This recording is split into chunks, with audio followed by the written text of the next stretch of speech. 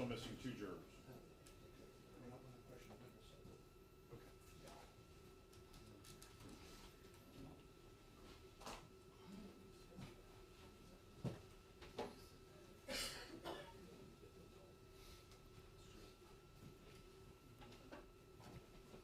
I'll be right back.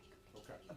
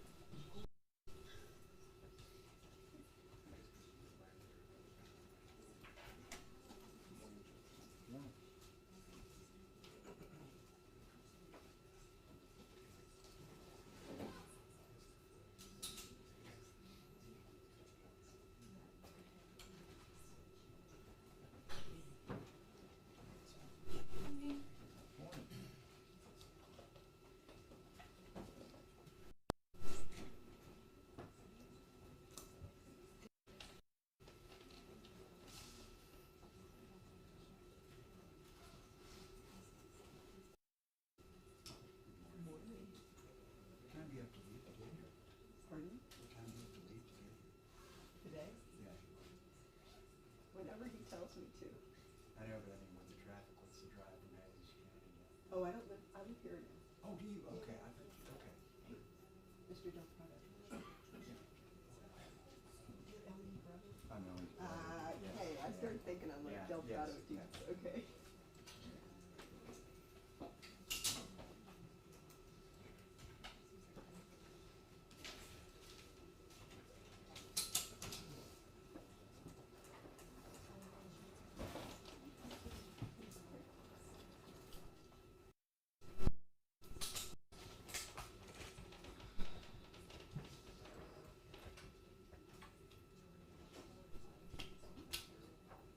You have your water, sir? No.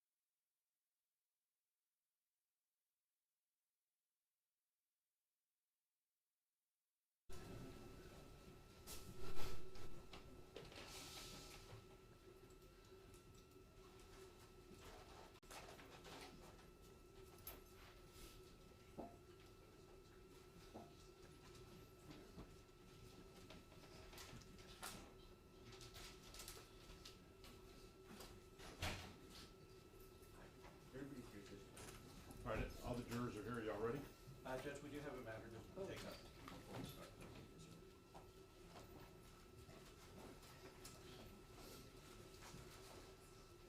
All right, 2023 CR 11510A, B, and C.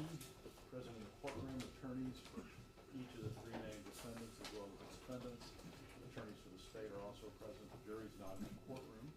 It was just announced that all of them have defense, you wanted to put up a matter on, Yes, the Your Honor. record? Yes, Your Honor. Yesterday with this witness, Officer Salinas, well, just background, and the court can see, you know, Officer Salinas, eyewitness to this, he is an experienced police officer, and therefore, the things that he says about this is obviously very relevant. Is that the state put forth their honestly pure theory that if he were killed in this, then he would have been right to kill him. We found out that they told him that. We found out that he said that's ridiculous and disagreed with that. We found out that he also believed that he had exigent circumstances to go in. He also believed that that they were still in fresh pursuit, and none of that was disclosed to us. And he told the court, and he testified that he had been telling the prosecution this for years, and we do not have one disclosure that says Officer Salinas was told our theory of the case and disagreed with it, disagreed that he did not have agency, disagreed that he was not in fresh pursuit of the subject. And, I mean, to be honest, these are the primary and key issues of the case. And so our position is that if a witness who is an experienced police officer has an opinion like that, that is obviously exculpatory to our clients. It's obviously great. It's obviously under 3914 information that we could have used. We didn't find out any of this until he's on the stand on cross-examination. So at this point, we believe that there's been a violation of Brady. There's been a violation of their duty to disclose. There's been a violation of, because clearly he's been telling the prosecution this for years and nobody ever told us that. And so we'd like to address that with the court, and then we'd like the court to inquire and make a ruling that there's been a violation of their duty to disclose. Stay. Your Honor, first, as to the defendant's statement yesterday, my recollection from the record is that counsel asked, did the state talk to you about their theory? And how did you feel? Did that? He said, the question was, why? Answer. The answer was about our theory. There was never a statement that he gave to us. We have met with this witness 3 times on 3. That exchange to the defense in all 3 cases. He met again with my colleagues in September of 24. Notes of that exchange, and he never said that from there. And then finally, the last time, September of 2025, when the theory posited, he never said anything about how he felt. We never asked him how he felt. He was responding to the question counsel asked about why he was upset when he heard it. We did not know this statement because we never asked him about it. All their disclosures. We didn't know it. We didn't ask it. I believe that it was questioned even after we passed him by our co-counsels. I believe it was questioned, and the answer was yes. I've been talking to them about this for years, and I mean it's hard for me to understand how you didn't have any exigency and you didn't have any right to be there, and not ask him what he thought about it. Like, I mean, he's, you know, probably, I mean, it has to be clear, but I wasn't there. We do have discovery notes from, I mean, we have the notes from the meetings. Obviously, those notes didn't say anything about that. We probably would have tried to go and talk to him before that. The way that the notes read is that he believes that everything was fine, and he was, you know, he was glad, he would have been glad to be killed. He should have been killed rather than, you know, so she could protect her property with a hammer while he was making a felony arrest. That's how I mean, it's not in those words, but I mean, those are what those disclosures are like. Not anything to do with the fact that this witness is vehemently against their position, which, as the court knows, this witness was almost in the exact same position as Villalobos, just earlier, and with less things had happened. So now Villalobos is in the same position, head in the same window, same hammer swinging at it. And so he is kind of this witness is a prototype for her violent actions and behavior, and his justification would go to Villalobos' justification and even further.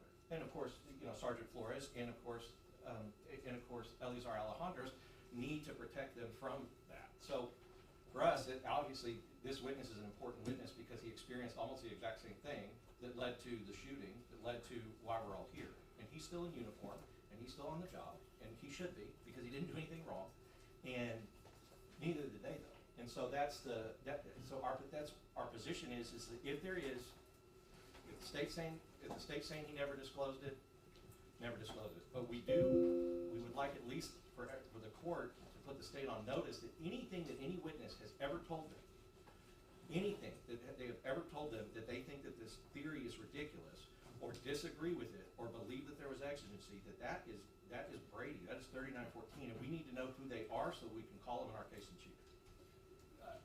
Can I just add one argument on top of what Jason has laid out pretty clearly, Judge?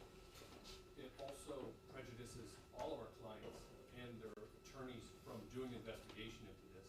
And there was kind of a special issue pretrial that I think the court remembers on this case, where you had to order police officers were entitled to talk to us because of the chilling effects that were going on in this case, preventing us from A, knowing about this was coming down the pipe in violation of 3914, and then B, doing our diligence and doing our proper investigation, being prepared for voir dire issues, being prepared to examine these witnesses live on the stand with visuals, with exhibits, and everything like that. It's an unfair situation that all three of these clients get placed in, getting told this stuff after the trial starts from live testimony. I mean, it's really kind of unprecedented, not that unprecedented, I think, by Your Honor's prior experiences. First, I would object to counsel's gratuitous sidebar, and I would go back. The court can read the record. He was asked a series of questions on how he felt. He never told us that. We have made all of our disclosures as we were required to do. We have pushed forward things. Remember, even when asked if we could go and compel officers for them, I brought the remedy to the court to send them directly to the sergeant with SAPD and instructed them. Anything we to do to assist and meet our ethical duties, we have done so, Your Honor. The state never heard that this witness until asked the question by Mr. Yes. On October 2025, through the e-filing system and my email, there is a memo, Municipal's OIS case, file number 3919. And the interesting thing about this is that Churnick and Selena's name were on a disclosure document erroneously, and I texted Mr. Harris on Saturday asking about, also asking about having difficulty downloading these forms. So he's well aware of this disclosure document. So what he says in the is doesn't believe that the officers had the ability to enter Melissa Bettis' apartment. That's antithetical to his testimony today. So clearly, whatever he claims was or wasn't said, given the context, it makes the assertion that they failed to ask dubious and questionable. And it's one of the things that in previous exchanges with Mr. Harris on user audit trails, I have said you don't understand the definition of user audit trail, when he previously told this court that he had provided all the user audit trails, when in fact he did not.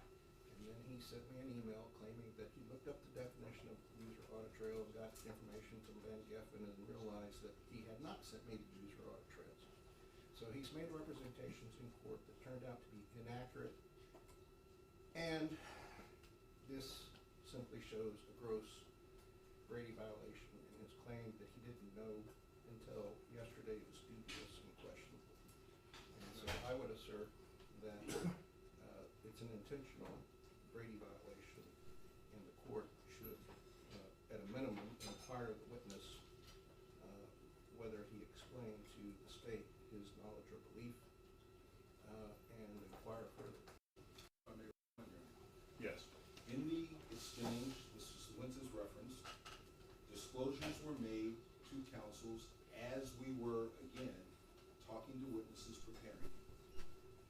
We made the disclosures, he sent it to me, and there was a mistake in the notes between an Officer Churnick and Tom by his text to his is a mistake.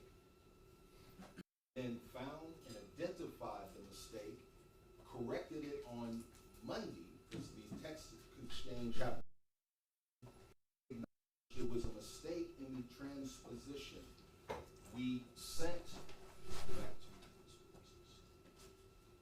our notes from this witness on September the 4th of 2025 were provided that day. Those notes, this witness doesn't believe the officers had the ability to enter Melissa Perez's apartment, as was taken from our interviews with him. Myself was there, witnessed by ADA Escobar, ADA Lunan. We have made every disclosure that we have. We have tried to correct mistakes when they are made. To insist otherwise is... All right, so based on argument, counsel. And there's additional disclosure error that made for the record. All right, you can make it for the record, and then I'm gonna ask you some questions. Right. The other thing that he said is Melissa Perez never made contact with him using the hammer, unholstered his duty weapon, and backed up when he was on the patio. Thinks it was more of a natural reaction being hit with a candle. That's antithetical to his testimony that he saw the hammer swing and thought it was going to kill him, and that's why he backed up, and that he backed up because Rojas yelled, "Watch out, watch out, watch out," and had he not been warned, he would not have backed up, and he would have been killed. And so any claim that he unholstered in reaction to the candle is false. There's just no way to square the fact that what this note says is false, given his testimony.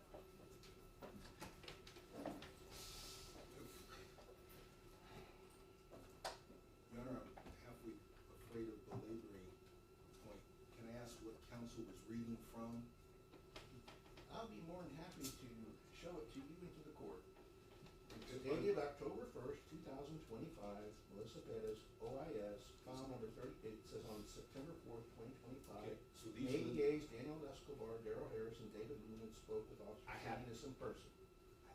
I have, so again, I understand counsel is reading from notes that we provided, and he is saying they are inconsistent because the witness testified differently on direct and cross-examination. I don't know how I can do anything more than provide him the information we had contemporaneous when we had it.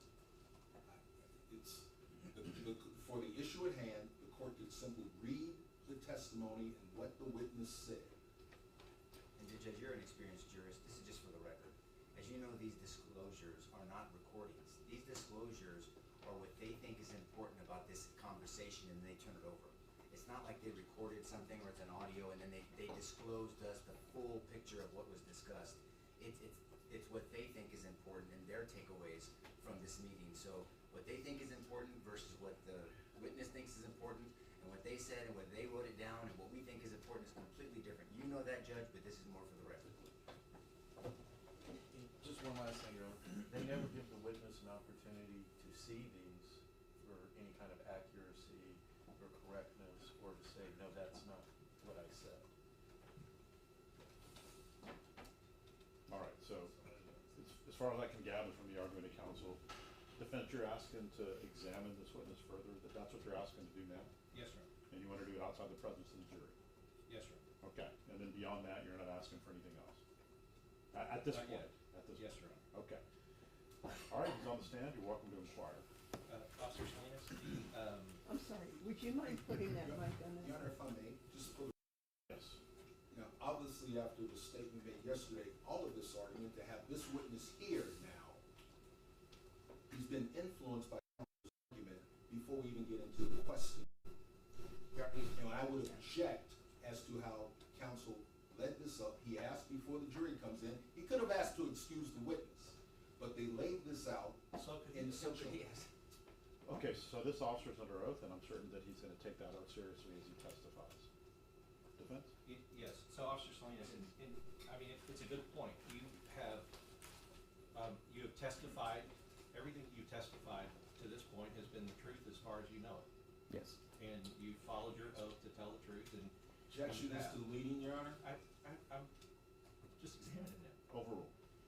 So let's, the issues that we've discussed, which is, your belief that you were right to make the felony arrest on Melissa Perez, that you were right to try to get into the home in order to do so. I'm assuming, because you testified to that, I'm assuming that that is true. You believe that you were right to do that. Yes. Okay. And you've had conversations with the state of Texas, with the prosecutors. Yes. In those conversations previous, did you tell them that you believed that you were right to do these things? Yes, earlier this week. So, when you talked to them, you told them that you felt that it was right and correct for you to try to enter the home, to Yes. make the felony arrest. Yes.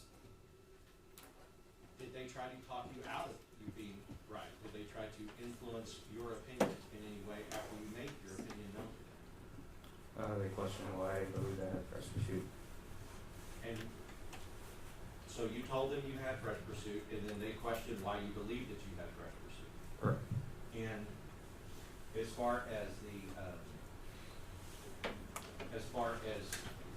when they told you their theory of the case, did you make it known that you disagreed with that? Didn't make it known, but I was upset, especially when they were both talking to me at the trial table, and one of them made a comment, "Nothing wrong to you," after saying about the burglary habitation. So they told you that they believed that you were committing a burglary habitation on Melissa Perez? Correct. Okay. So to be fair, in that, you're saying for that statement that you did not make your disagreement known on that statement? No, you're not. But you did make it known that you believed that you were in the right and you had fresh pursuit and or other exigent circumstances to make the felony arrest inside of her home without a warrant? Yes. Or not pass away? Sir, you give Wait. us. I get to ask questions, and don't make that. Objection is to the sidebar, Your Honor. Peter, Let's just ask questions. you told them about how Melissa Perez swung a hammer at you, correct? Yes. And you told them that she nearly hit you in the head, correct? Yes, knocking off the screen. All right. And so if they wrote a note saying Melissa Perez never made contact with him using a hammer, you holstered his BB weapon and backed up when he was on the patio, thinks it was more than a natural reaction to being hit with a candle, would that be an incomplete, inaccurate statement? Yes. All right, tell us why it would be incomplete, inaccurate from what you told them. Because I told him that I was trying to apprehend her going through the window, pulling the screen, her girl calls, watch out, backed up, she swung the hammer, that's when I drew out my BB weapon, and then she came back again, and that's when she backed up, grabbed the handle, and threw it towards me, hitting my forearm. All right, so I'm going to break that down. It's my understanding based upon your answer that you made it clear to the prosecutors that you backed up because you heard Officer Rojas yell, watch out, watch out, watch out, watch out, correct? Correct.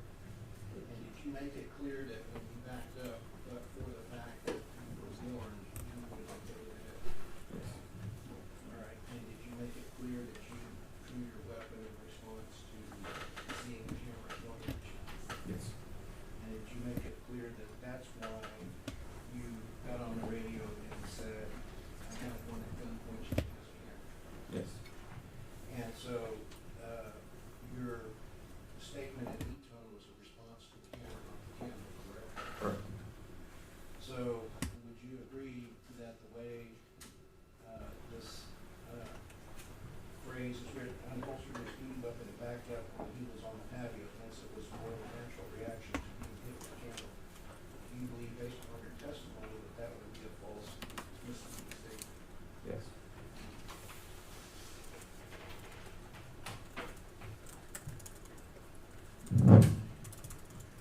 Okay, and also, I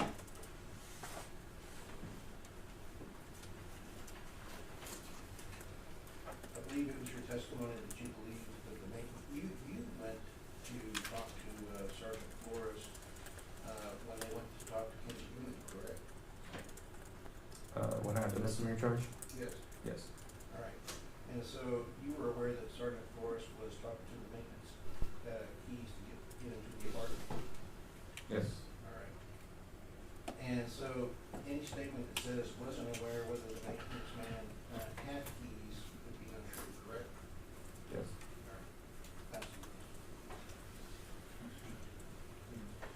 Judge, just on a collateral issue, when the state of Texas prosecuting agency was advising you in that meeting that you were committing a second-degree felony burglary of a habitation, did they advise you you might need a lawyer? No. Did they try to protect your rights in any way as they elicited, I guess, what are confessions from you? No. Okay, I'll pass it over to you.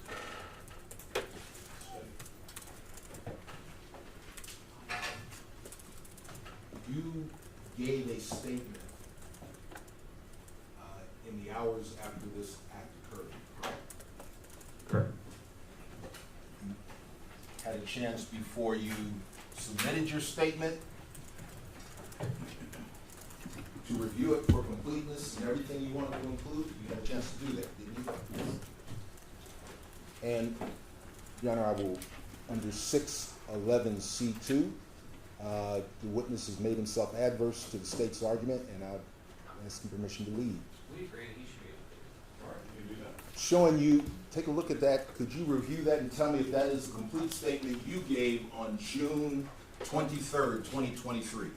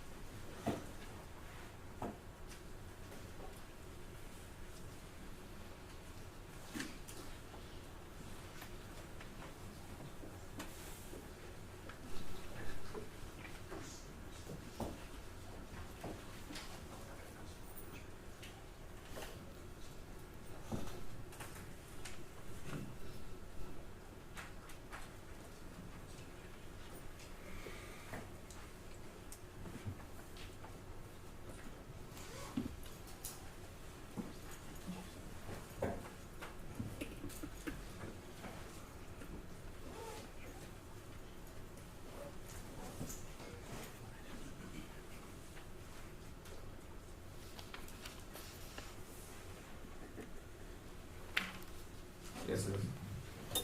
And now, approach, Your Honor. Yes. And for the purposes of this hearing, I wish to mark the witness's statement as State's Exhibit number 25 for identification. From my review, my notes of your statement, you never mentioned hot pursuit or the right to go into the apartment at all, do you, sir? Yes, sir. Objection to Davis, review of notes and statement, what statement? Your Honor. What notes are we talking about? I didn't say notes, Your Honor. I said from my review of your statement, you never used the terms hot pursuit at all in your statement, did you, sir? My statement down. Okay? And this, again, this is your statement. You could have put anything you wanted in it, couldn't you? Judge, I'm going to object to relevancy. It's the statement that he gave to OIS on June 23rd in the morning hours. This was dated, well, it's not the timestamp, but in the morning hours is not relevant to the issue. What happened after the statement was given by the witness and whether they failed to disclose Brady information. By providing us this statement, it doesn't take away from their duty to disclose what was said in their office. Your Honor, if I may, I'm laying the foundation for everything this witness has said through the time we met. Overruled.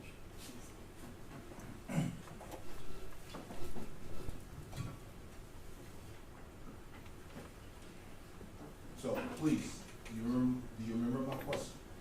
No, Anywhere in your statement, did you mention anything under hot pursuit? Your right to go in, did you mention any of that in your statement? other than I got approval from Sergeant Forrest Sir, to go it's a in. yes or no question, sir. Did you mention any of that in your statement, yes or no? No, In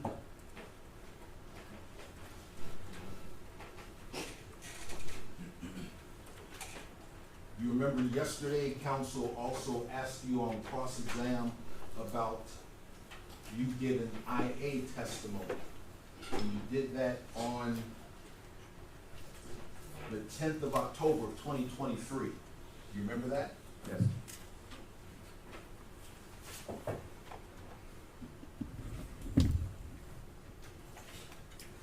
Showing you what has been marked as state's exhibit number 17 for identification. Take a moment to look at state 17 for identification.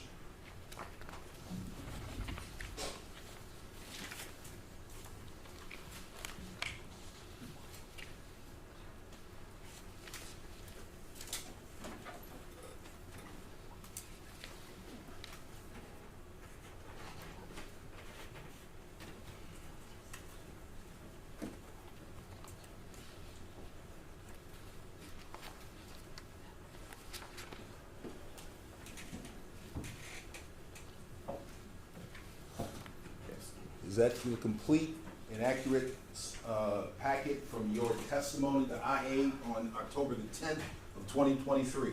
yes,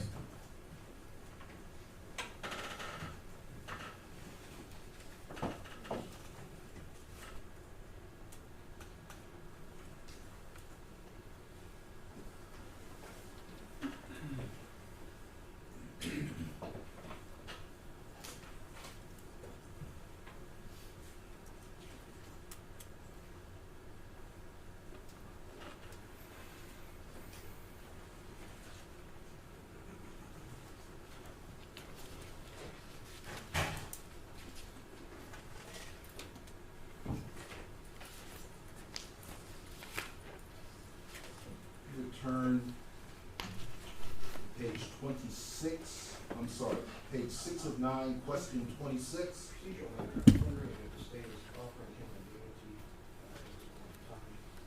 Does it, he should be offered immunity if they're gonna ask him about a Garrett statement that has the potential to result in criminal charges? Your Honor, counsel asked this witness about this specific statement on cross-examination. And for the purpose of this hearing, for the body of everything he has said and what was disclosed, I need to be able to get into this. All right, you can proceed. On page 6 of 9,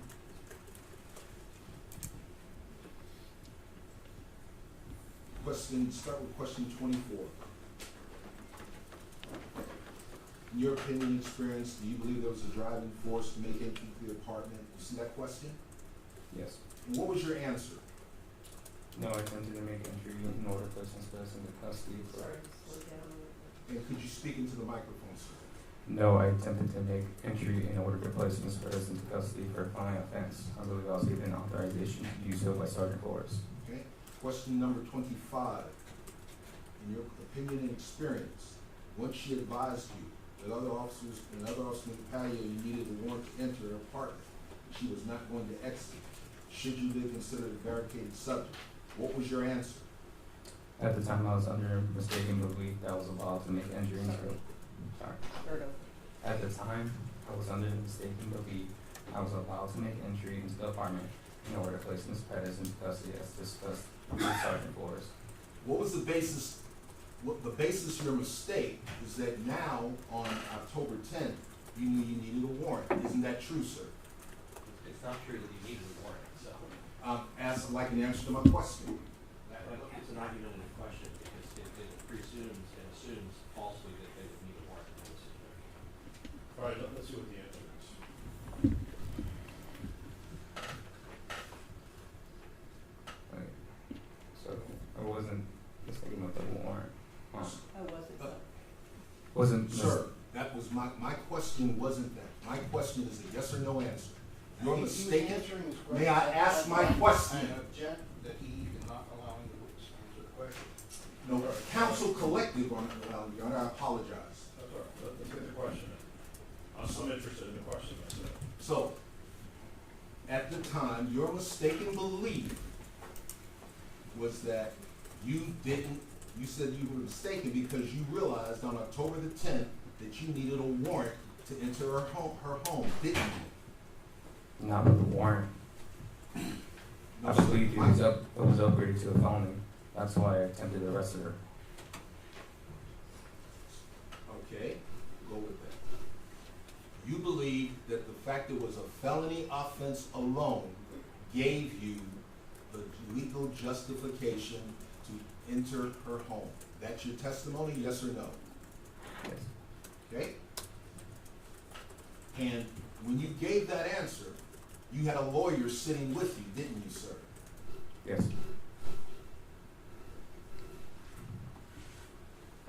And you called it a mistake. So now you know, on October the 10th, you know that it being a felony was not legal justification. That's what you're saying when you say it was a mistake, isn't it, sir?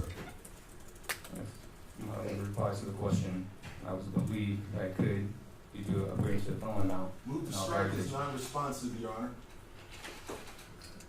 Well, I won't strike the record, but you can ask it. Okay. Sir, so you just said on October the 10th,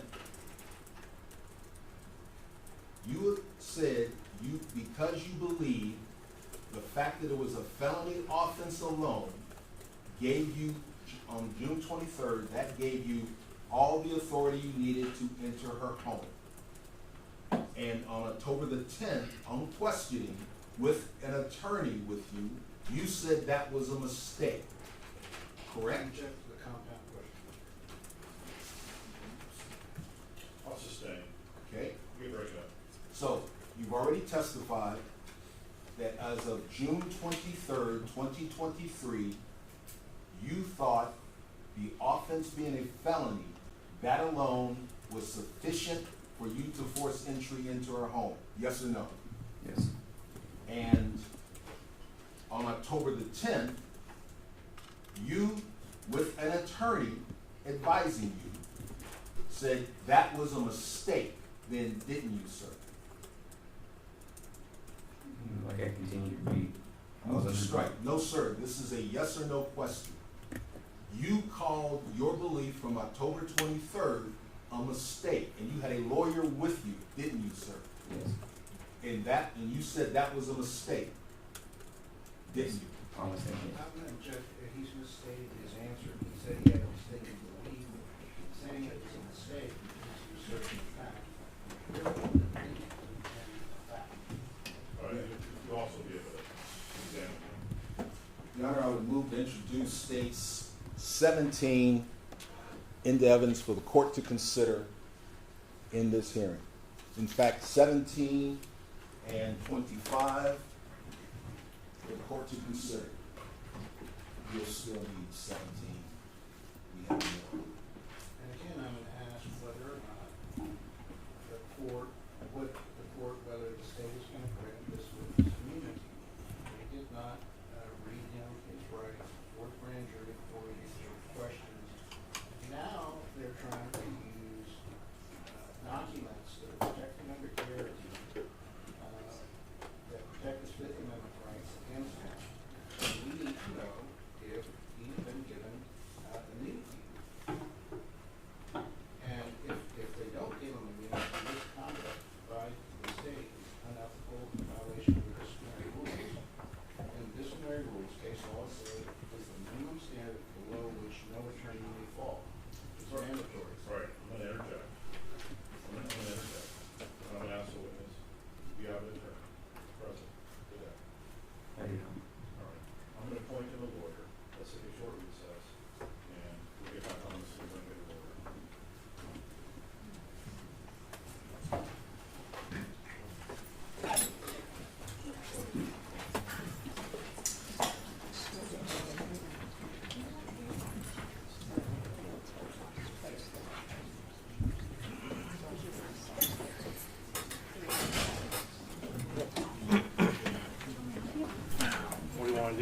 Just go check.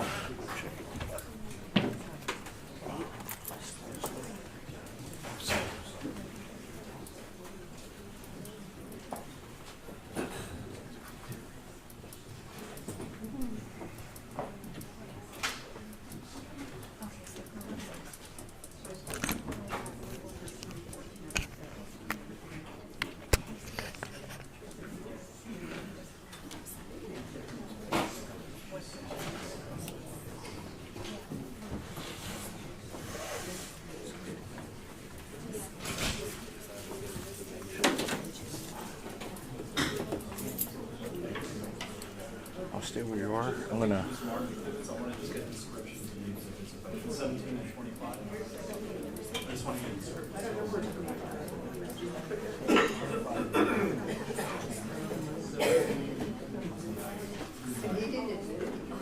Okay, I think that fixed it. You offered it, but there was no.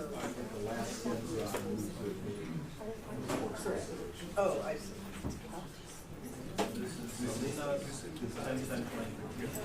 And 25.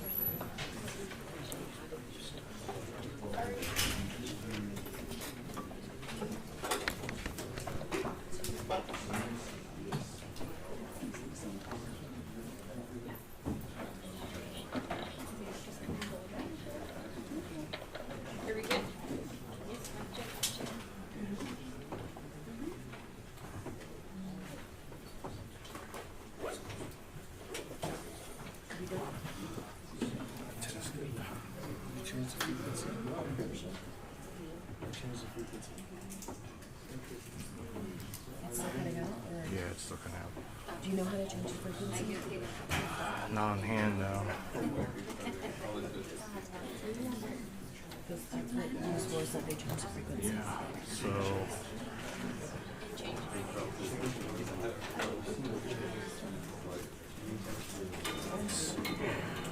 But yeah, you're good. Do you know how to change your frequency? Because Steve doesn't.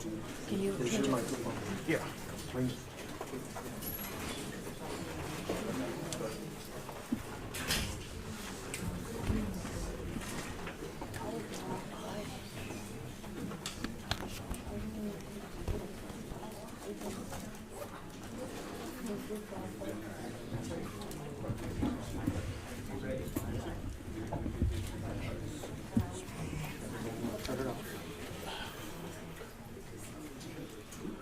Oh yeah, you just press the hold. What does it say? 1411? Can you turn it on? Yeah, 1411.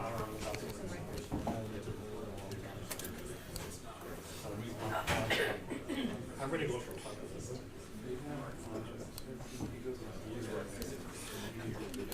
You hear it, and you just thumbs down, thumbs up. If it cuts out, I mean.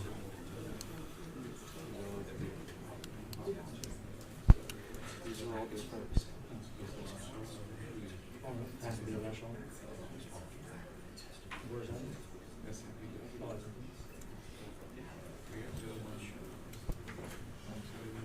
No, that's not.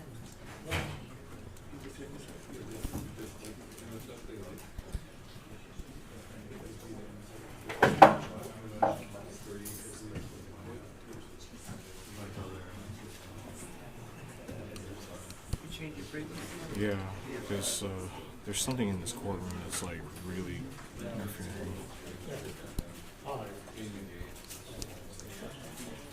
Yeah, even the court reporter said the IT people were doing something, and then they got out. Yeah, you have to call your people. I don't know how to change. You know how to change this one on this one? On this type? Yeah, you have to call your guys. You see Pete's in.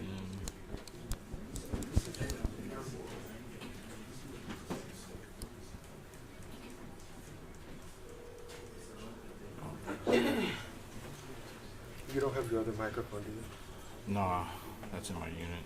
Yeah, same here. It's a combination of doing this and that.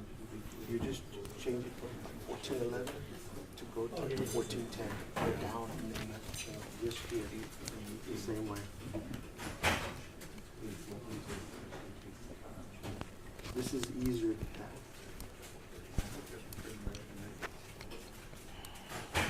Let's see.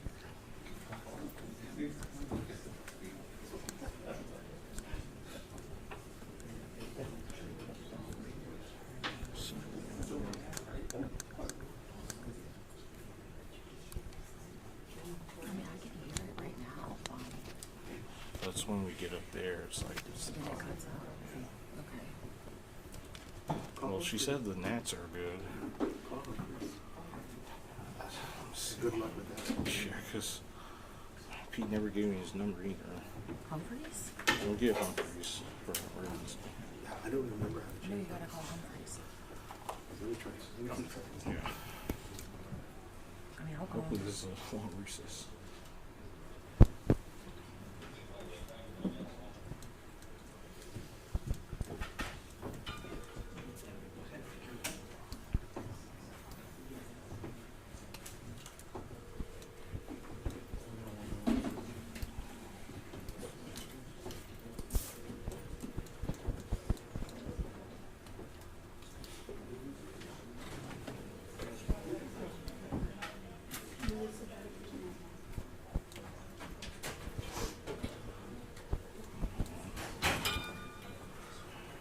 Let me get James. But James doesn't know how to do it. No, I mean, so if you can get me his number. Wait, Humphrey? You don't have Humphrey's number? He's not answering because he's on vacation. Oh, shit. Oh. Yeah, I Oh, don't know. God. You don't Okay. have any video engineering?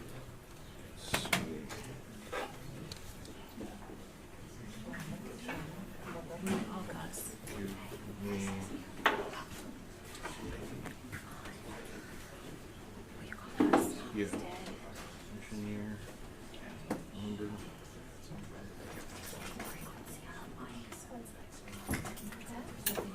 Frequency on our mics. Do you want me to call Gus? No, fine now. I just changed it. I just couldn't get the mic up there.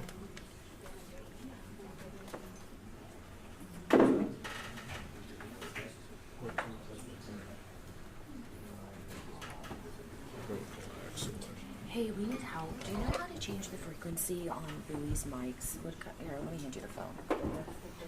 Hey, what's up, man? Yeah.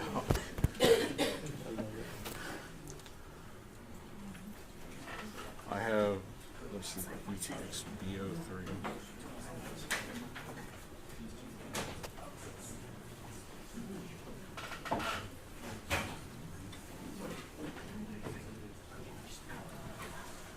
Yeah. I don't have his number, so yeah. Yeah. I have the module receiver and yeah.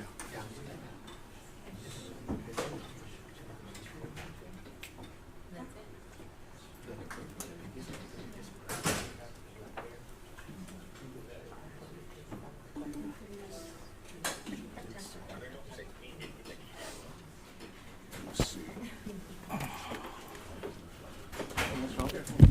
Okay, yeah. That's easy.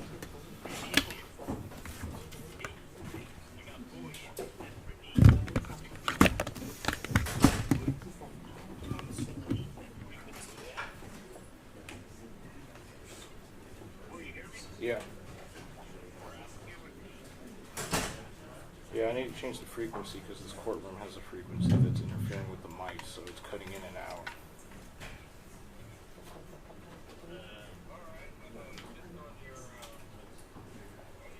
Hey, Philip, thanks. Well, I got it changed. I just couldn't. By the time I got it changed, the court started. It was like, there's, I just want to have one. Yeah, I'll put it back.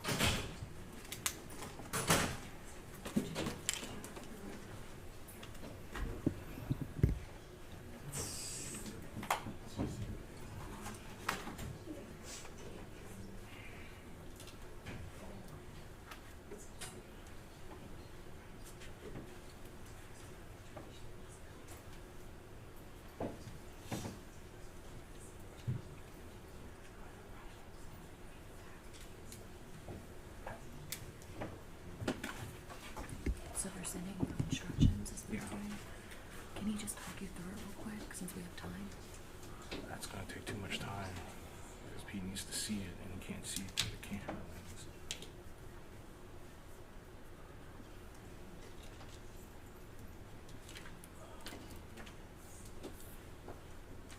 Do you want to play the stick mic? Same freak, because they're both sharing channel 1.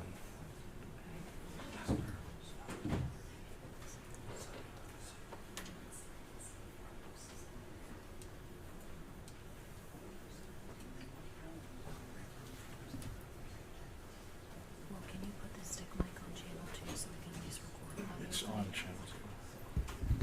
That's what Kristen said, it's clear, she needs to clear it. So why can't we just put the stick mic up there? It's the same frequency, that's why he was getting interference with the stick too. Oh, okay.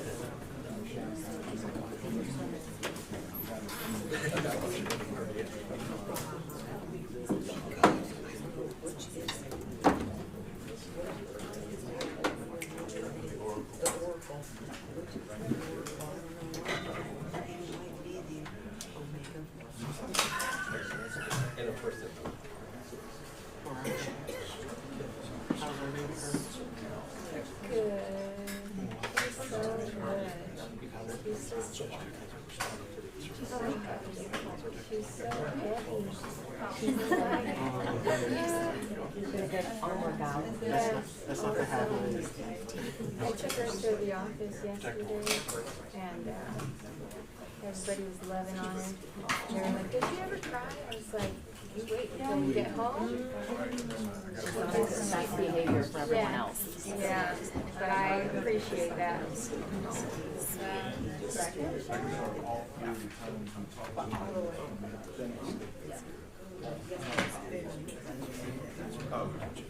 How are we doing? Change the channel on this. Now just hit this to match. Okay. One second. By the time I did it, showing up, I couldn't get it. You guys don't want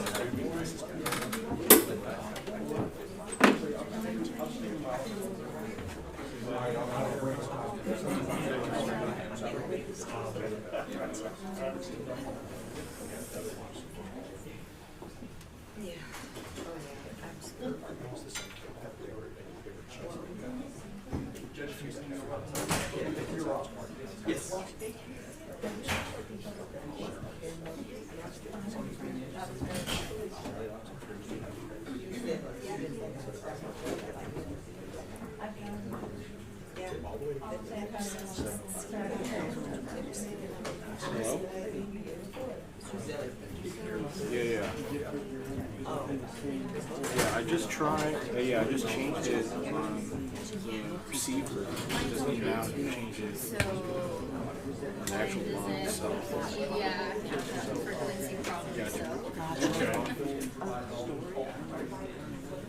You're bound for this to happen one day. I just did. Just turned on. Just turned on.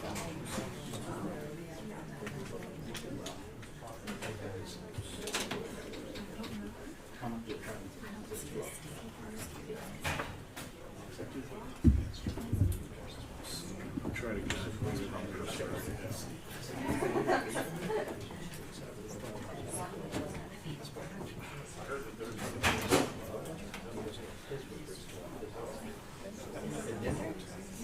just keep powering this on.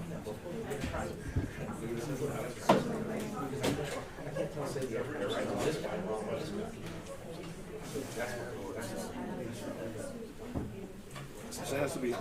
Does it have to be on or?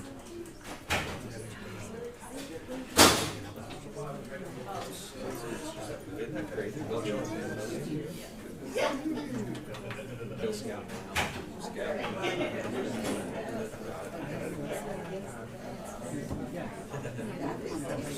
Blinking on the beach.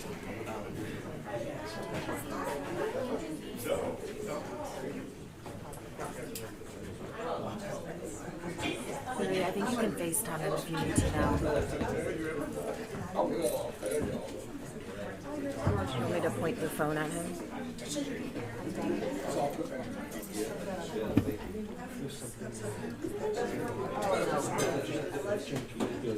Yeah, it's just highlighting your beach. Hey, Louis, Do you want me to FaceTime him for you and hold it? He's just telling me. I didn't. Yo, hey. But by the time I do it, Oh, okay.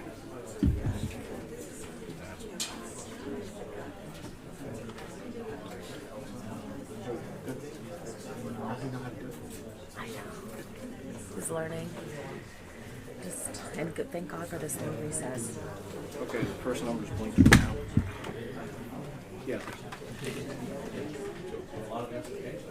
Say that again?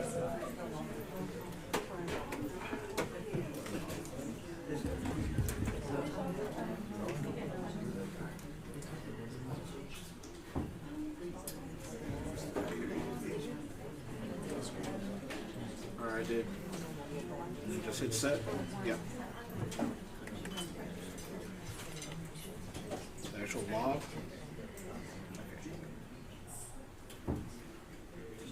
Okay, it works. Yay! Check, check, check, Yep. check, check, check. Check, check, check, check, check, check, check, check, check, check, check, check, check, check, check, check, check. Excuse me. Check, check, check, check. Check, check, check, check. Check, check, check, check.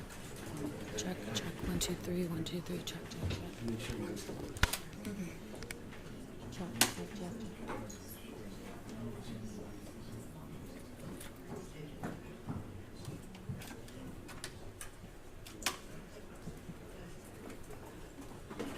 Yeah, the signal's clean.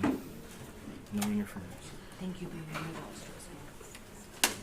thank you, baby Jesus. Thank you, baby juice. Thank you. You're the man. I owe you a beer or at least some liquor. How do you change it on the box? The box? Oh, you just hit the menu.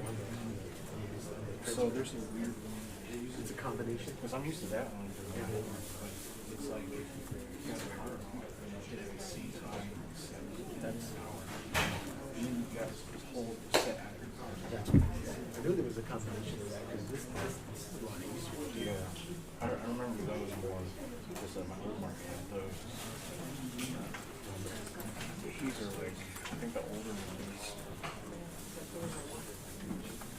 But, yeah, nobody set it back because they're actually adjusted quicker because these markets so they're not on the same. Yeah. I had that problem a couple times. I can remember to all the past. Oh, yeah, yeah.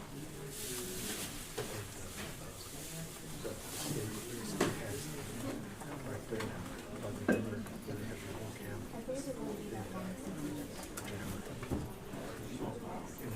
Yeah, this is like you have the hardware.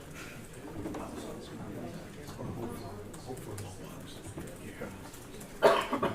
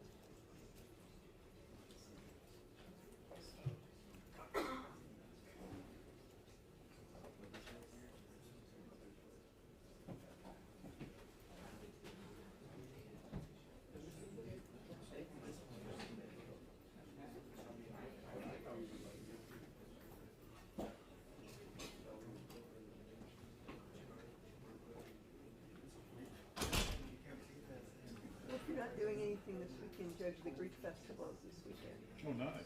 Yes. Where's it gonna be at? At the Greek church, Orthodox Church on St. Mary's in Dorsey. It's not big. Is it indoor or outdoor? There's indoor part and then there's an outdoor part. I mean, I'm a mom. She might love it. Yeah, there's But I'm a the mom. food is indoors, and then, When is it? What time? so it starts this evening, but then it'll go from 12 tomorrow to 11, and then same thing on Sunday, I believe. But it's not big, so there's not a lot of walking. It's like in our parking lot and inside our hall. Street Festival, and that, what's the location? I think it's 2504 North St. Mary Street. That we call it the Fun Festival, because we've had so many Oh, I've seen it. non-Greeks. When you're driving south towards, when you're driving north towards 281, towards the, Does it have a sign? the DR Center, there's a sign. Yeah, we've had so many non-Greeks join our church that we don't, I think we're just calling it the Fun Festival. That's great. Yeah. There, I got it. Yeah, I'll tell her, you gotta go. Yeah.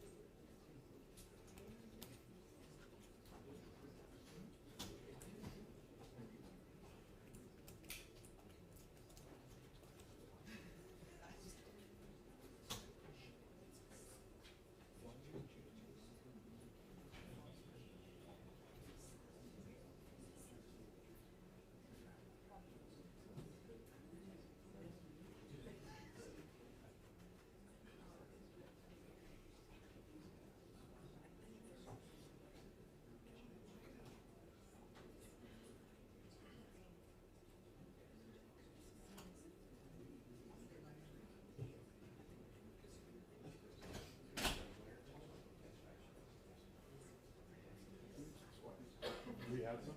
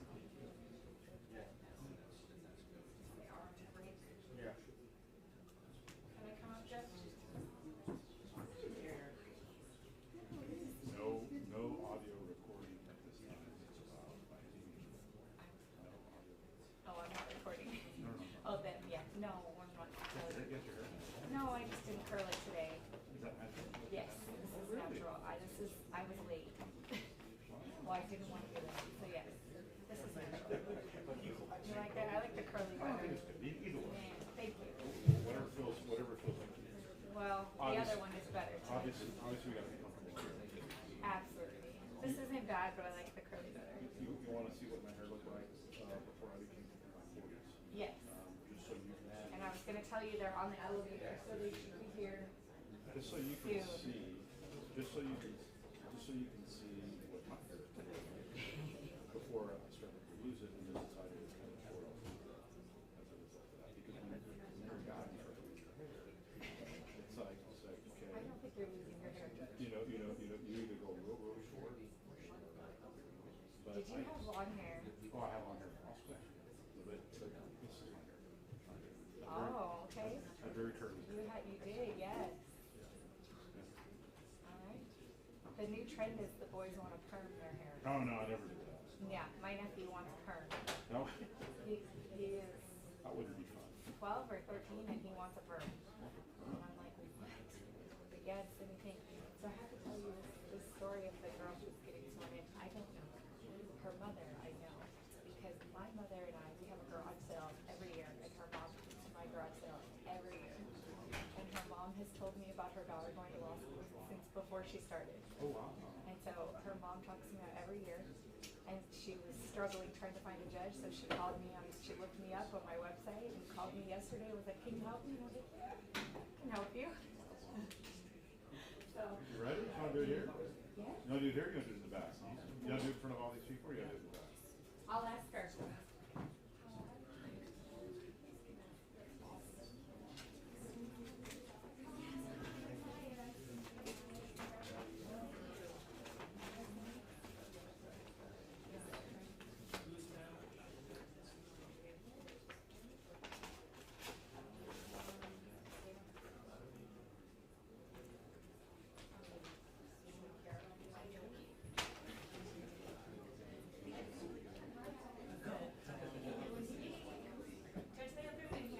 In here? Yeah, she doesn't care.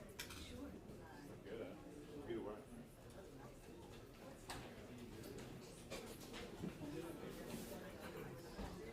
You getting sworn in?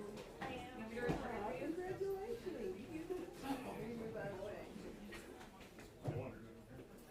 Yeah, she doesn't care. How are you? Hello, great, how are you? You're welcome to come on board. Sir. St. Mary's.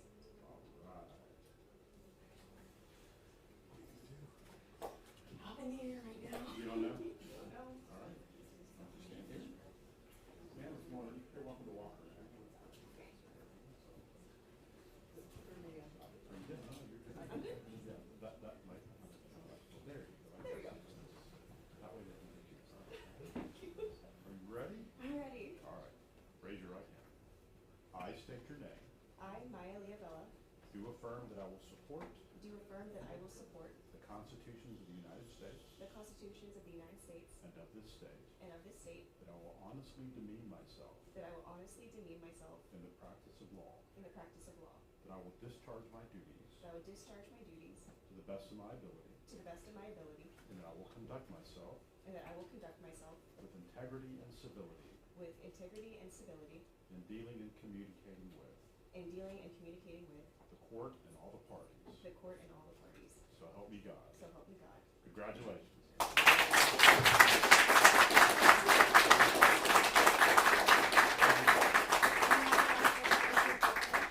And Judge, today is her birthday. Also. Happy birthday to you. Happy birthday to you. Happy birthday, dear Maya. Happy birthday to you.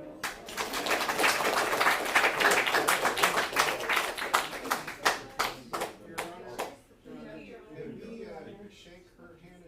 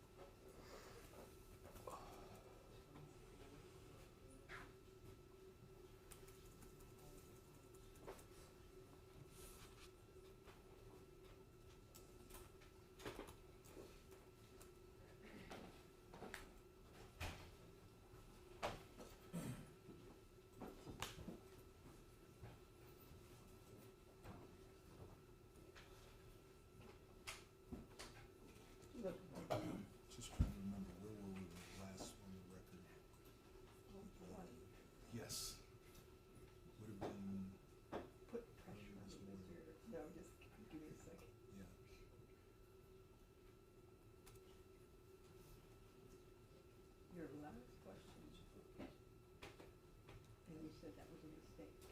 Yes, comma, on my statement. Got it. Thank you.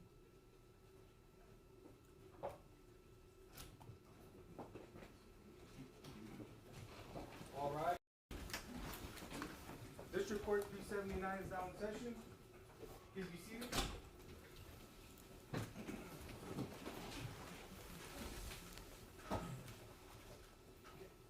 Can y'all find a seat somewhere over here?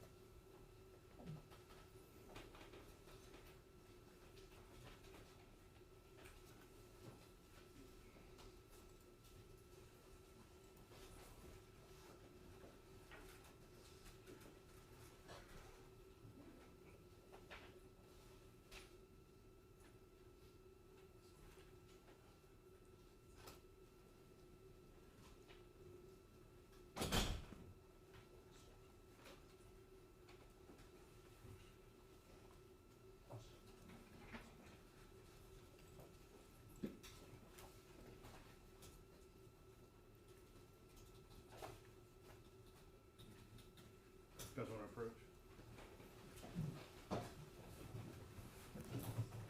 Put that in the middle, please. Thank you.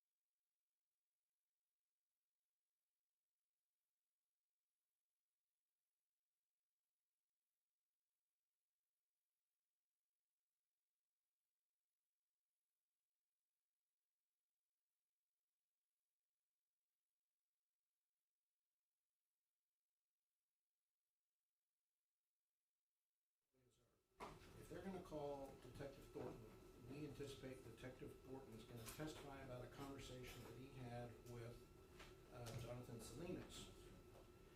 And Jonathan Salinas has testified contrary to Thornton's account of that conversation. And because this witness, Jonathan Salinas, has now taken the fifth, we can't recall Jonathan Salinas to say that Jonathan Salinas never made the statements Thornton is alleging that were made. So that's another reason why a mistrial with prejudice should be granted, and it's a denial of our ability to present a defense and to impeach a witness. And for us, Your Honor, since his testimony has not been stricken, his testimony saying that his conversation was with Mr. Thornton is already of record.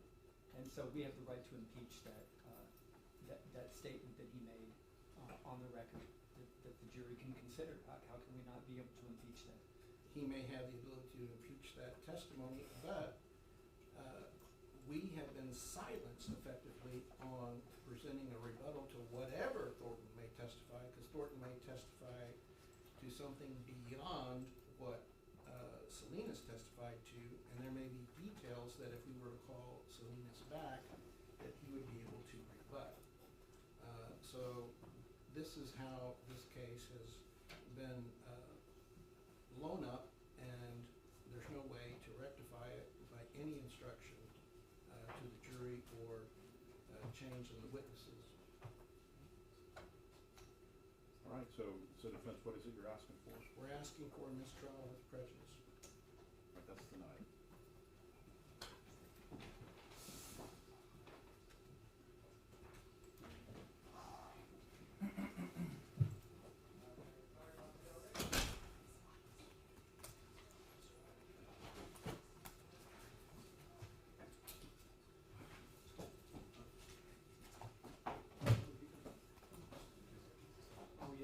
One more thing we need to approach on. Let me make this ruling based on that argument, though. What I will say is I will not allow Thornton to testify about anything related to any conversations with Officer Salinas. Can he speak to Officer Salinas contacting him, or an officer contacting him and seeking authority, and him declining to give him such? I think The that's jury's already heard that his testimony, and it's unfair, in fundamental fairness, for the jury not to hear what actually happened from the person he said he had the conversation with.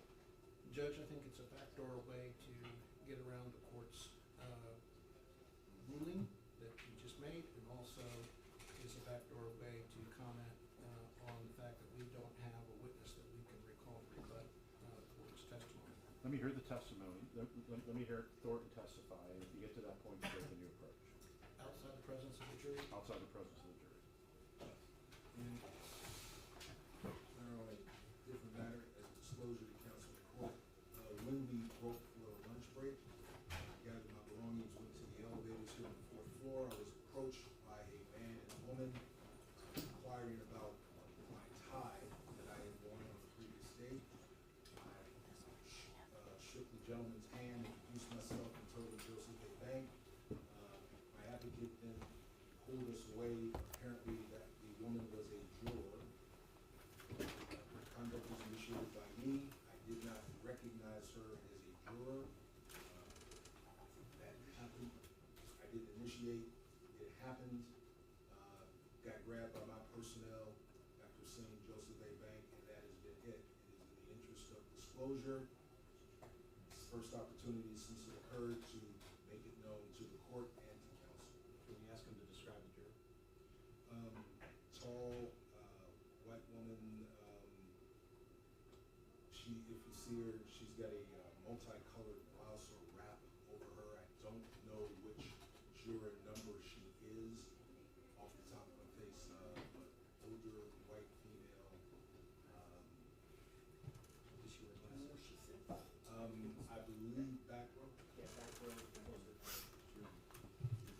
That's what happens when we wear a nice tie. This is very nice. All right, you guys ready? All rise for the jury.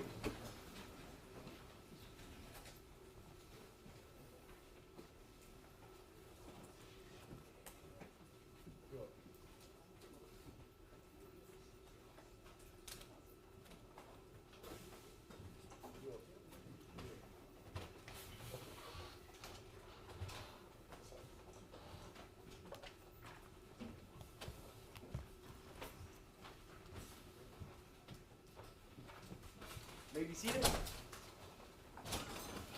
Welcome back, members of the jury. Hope you've had a pleasant evening. I won't inquire about your morning at this point.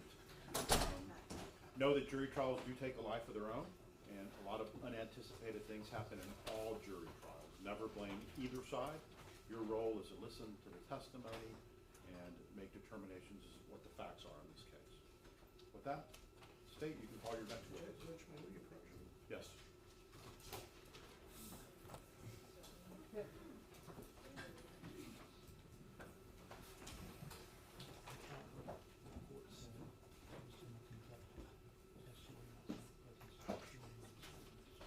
you get to a certain point.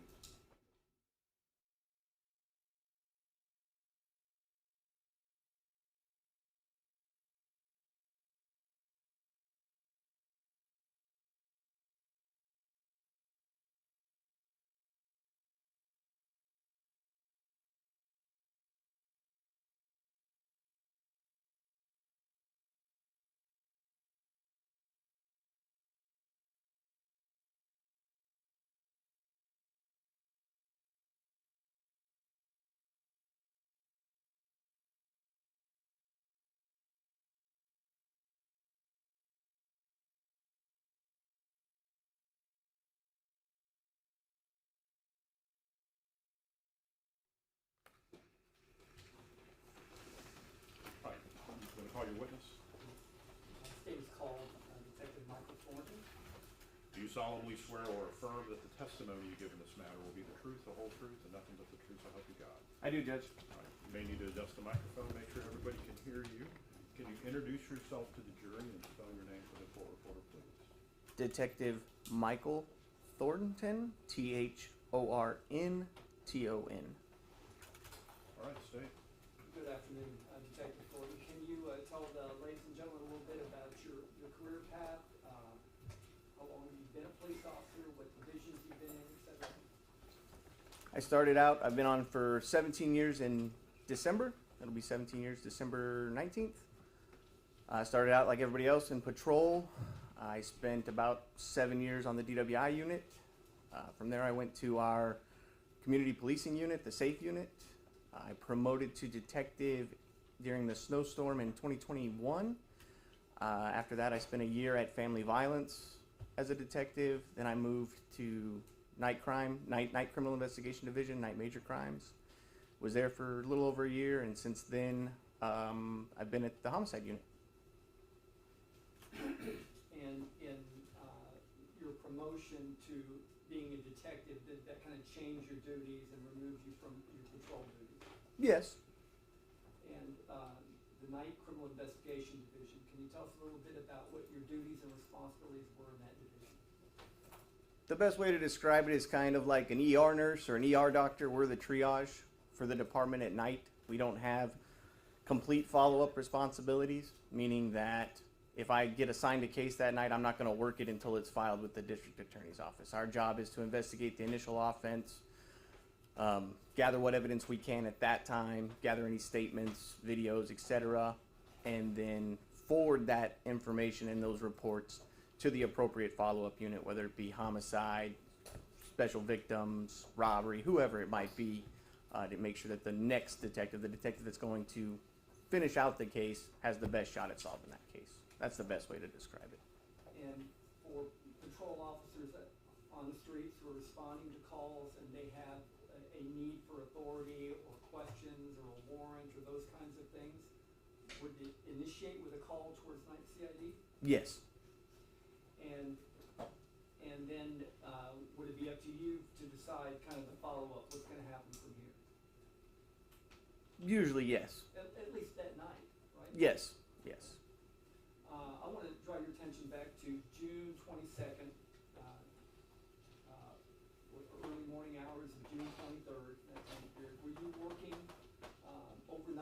night CID at that time?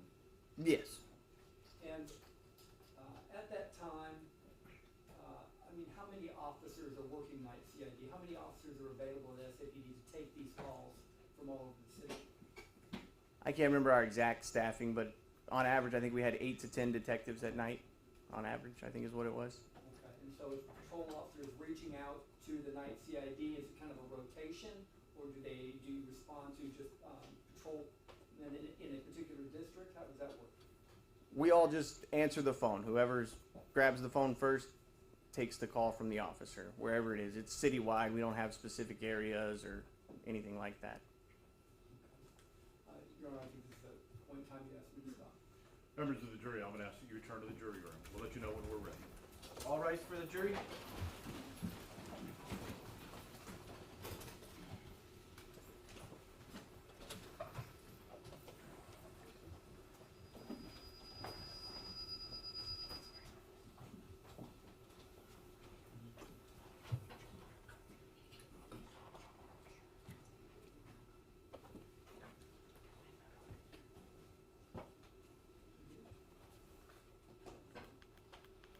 Please be seated. All right, state. On that date and during that time period I mentioned, did you receive a call from a patrol officer on South Patrol? I did. And what was what was the purpose of the call? They had a felony criminal mischief complaint that they were investigating. And what guidance were they seeking from you, if any? Just so sometimes they have to notify us on felonies, right? On all felonies. And sometimes they're not seeking guidance, they just are making the notification. Correct? Or right? So this one, I believe, they advised me they initially thought it was a misdemeanor. They've later discovered it was a felony. So I said, go ahead and write up the felony. They'd said that they'd issued a misdemeanor citation for the misdemeanor. So I told them, void it out, don't turn it in, void it out, and then just book the suspect for the felony criminal mischief, at which point they had told me they had already released her. So I said, well, where did she go? She went back to her apartment. I said, well, you can knock on the door, try to make contact. If you make contact, you can arrest her for the felony. Or if she answers the door, you make contact, you can arrest her for the felony. If not, just make sure you void out that ticket and list her as a suspect. Okay. And what do you mean by write it up? Write the offense report, write the felony offense report for the criminal mischief. Okay. Did you give any direction to go into the apartment? No, sir. And would you have under a circumstance of that nature? No, sir, that wouldn't have been my decision to make. Those types of tactical decisions fall on the patrol supervisors. Okay. And so you didn't give that authority? No, and we didn't have an arrest warrant, so no. Yeah, okay. And was that the last you heard of it that evening? No. Tell us what's the next thing you learned? I think it was maybe an hour and some change, a little less. An officer in trouble, E-Tone, came out for South Patrol, so I switched over and saw it was at that same apartment complex. Still didn't know what was going on. I didn't go out to the scene for the officer in trouble. But then later, my lieutenant called me, Lieutenant Podwika called, and said, hey, there was an officer-involved shooting on that criminal mischief. Can you help homicide take written statements from witnessing officers? And did you go to headquarters or stay at headquarters and do that? We're stationed at headquarters, the night CID unit stationed at headquarters, so I was already there. So I just went downstairs to the homicide office, asked the shooting team, I can't remember if it was the commander or I think it was probably the sergeant, who needed statements, and point me in that direction, grabbed an officer, I believe it was Officer M. Salinas, took her statement, went downstairs, got that approved, grabbed the second officer, D. Young, I believe it was, and took his written statement, and that was it. Okay. Nothing further in the investigative way for you on that case? No, sir. Your Honor, that's what I intend to elicit. Well, I mean, Mr. Salinas made the original objection to join it. They're attempting to use this witness to impeach a witness that we cannot recall. And I did want to point out, I didn't point it out before, but the witness invoked on their well, I guess it was their redirect, but the witness invoked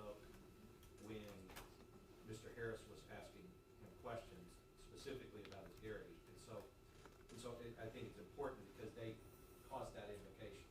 And now, they would be able to take advantage of them causing that invocation by putting on this witness, and we could not recall Officer Salinas to rebut Detective Thornton's testimony.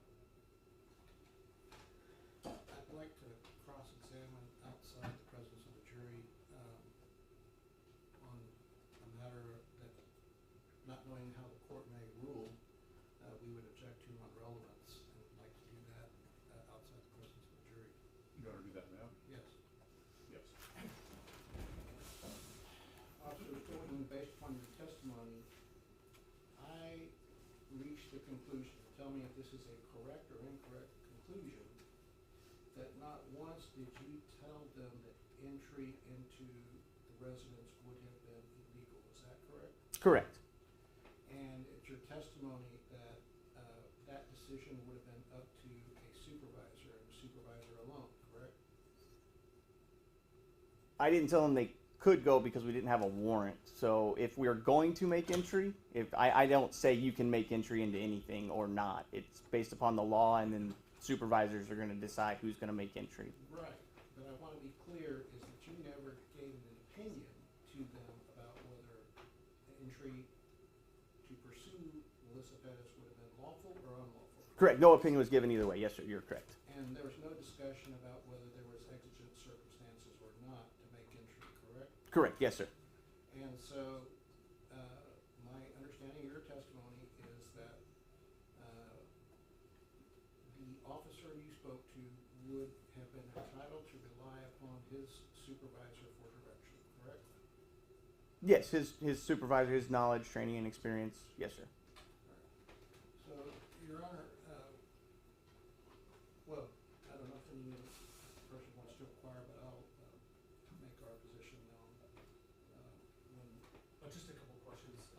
Detective, and you have no personal knowledge of the contents of any conversation between Salinas and whoever his patrol sergeant would have been? No, sir. None at all. That's all I have. I do have some follow-up questions. Detective Thornton, I appreciate you being here. I understand you participated in questioning witnesses in this officer-involved shooting, is that correct? Witnessing officers. Yes, sir. Just taking their written statement. Okay. And at any point in time, did the person in charge of the officer-involved shooting, Ronald Soto, ever suggest to you that any officer had attempted illegally to enter the habitation of Melissa Perez? We never talked about that. No, sir. I don't think I saw him. Like, he was out at the scene, and I took the statements. Later that morning, he gets back. I just say, here's the statements, and I go home and go to bed. It's been a long night. I appreciate that, Detective.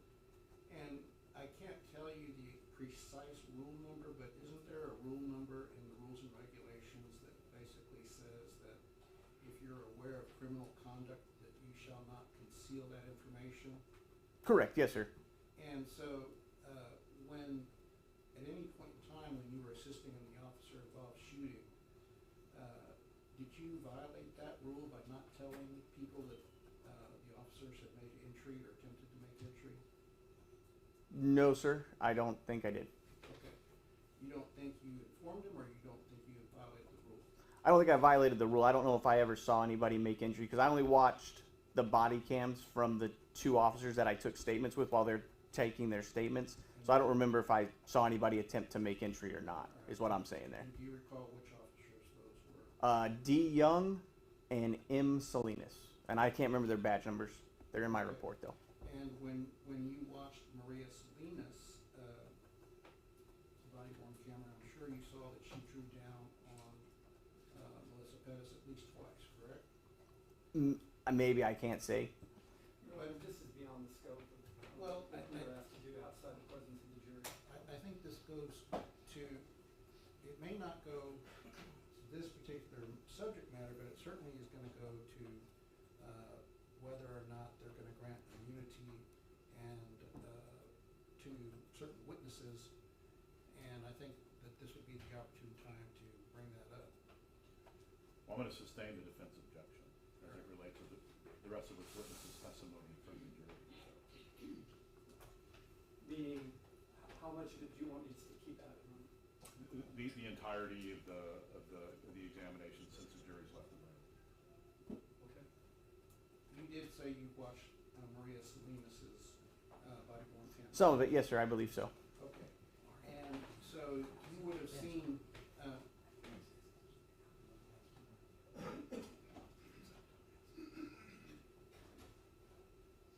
like to ask a question. All right. You did see on her body-worn camera officers trying to make entry into that apartment, did you not? I may have, like I said, I can't remember. If you have the body cam, we could watch it, but I can't say yes or no because it's not my statement that I'm taking, it's hers. So I'm asking her what happened, when it happened, what did you do, what did you see, and I'm just typing out her statement. So I'm not reviewing her body cam in that word. Let me interrupt you. So this witness says I have any knowledge of the shooting. No. That's He's taken statements from witnesses, yes, it's secondhand. sure. So that's the basis of the court's ruling. So we good? Are we good with this witness? Yes, the whole purpose, Your Honor, was to explain that he'd gotten a call and, seeking permission to go further, and he said, this is the way I want you to handle it. Because Salinas had testified to that. I think at this point it's better to be safe than sorry. Okay.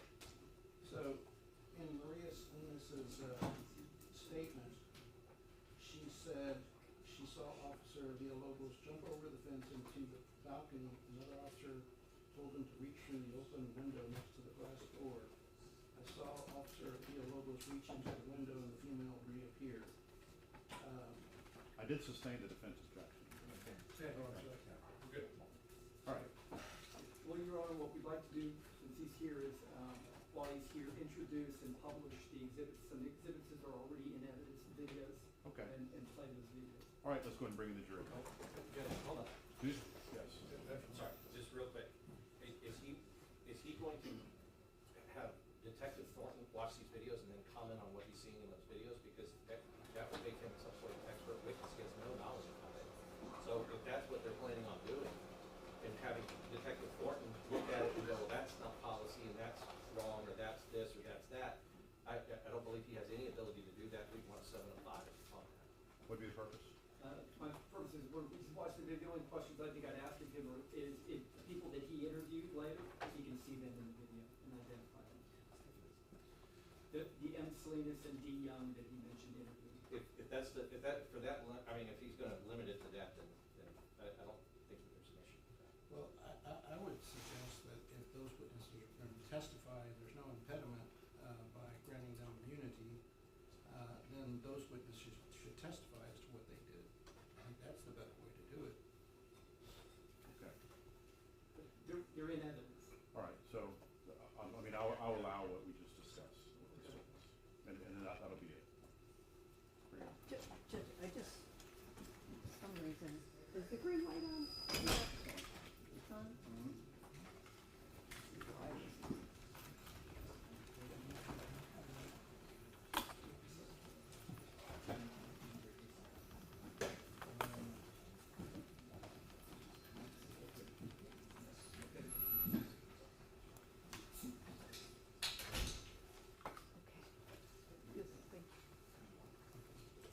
Do you require a break, or you good? Oh, no, I'm fine. Anybody require a break before the jury comes in? Huh? Just for housekeeping to get prepared for it. So you do need a quick little break? Yes, sir. Okay, let's just take a super short break. Okay. Thank you. You're welcome. You're proud of me? Will you tap on that light? Okay, thank you.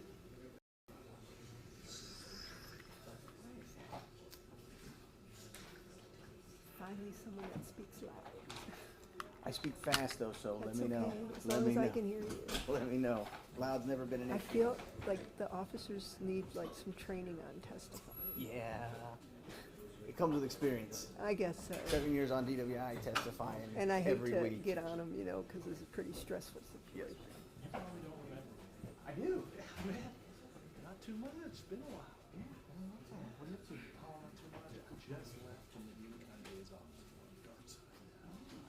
Wild. It's all right, man. You're like in the detective life. I gotta grab some water. I'm about to. For it, man. Nice to meet you. I don't know if that's good or bad.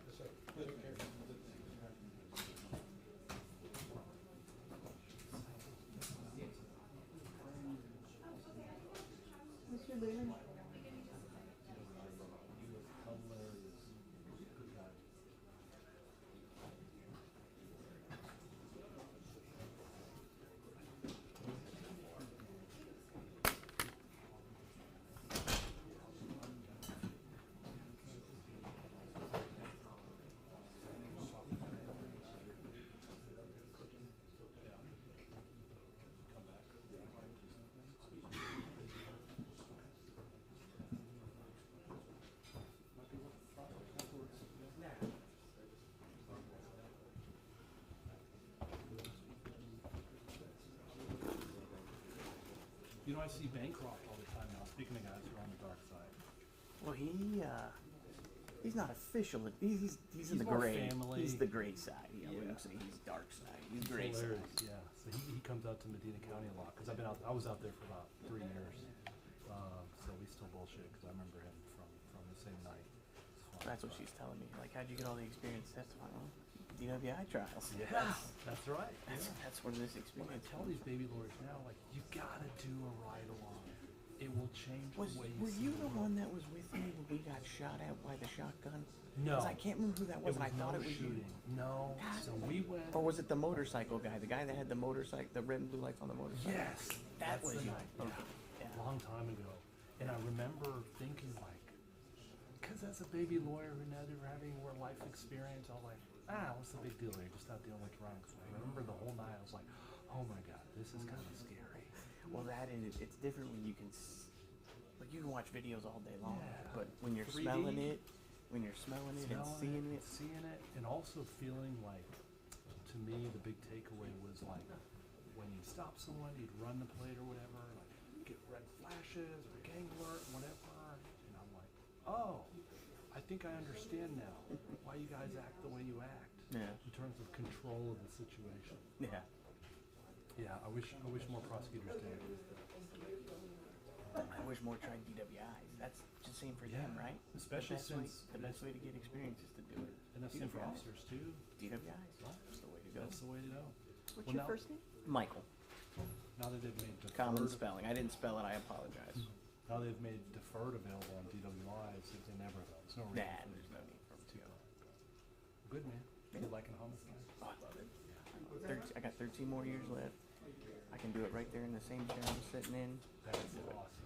I'm happy for you, man. It's good to see you. I was happy to see your name in the file. Like, oh man, I hope I get to see it. That's cool, man. It was though, the motorcycle guy. I remember that. Ages ago now. Oh, I didn't stand up in the judge. Oh, you're good. Rude of me. But in my defense, I got no warning. Usually there's a warning. They're telling me in the back that I need to have like a surface gate on my phone.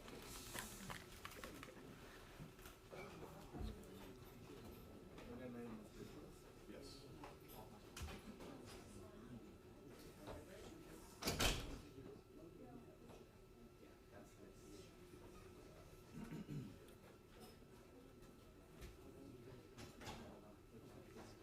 So if I give you a look. If you give me the look, I'll Slow slow it down. down.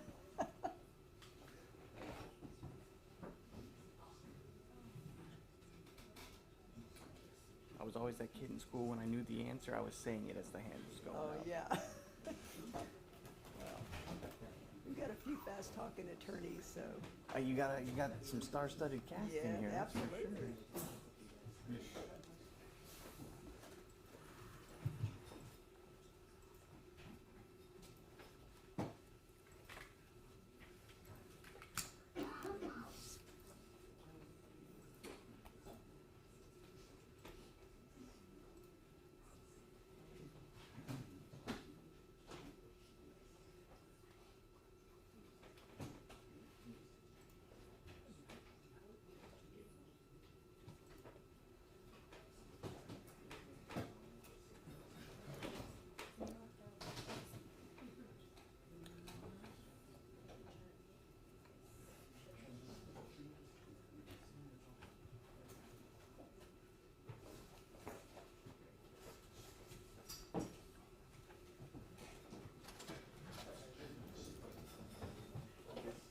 All right for the jury?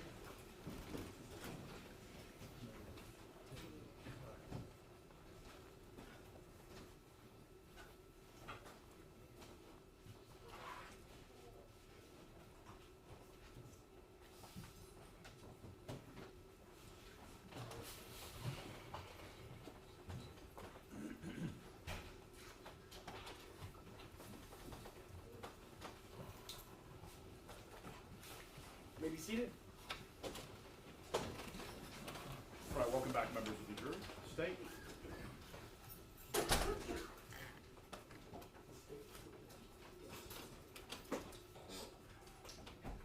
state would ask to publish State's Exhibit 1, the statement from body-worn camera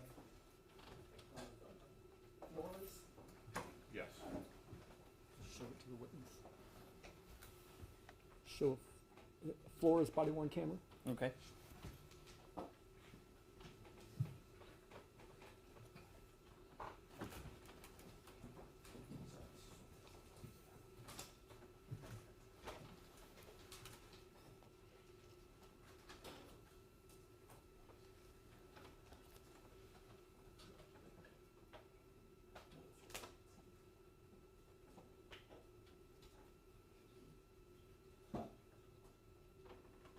Is it on, you got audio there? Yeah.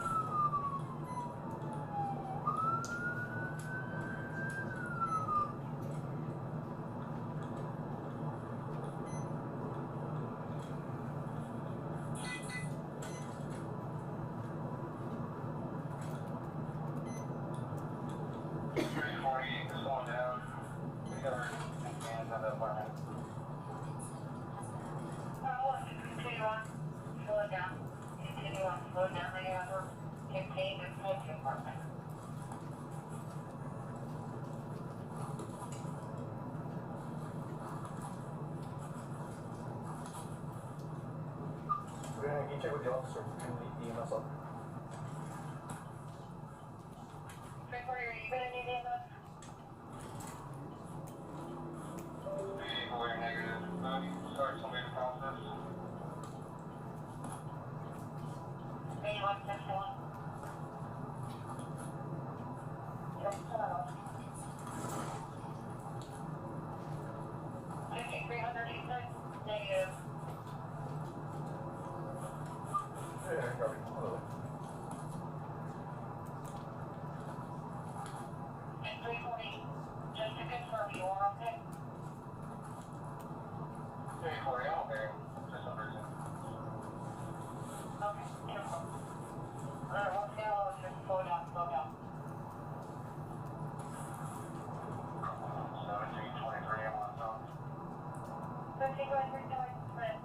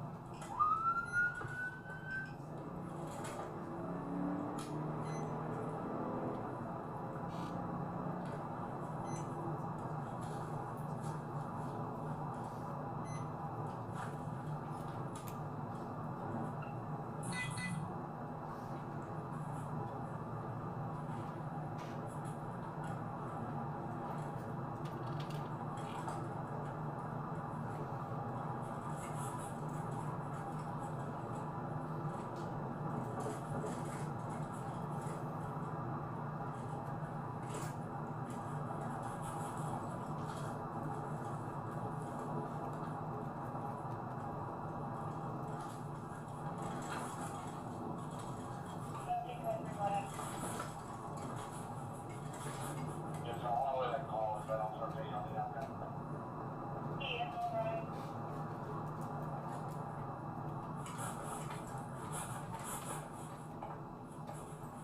Hey, if you're gonna continue on, you can slow down.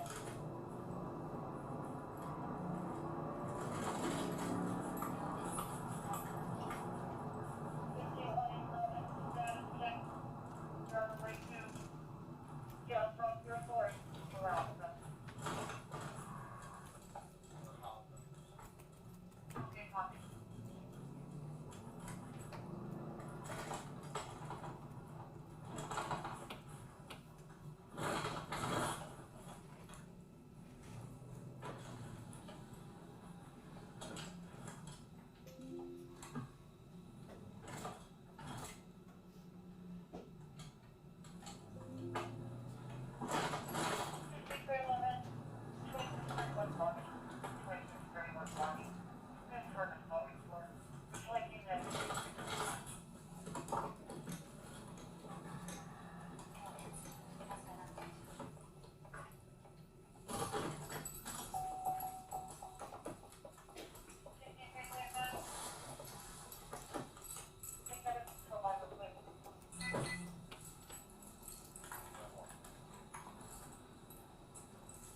Hey, Jester is talking to you.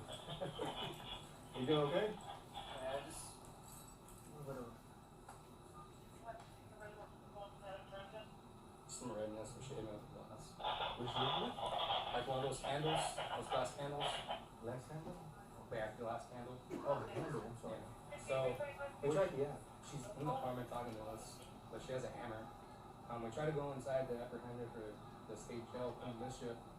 So when I pushed the screen in, she came at me with the hammer, pulled out my gun, she grabbed the glass, she threw it, hit me in the arm. And so I just backed up. She's just, Judge, can we pause this for a second? I'd ask that the state disable their pop-ups. It's interfering in the viewing of this video. It's popped up about 5 or 6 times in the last few minutes. Sure, Judge, you can give me just 1 second. Okay.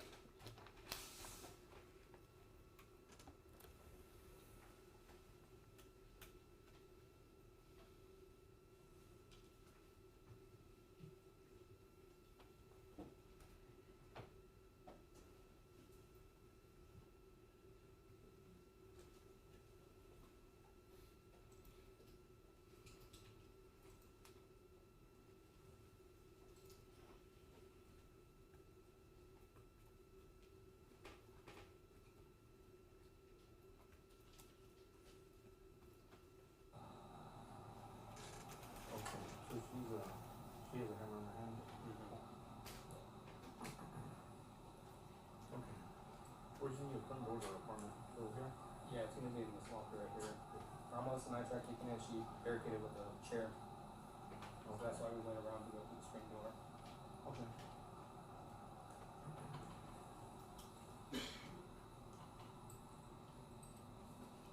Who else was leaking here? Ramos and Ramos. Okay.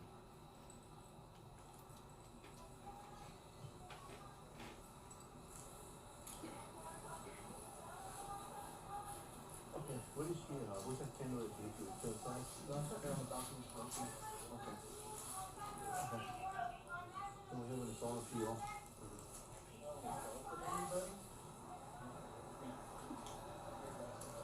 What is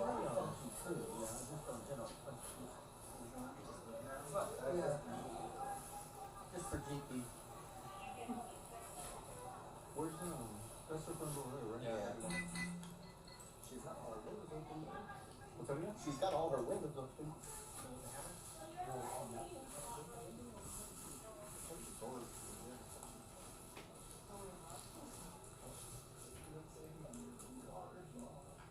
Man, I'm Sergeant Flores, San Antonio Police. Are you gonna make things more difficult, or are you just gonna? No, I didn't make them difficult. Do you have to work, Sergeant No, Flores? what Do I'm you asking have to work? What I'm asking you, are you gonna come out for us, or are you? Do you have to work?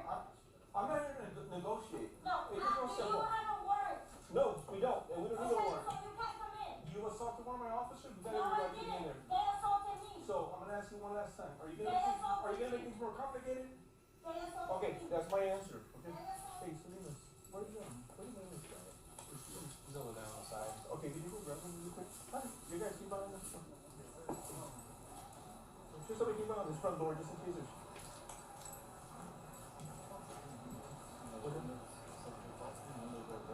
Yeah.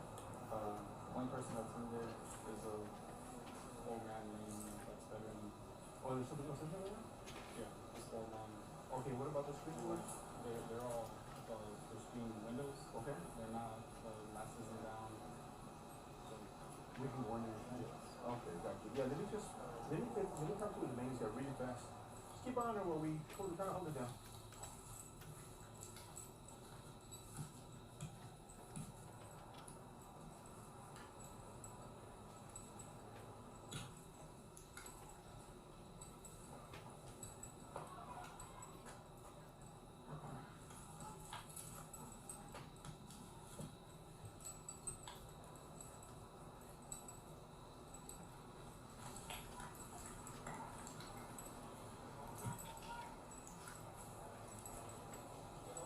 Hey guys, do me a favor. Back up a little bit, alright? Back up a little bit. I'm gonna give the maintenance guy really quick before we work on grabbing it, alright? Who's got a shield? Anybody got a shield? Who has a shield with him? Whoever has a shield, can grab him. That is Elias. Okay, so you're the maintenance here? Yes, regular maintenance for this property and other property. Okay, we might just need you to fill out a form, give us consent to be able to go in there, okay?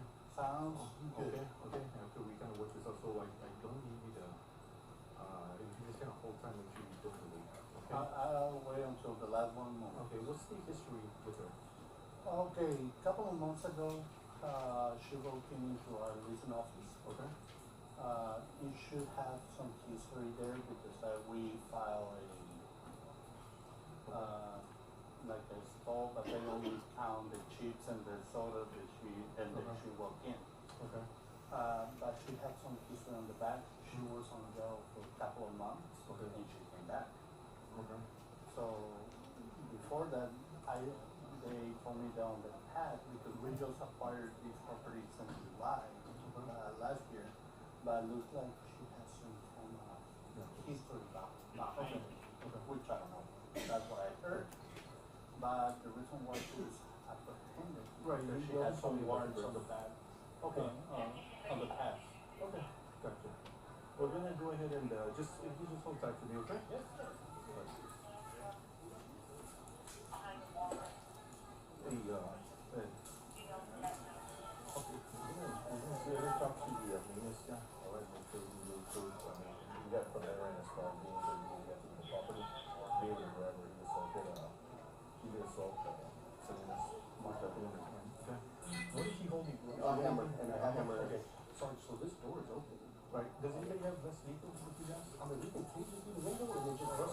if he makes good contact. Does anybody have a rifle or vest? Hey, does anybody got beanbags?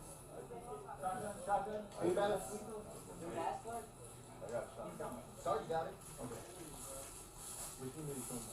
This one, Yeah, no, This one, yeah, he reached through the window and unlocked it. Let's just do it in this one right How now. did you reach? Well, he's tall as hell. That's a long ass arm. That's all. This way for Home Alone, right? No, she's not working now. Yeah, she's ready to fight though. She came right at me, so. Yeah. Let's wait for Sergeant Rivera to get his vest lethal. We'll go in with shield, so maybe a contact person can keep communicating with her. And she has that, if she has a hammer, she'll do what we have to do, but hopefully we can get Sergeant Rivera to use his vest lethal, beanbag we have to. So this one is open for trolls on the side. No, this one. No, this one. This one right there. Alright, this one's up there. This one's over there. Okay, then I'm gonna go back one second. Shotgun, shotgun. Does he have a key? He said he was able to get one. Sir, do you have a key for you? I need to go to the leasing office and see if I have a copy of the key. Okay. I'll be here in Okay. 5 minutes. Or is I can walk? We just have this door open. I mean, that may put us a little bit more of a danger if she starts hearing keys. I just didn't know if you had it available right now. Okay. You'll have to go through keys, right, to be able to find it? I will need to open, remove the alarm, Okay. get the, look on the lease, what is the key, and get the key for you. That's it. Okay. If that is, that Alright, you go grab it, you go grab it, okay? Okay.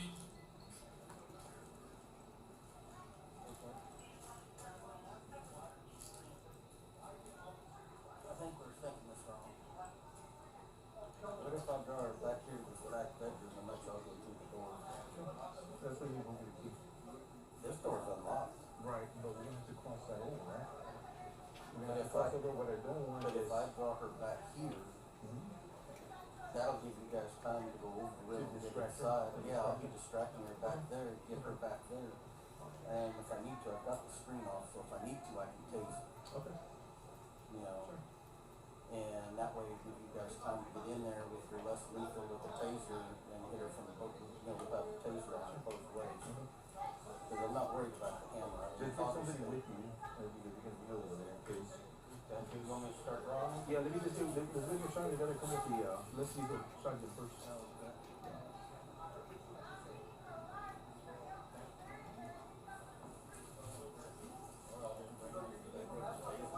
If she stays over here, you might start them to go the way in, okay? And if we see her drawing that way, what we don't want is going through here, she starts moving toward you. Yeah, and then coming Cross back. that exactly. That's like, it's like better and going, where's she at? She's in this. I can get her over. Hey, sorry. Bring her over.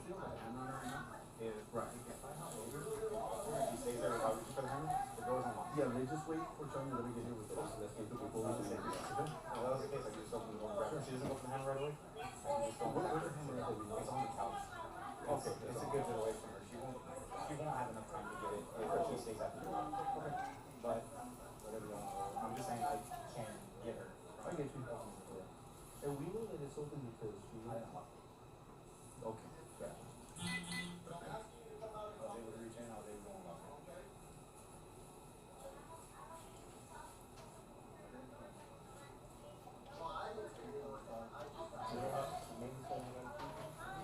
Oh.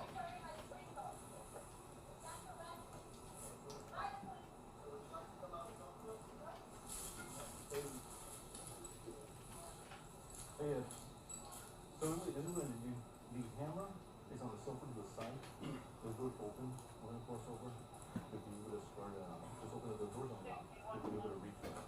Alright? Once we move through here, there's door right there. Something. What's her face?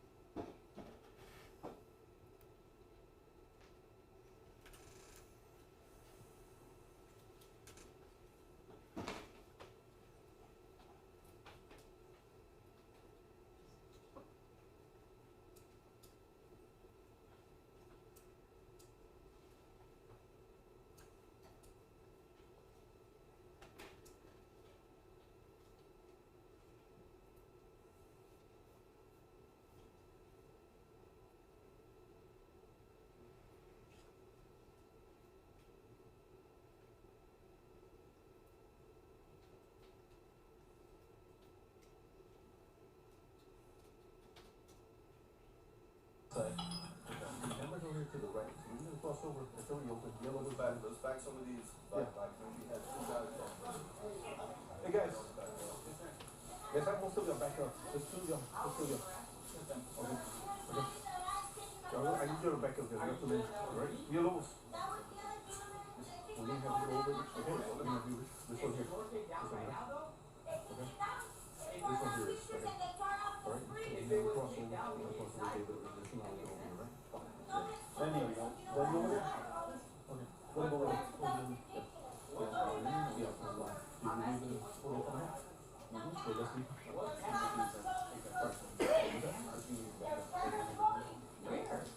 Tell me where they're at. Sure. Well, tell me where they're at so we can make sure we get that as evidence. Exactly, and now we like to see that because if we're in the wrong.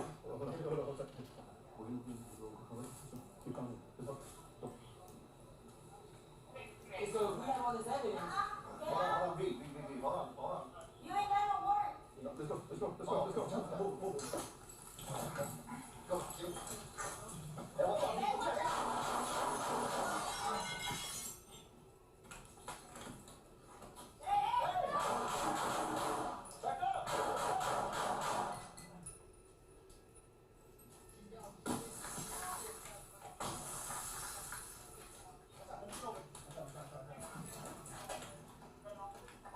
Hammer down.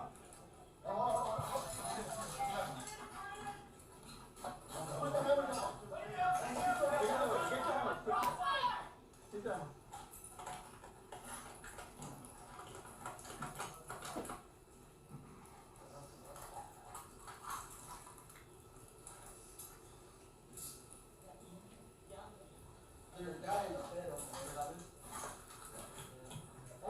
Hey, give us some medical stuff. Hold on, let's get up. Is your mess on scene?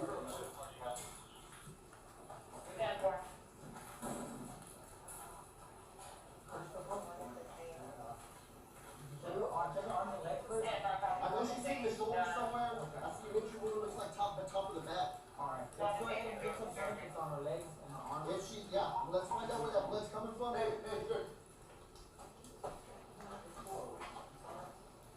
Somebody check on the, Hey, bro, just cut it off. check on him, check on the officer. Yeah, cut it off. Cut it off.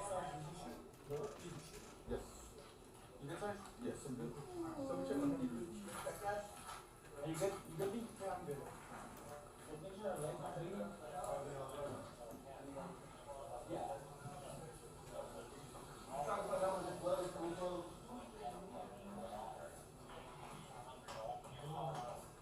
Right here, I have a wound right here. Top of that. Keep getting stuck, I don't know from what. Hey, B, give me those scissors! Okay, we know where we are. So, the window was open. Alright, right here to the chest. I got one under the arm as well, it looks like. Yeah, she's bleeding from underneath the armpit.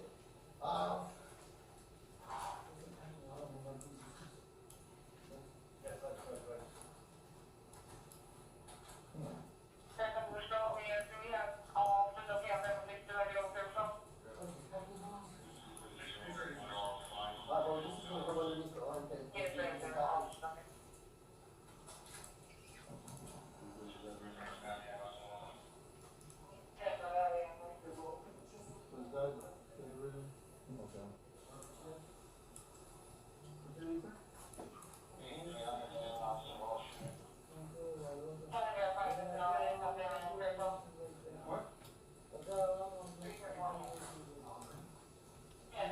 Hey, Sarge.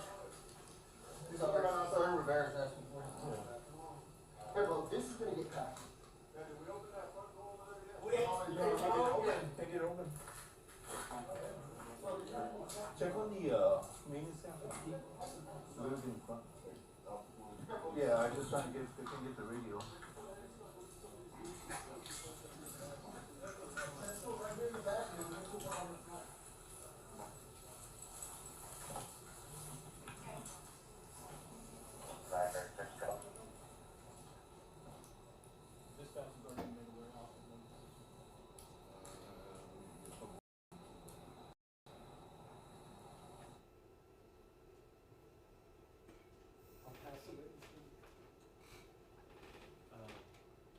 Detective Thornton, we know each other. I used to be an ag prosecutor. And Yes, sir. come in very often. Just a moment, would you put that mic on Sure. the screen? Yes, thank you.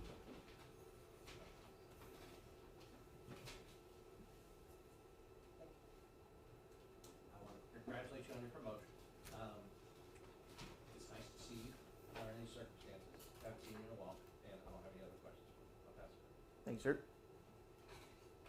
I have no questions. No questions, Judge. All right. The rule's been invoked. You know what that means? Yes, sir. All right, you're excused. Thank you, Judge. You're welcome.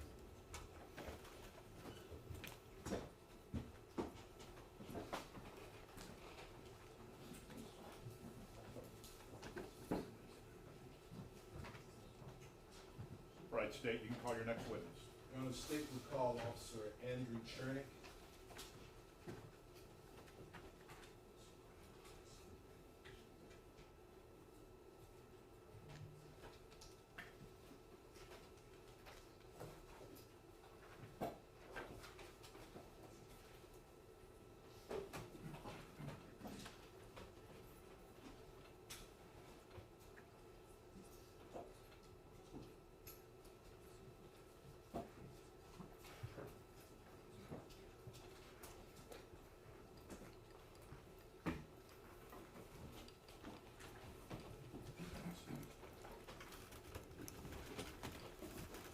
Swear you in.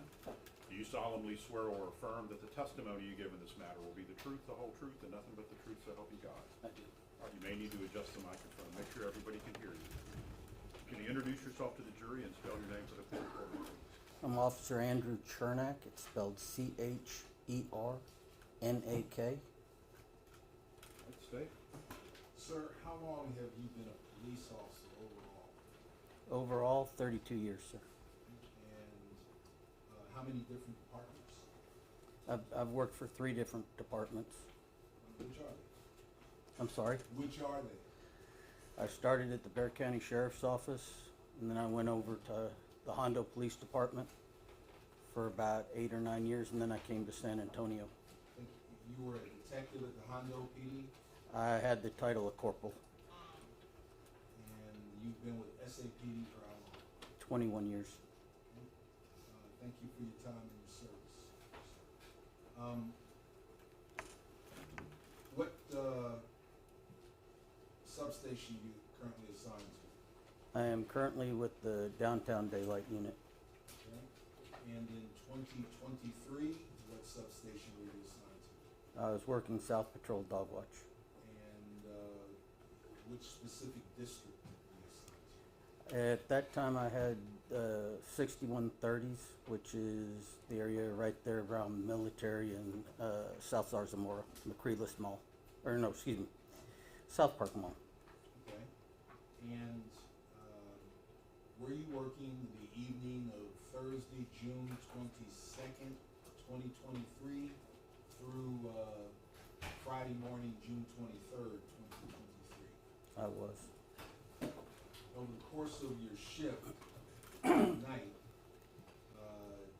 did you hear an E-tone come out over the net? I did. And what did you do when you heard that notice? What do you recall about it? I was for an officer in trouble, and so I started heading towards that officer. Okay. You know who that officer was? I believe it was Officer Jonathan Salinas is the one they toned out. Okay. And about how long did it take you to get there from when you heard the tone? Let's see, I was coming from Zarzamora and 410, so it probably took me 10 minutes or so. All right. And where did you go to? The Rosemont Apartments off of Old Pearsall. Approximately how many of your colleagues were there when you arrived? I don't have an exact number, I'd say, but there was a bunch. There was quite a few of us there. Okay. And did you see Officer Salinas when you arrived there? I did. Did you interact with him? I did. How was he? At the time, I was just I had just gotten there and I was trying to find out what was going on and where we were going. He seemed to be okay. I didn't see any blood or anything on him. When you saw that, did that ease any apprehension you have? Did things kind of relax? A little.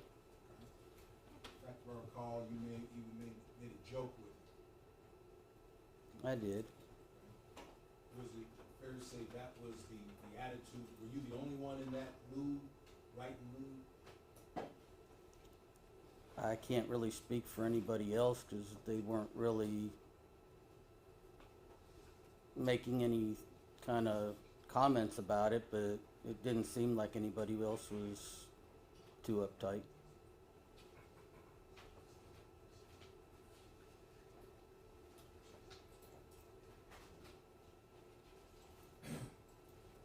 Okay. Apologize, sir. Did you find out what everything that led to the E-tone? What, after you checked on your fellow officer, what were your next steps? What did you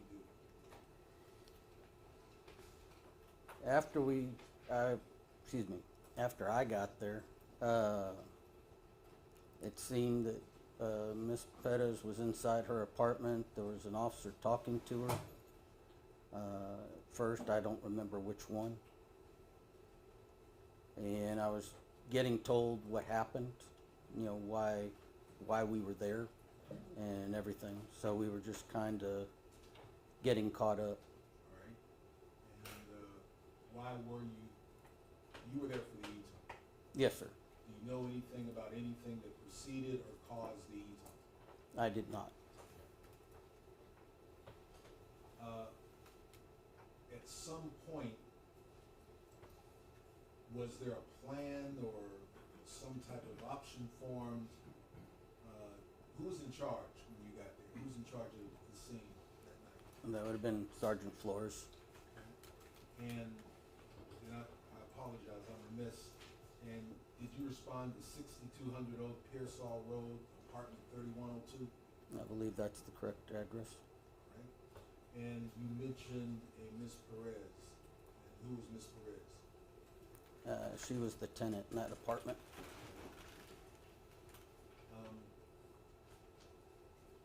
Was there, from your experience that night, was there what was the mission once you got there? What was the objective of your fellow officers? What were you trying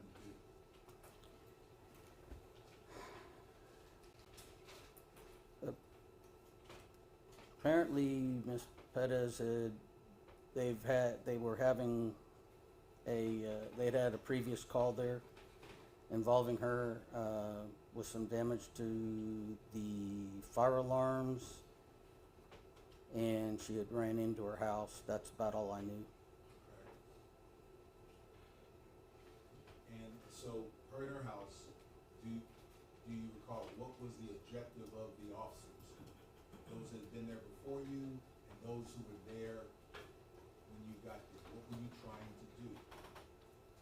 At that time, I was trying to see where we were going to go with this. Okay. It's not my decision as to what we do. Is we take the lead from the officers that are handling it. Okay. And I understand you said that Sergeant Flores was the officer handling it. He was the sergeant in charge. Okay. Who else was handling it with him? As far as I knew, he was the 63 section sergeant, so he would have been the supervisor in charge. Okay. So did he devise a plan or an option that as you were on the ground? There were several ideas that got discussed. What were they? It seemed like we were only gonna try to get her out of the apartment. the plan that we had come up with involved a distraction to get her back into one of the back bedrooms, to confine her in a smaller space. Everything that we talked about was non-lethal. If we needed to, we could tase her from there. Whether it was to take her to jail or take her to a hospital or whatever, that was the plan, or the idea anyway. Was that the final plan, or was that the initial plan? That I thought was the final plan. Okay. On some of those earlier plans, do you ever recall anybody discussing, I guess, a frontal assault over the fence and into the patio? There had been some discussion about it. If I was able to get her to come back to the bedroom where she was more contained and they could go in, it was my understanding they said that the patio door was unlocked.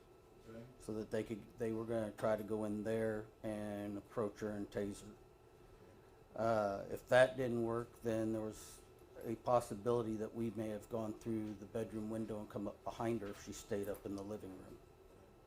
Was there a point you had to approach Sergeant Flores and offer him your thoughts about the plan, the first plan that was being developed? I did. What exactly did you say to him when you approached him? I said maybe we needed to rethink this a little bit and come up with an idea to get her into that back bedroom.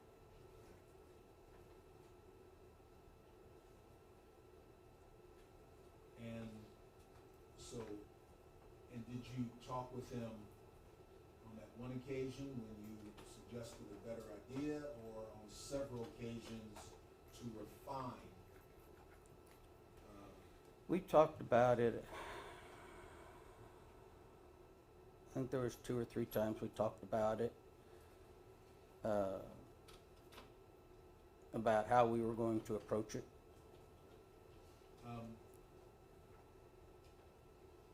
Do you remember how the plan, how was it supposed to be set in motion? Was there a key event that would initiate all the action? Once I was in place over at that window and I had a couple other officers with me, I was waiting for someone to give me a signal to start drawing her back there.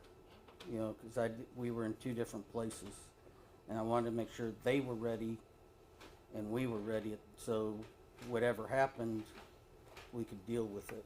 Okay, so as I understand what you described, and for the record, when you said when they were ready, we were ready, you were also gesturing with both your left and right hands. That suggests to me that this plan, at least by your understanding, had two stages. Yes, sir.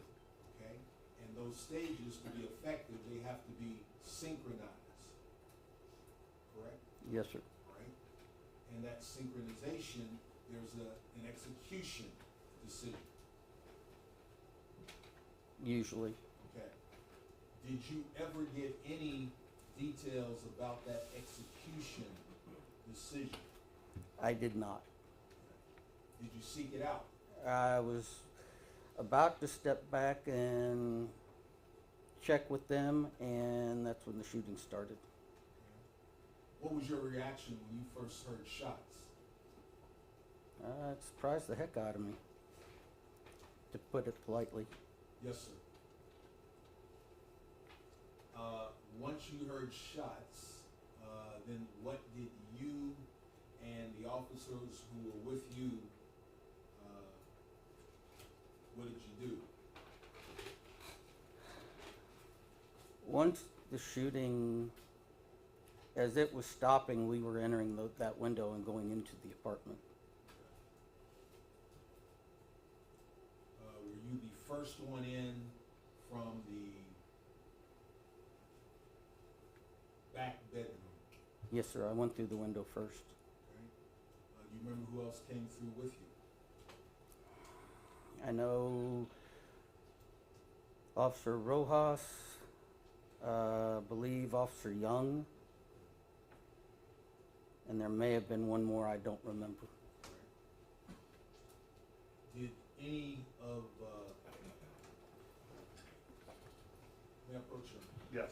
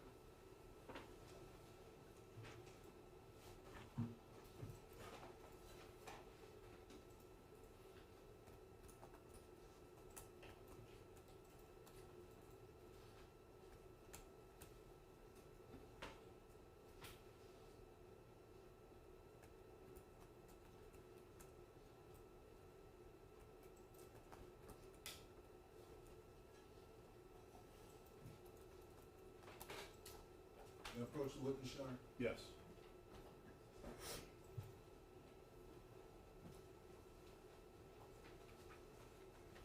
Officer, I'm showing you what has been marked at State's Exhibit number 26 for identification.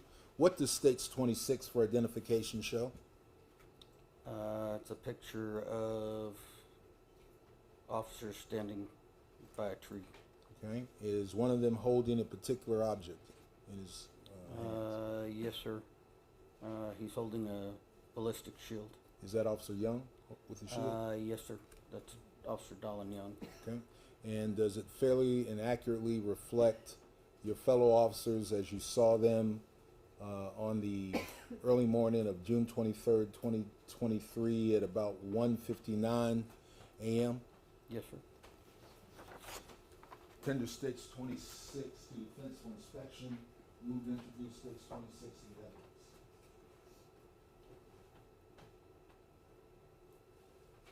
No objection. Admitted.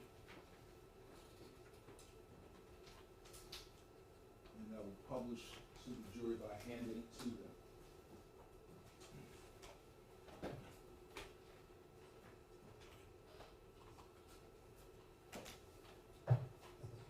Once after you heard the shots and you went to the apartment, what did you find?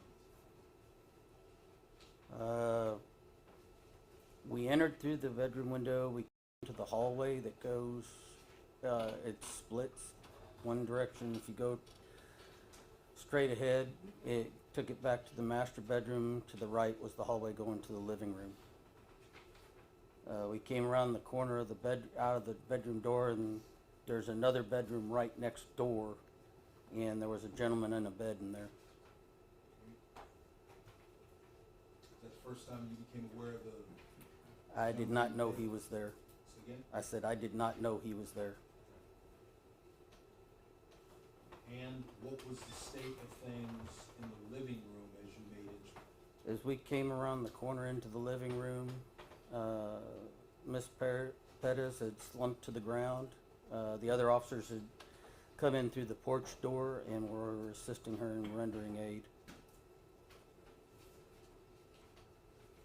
Since you had multiple officers trying to render her aid, what did you and the other officers that came in the window with you, what did you all do? We went ahead and did a protective sweep of the rest of the apartment, made sure nobody else was in there.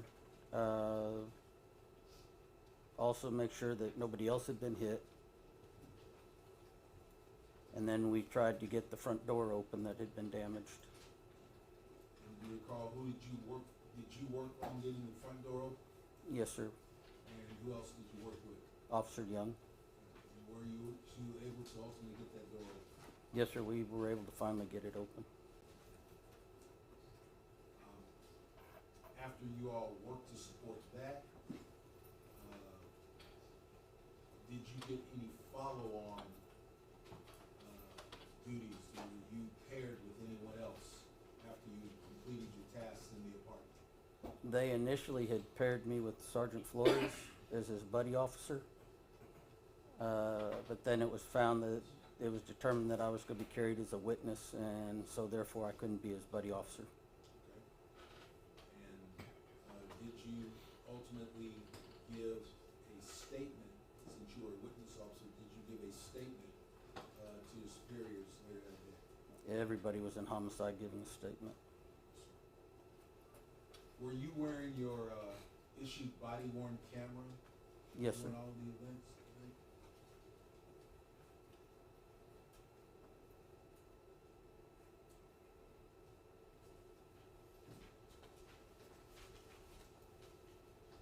Approach the witness, Your Honor. Yes.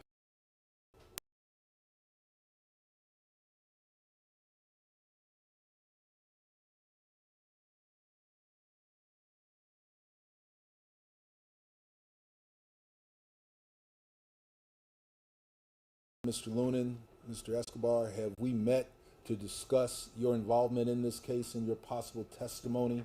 Have we met before? Yes, sir. And on one of those occasions, did you have an opportunity to look at your body-worn camera? Yes, sir. Video? And did you, in this disc, which purports to be the body-worn camera footage of Officer Andrew Churnick, does the disc bear your initials on it? Yes, sir. That's my initials and the badge number and the date we were met. That's September 5th of 2025? Yes, sir. Okay. And move to introduce States 27. I'm sorry, this is Churnick is States 27. Insofar as it's identical to defense 28 and 29, and the same representation that hasn't been altered or spliced or anything with the objection. It is that representation. The difference is I think you said 2, he's got a minimal one for the round count. That footage is not on this list. Okay. Your Honor, I move to publish States 27. All right, it's admitted you could publish.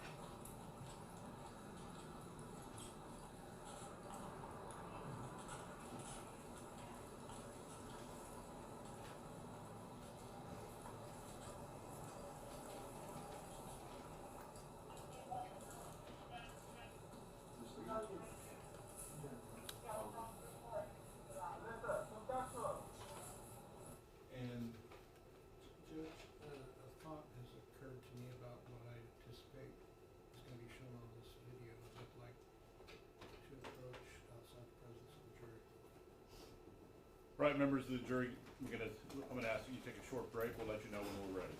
All rise for the jury.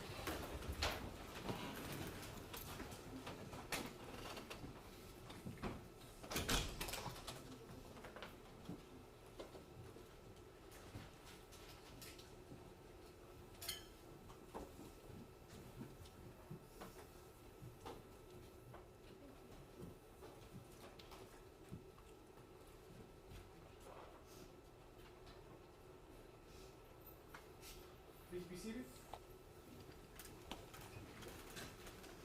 We have procedure on? Yes. I believe this video will depict that on two separate instances, this particular witness pried off the screen to the corner bedroom. There's 3 bedrooms. There's a master bedroom. There's the bedroom next to the patio, and then there's the corner bedroom. He pried off the screen to the corner bedroom, or attempted to pry it off on 2 different occasions. I want to inquire whether the state is going to offer this witness immunity from prosecution for illegal entry or attempted illegal entry or trespass. If he wishes immunity, we will agree to have given immunity. If he doesn't wish it, we can't.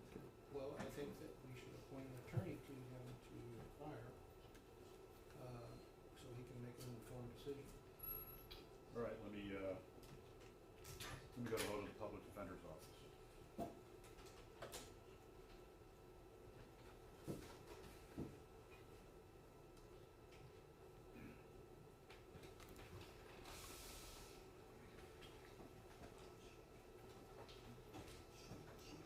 And for the record,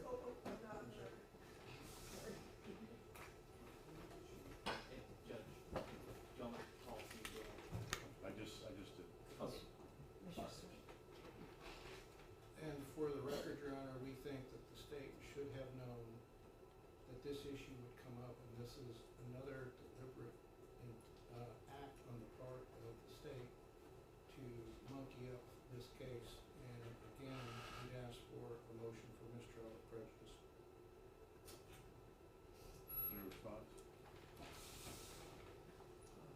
It's not our intention to monkey up this case by his expression.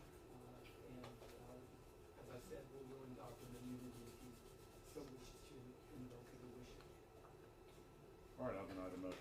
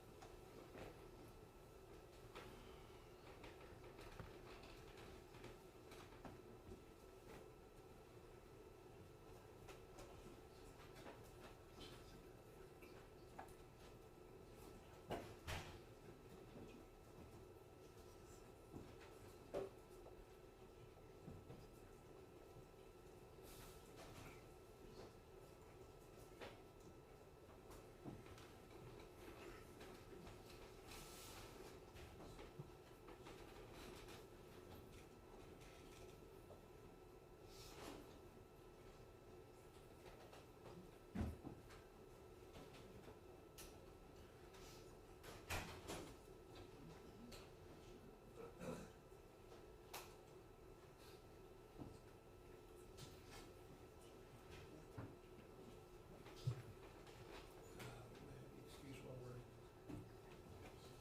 report back immediately.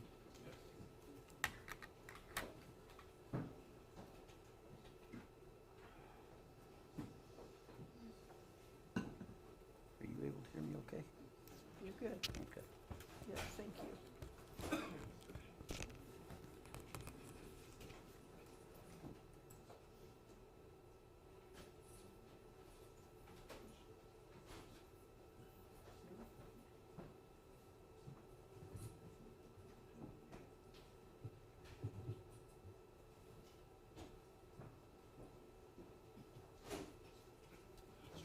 Yes. Hi, my name's Stephen Gilmore. I've been appointed to help you out here. Just give me a second. Let me figure out what's going on. I'll be right back, okay? Okay.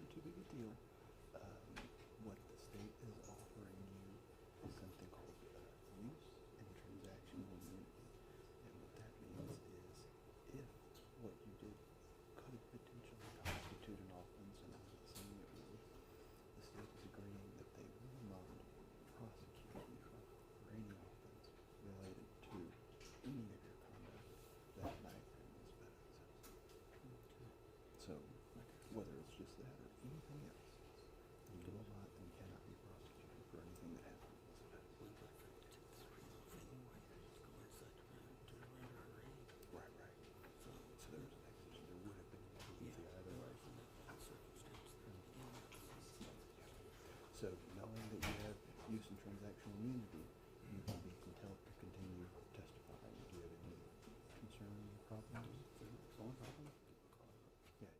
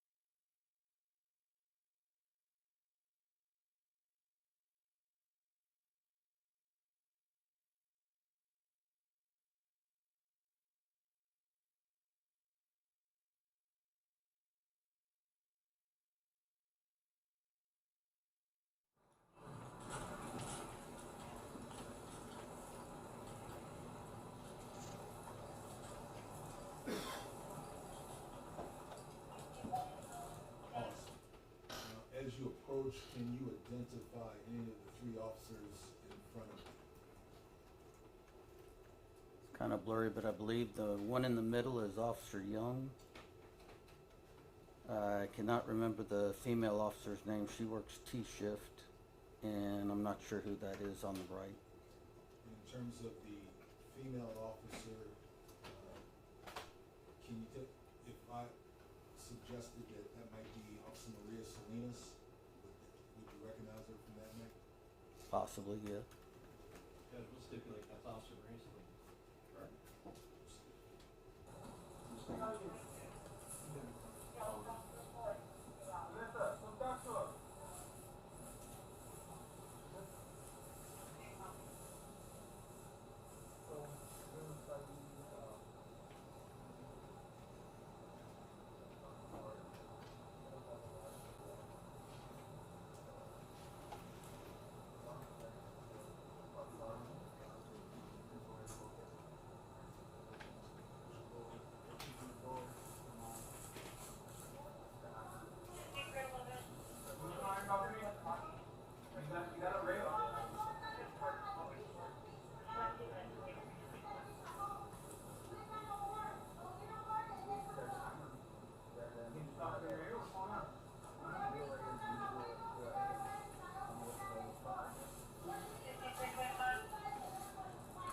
You dealt with her before? And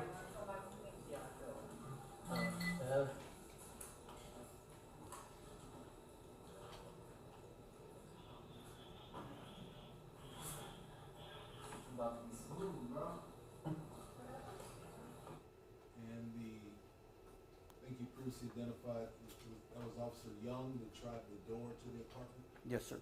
And the officer that made the comment, and that's now closest to the grass, did you recognize him in the turn? I believe that was Officer Gomez.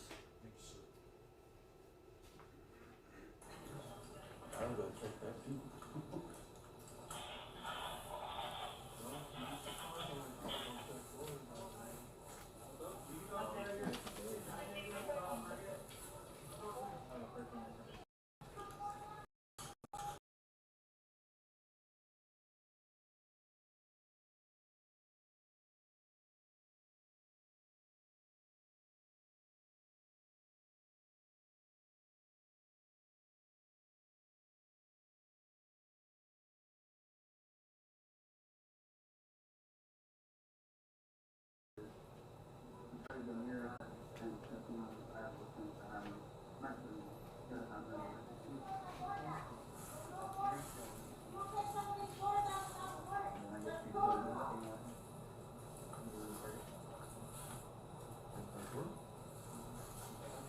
Maybe I'll see it.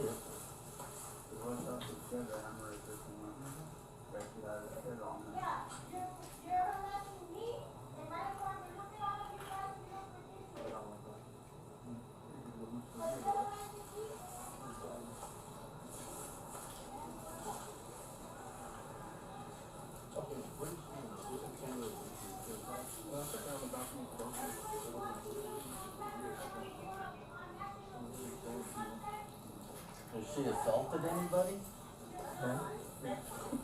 Your glass in my arm. Well, I'd assault you too, yeah, just on general principle. Just looking at him. Yeah. Just for GP. Where's that's her front door, right? Yeah. For the record, I paused the timestamp 01:50:18.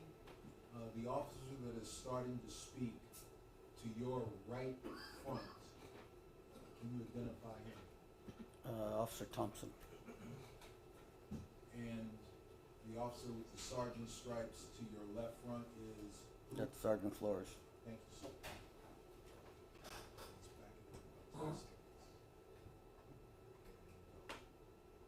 Yeah. Just for GP.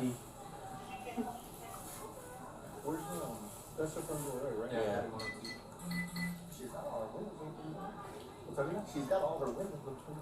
Go with the hammer? Well, on that side, though, there's a window. All you gotta do is shoot the screen. Yeah, but she sat there in the hammer. Yeah, freaking taser, bro. It's not taser. You're assaulting somebody, it's a felony offense. Guarantee you get this in there.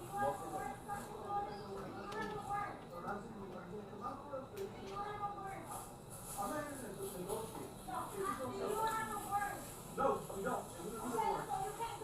You assaulted on an officer? No, I didn't. They assaulted me. So, I'm gonna ask you one last time.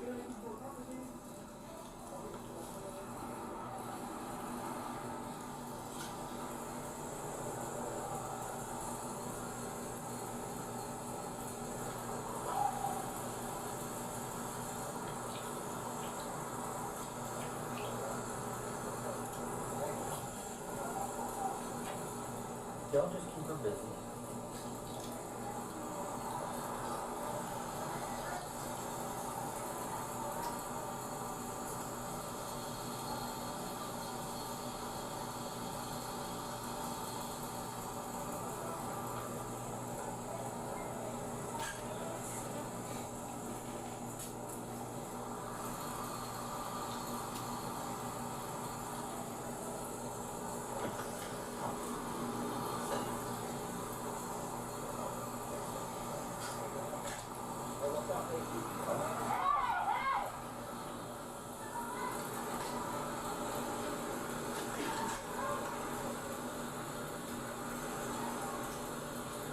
Hey, the sergeant want us to come get her?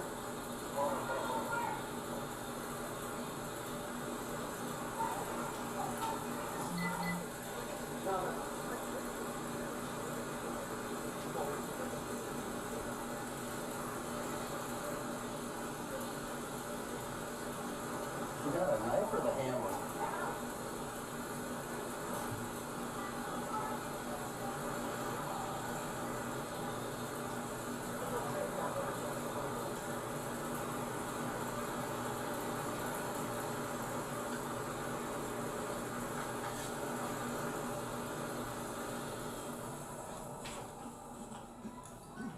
Where's Sarge at?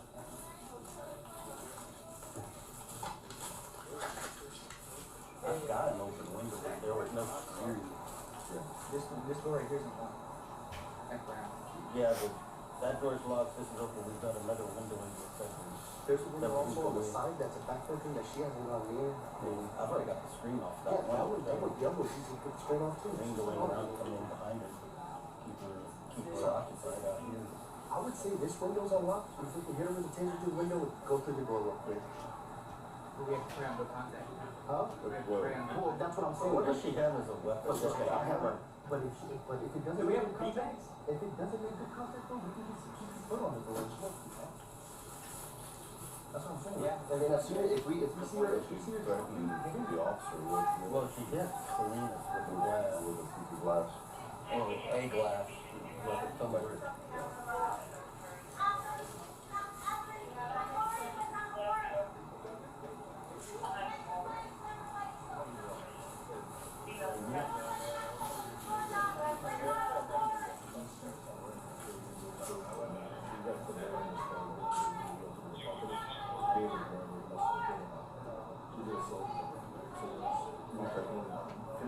What is she holding? A hammer, and a hammer.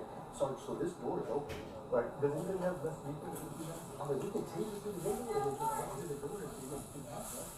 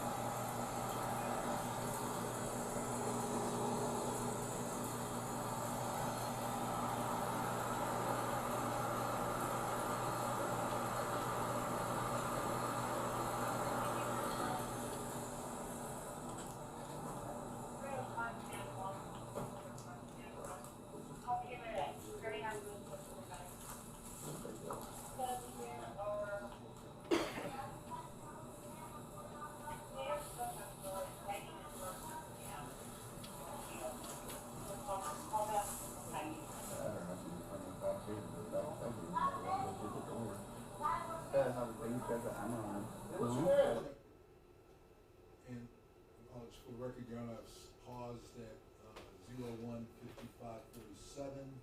Now,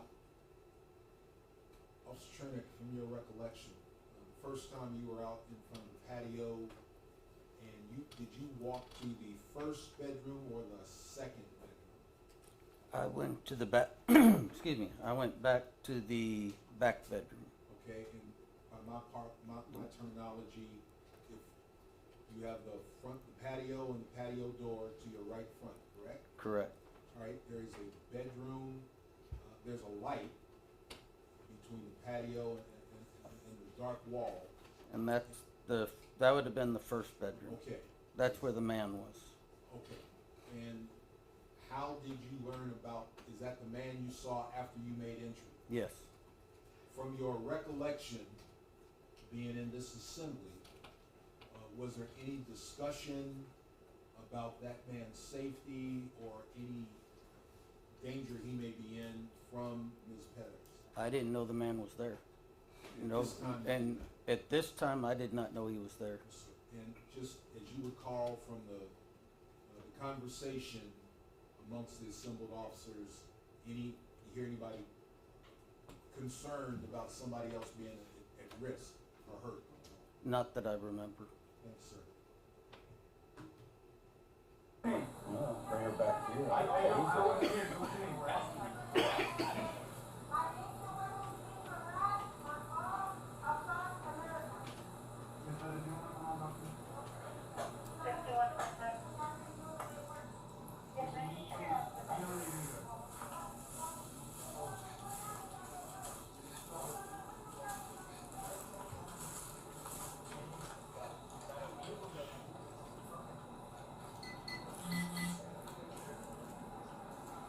Yes, sir. I think we're thinking this wrong. What if I draw her back here to this back bedroom and let her go through the door? That's what you will do. This door's unlocked. Right, but we have to cross that over, right? We have to cross over what I don't want. But if I draw her back here, that'll give you guys time to go over the road to distract her. inside. Yeah, I'll be distracting her back there, get her back there. And if I need to, I've got the screen off, so if I need to, I can tase her. Okay. You know, and that way it'll give you guys time to get in there with your less lethal with the taser and hit her from the both, without the taser on both ways. Because I'm not worried about the hammer. Just get somebody with you, or we can be over there, please. Okay. You want me to start drawing her? Oh, okay.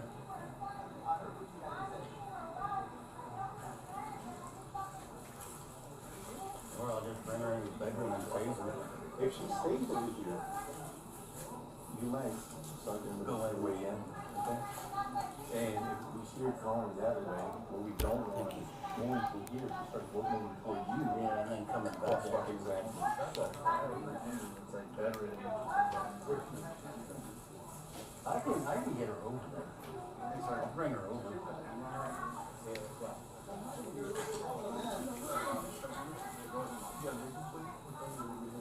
Get one.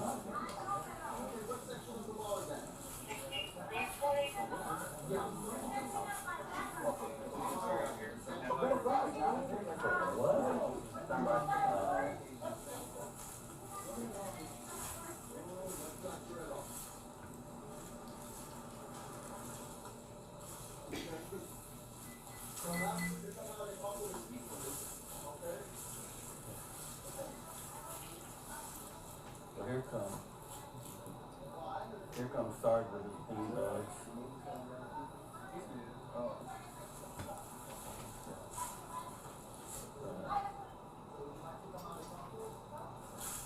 Hey.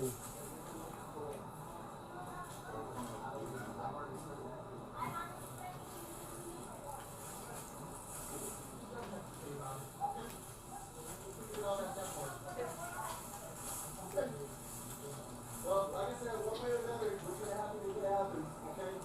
Trying to explain the law to you so that this doesn't go, so that this doesn't escalate.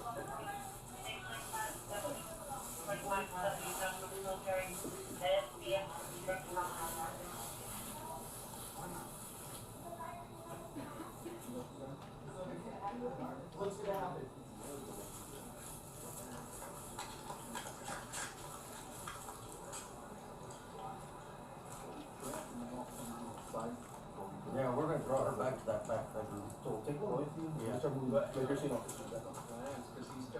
I'll watch out. Yeah, I'll be out of the way. Hey, Jesse, where's he at? Hey, Jesse, come on over here.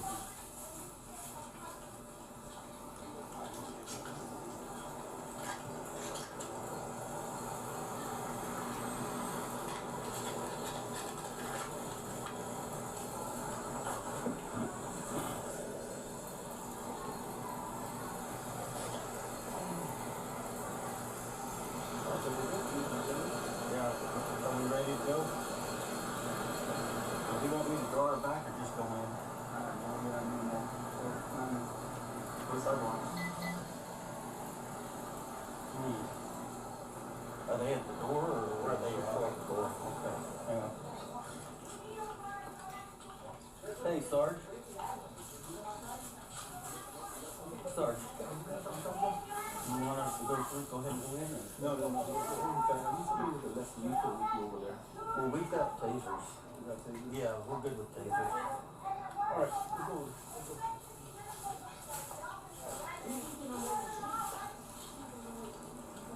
Walk in there. Something, just go in there and take a look. Go ahead and just. Sarge was on his way over.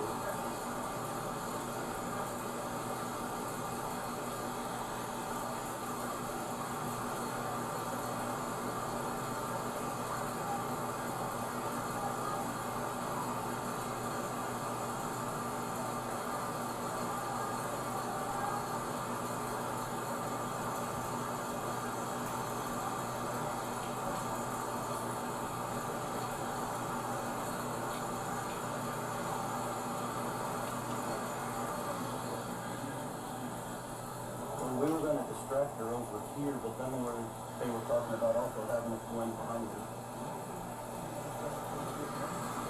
You go get her.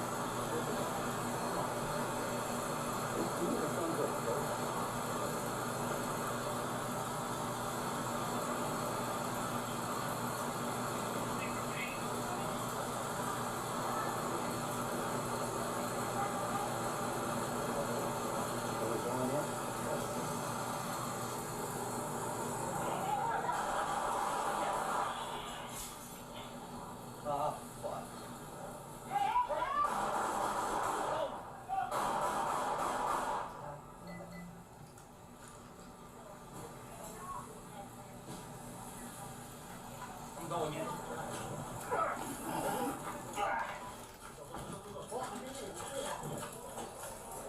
We're in! Put the hammer down. Put it down, put it down, put it down, put it down.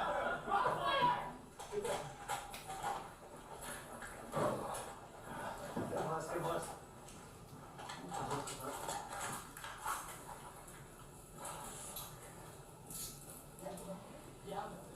There's a guy in the bed over there. Where's he at? Hey, start us, hey, give us some medical stuff. There's the rest of this place real quick. Make sure.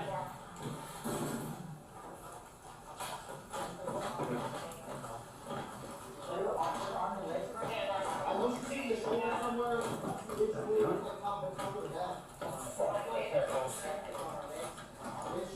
Let's find out where that blood's coming from. Hey, here. The fuck? What's wrong with this door open? No, it's not. Hey, well, just kind of hold on.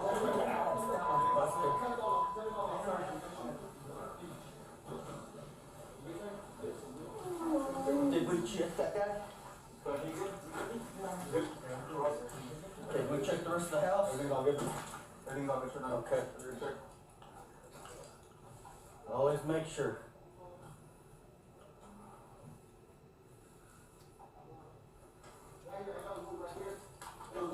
With the bottom one hole. Hey, Pete, give me those scissors.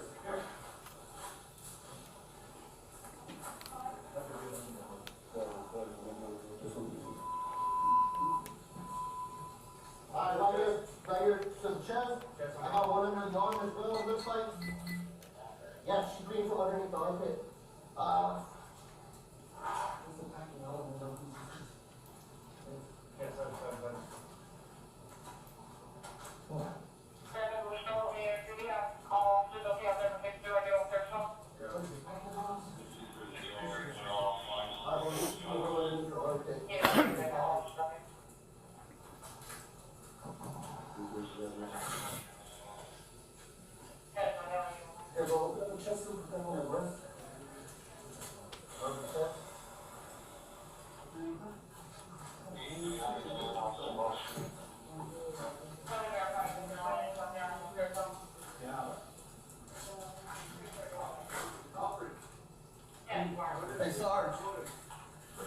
Sergeant Rivera's asking for you. Here, Bob, this is gonna get tough. It's broken. However, we got water leaking somewhere. No. Pretty sure that's hold the stand. Hold the stand. Here, Bob, just go here. Yeah. Try it. Just go right here in the back and then we're gonna do that on the front.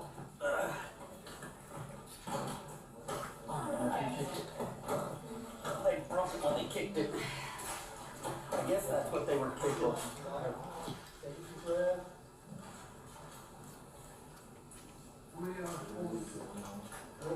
Yeah, I just tried prying on it. I can't get it enough to. So I know we got one of the yellow bit, we just put a chest on the one on the back, and then we're gonna have one, I know something next to it, for breath, for full breath. Looks like it's gonna be the extra for this one. I think you got rid of everything there. Tell you what, let me see if I can try on it at the same time you are. There we go. Doors open.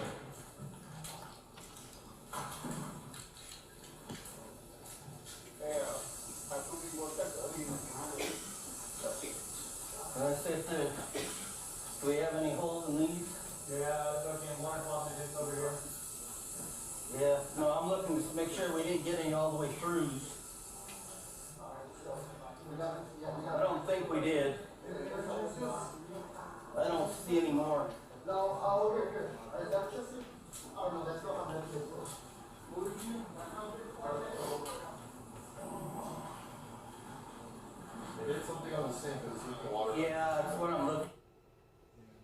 So, for the record, we paused at 020700, and it appears to be water on the floor. Is that what you see? Yes, sir. Okay. And what is your primary concern at this stage in the operation? Right now, I was trying to figure out how to turn the water off because we did get water going into a plug or something like that. Then it would have been really. Yes, sir.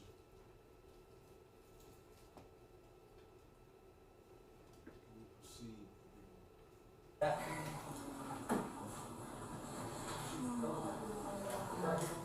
They got a. Yeah, I think they hit the. They hit the water line. And I can't just.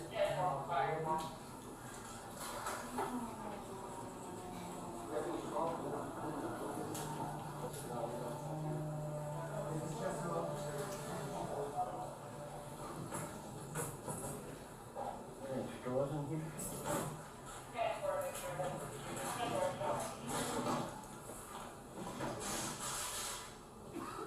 I don't see any straws over here. Just don't want to get electrocuted.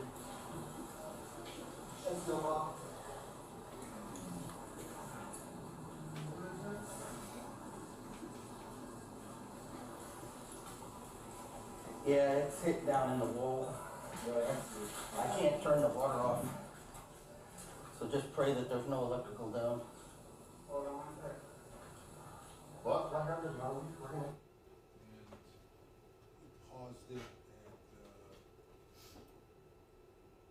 020813.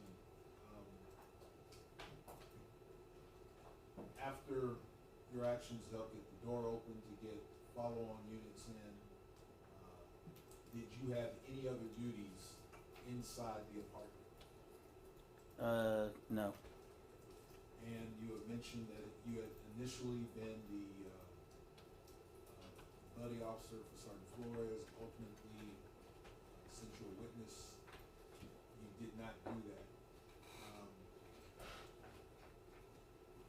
Once you were a witness, designated witness, did you have anything else to do with this operation other than give your statement? Is that the next event for you? After they took Sergeant Flores from my car and put him in another one, then we all ended up down at homicide.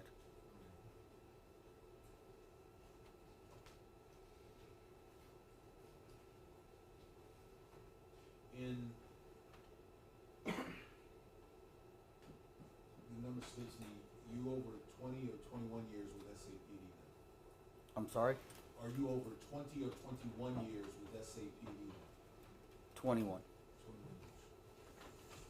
In those 21 years, your experience as a San Antonio police officer, is entering a residence without a warrant or absent exigent circumstances to take a suspect into custody consistent with SAPD policy? I'm going to object. SAPD policy is irrelevant for what the law is.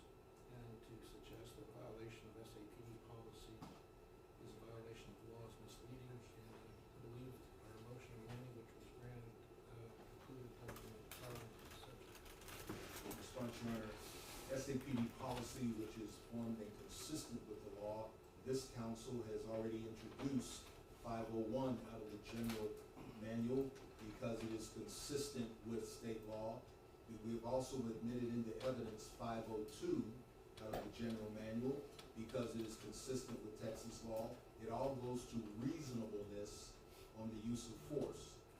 I'm going to object to him saying what the law is. It's for the court to decide what the law is, and for him to misrepresent what in fact the law is incorrect. Would object to the gestures counsel is making towards my general direction. All right, I'll sustain the defense objection.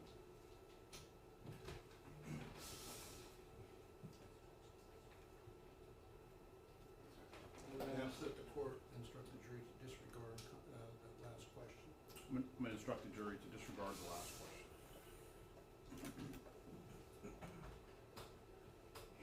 Your Honor, may I approach? Yes. Mr. Harris. Yes. And I need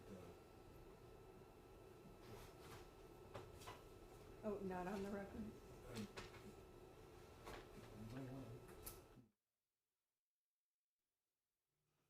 be on the record.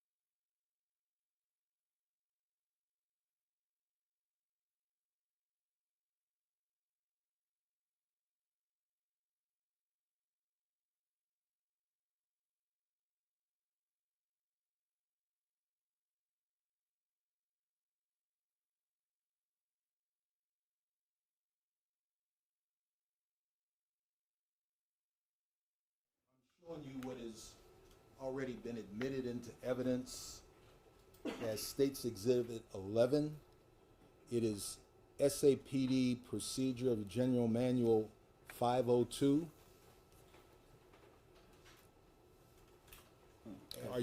Are you familiar with it over your 21 years with the San Antonio Police Department? Yes. What is the title of policy? In fact, if we can, we'll publish and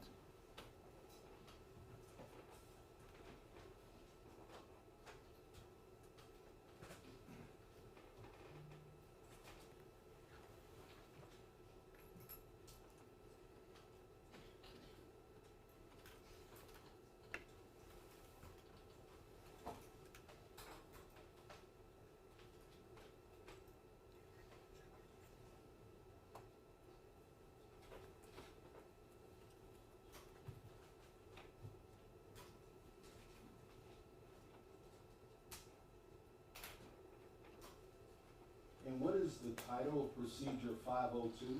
It's warrantless arrests, searches, and seizures.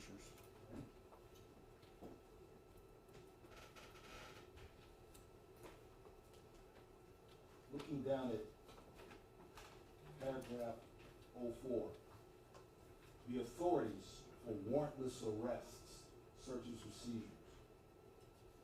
Do you recognize these sources as being Texas state law? The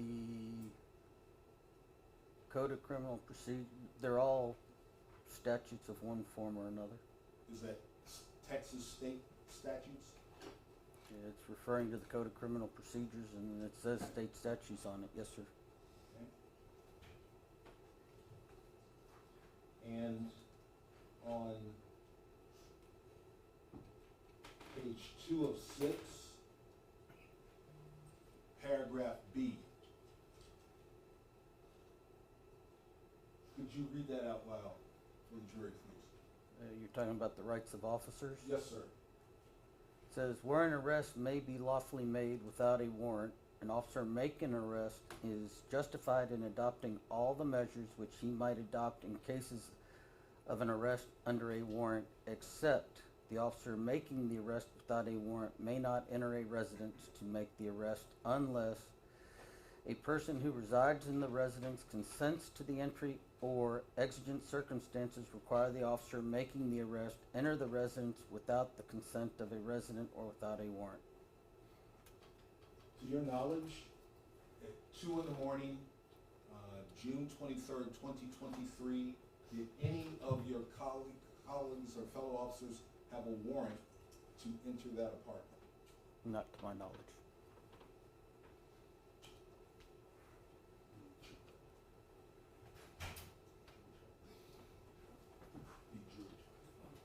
And I believe we've already discussed, was there anyone in that apartment that was in some form of distress that somebody might think they need to give him assistance? That was just speculation. I'm asking from his observation, Your Honor. But he's saying somebody, like somebody else. I guess he could ask about details. I'll sustain. Okay. Okay. From your observations,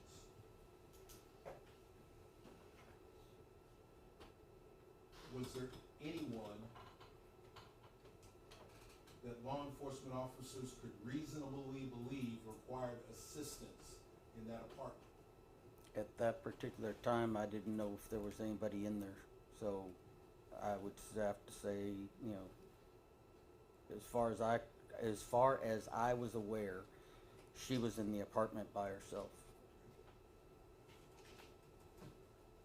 Was there, from your knowledge, was there anyone inside the apartment where law enforcement officers believed could be, aside from Ms. Perez, that anyone needed to be protected from her? Objection, call for speculation. Because it's, I mean, he's asking about these other officers, and that's what's better. I believe I prefaced it from what he observed.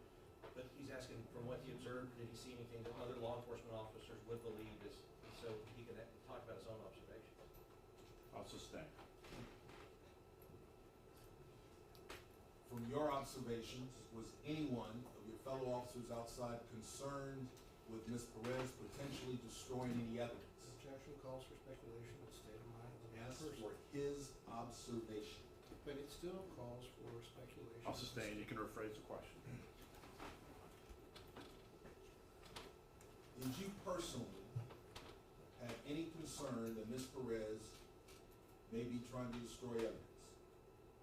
I did not know if there was any evidence to be destroyed, so I don't know. Okay, and in your conversations with other officers, you remember earlier in your body cam talking with Officer Salinas? You joked with him. Officer Thompson was there, he had ideas. Did the destruction of evidence come up with any of those conversations with any of the fellow officers that you were present at? Not that I recall.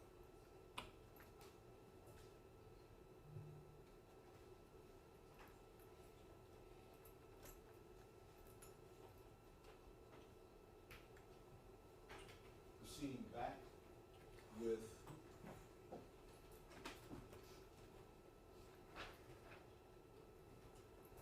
aside from the things I've asked you, from your experience approximately 30 years, what are the legally recognized exigencies to authorize law enforcement to enter a home without a warrant? I'll just object to speculation. I'd like to take a witness on board. If I can get up from under this chair here. Yes, you can do that. So, Officer Churnick, have you had any specialized legal training in what the case law has said that the Constitution says are exigencies to go into a home without a warrant? The only thing as far as I've had is the training I've received through the police academies and the legislative updates afterwards. So you've received the same sort of training that any other officer in your position, going through police academy and some legislative updates.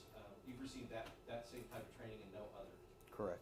You do not have a law degree. No, sir, I do not. You don't probably make it a habit of reading legal opinions. Not very often. Yes, sir. Judge, I just object because this witness is a patrol officer and he has that experience. But what they're asking is what are the exigencies? And there are numerous exigencies that the case law has determined. And I'm not confident that he could answer that correctly. And if he answers incorrectly, then 403 would say that that's a risk of confusing the issues, confusing the jury. And Your Honor, Hold this is the on. Let me hear from the state, and then I'll hear from Mr. Cifuentes.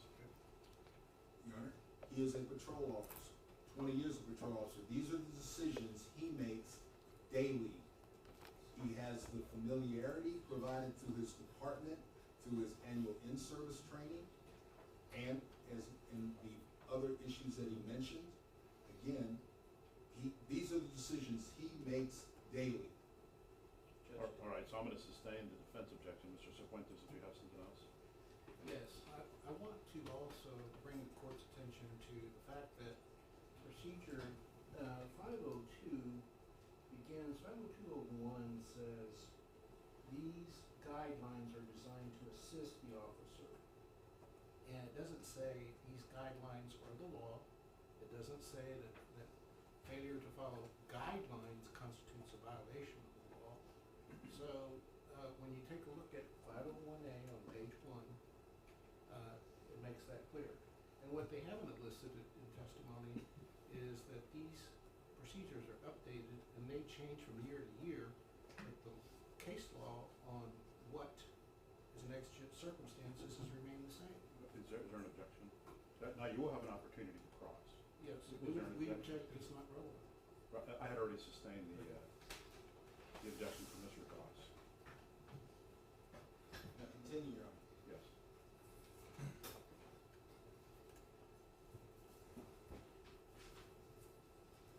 Excuse me, Mr. Newman, do you recall what number Exhibit 501 was? 23. Thank you, sir.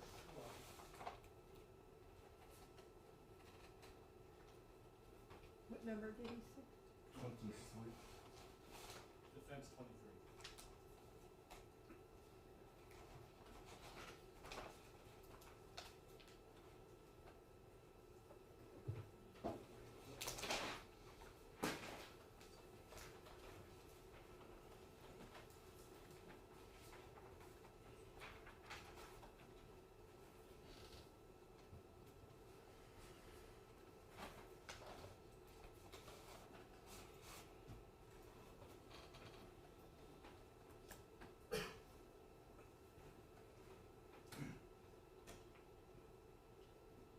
I'm going to move briefly to what has already been admitted into evidence as Defense 23,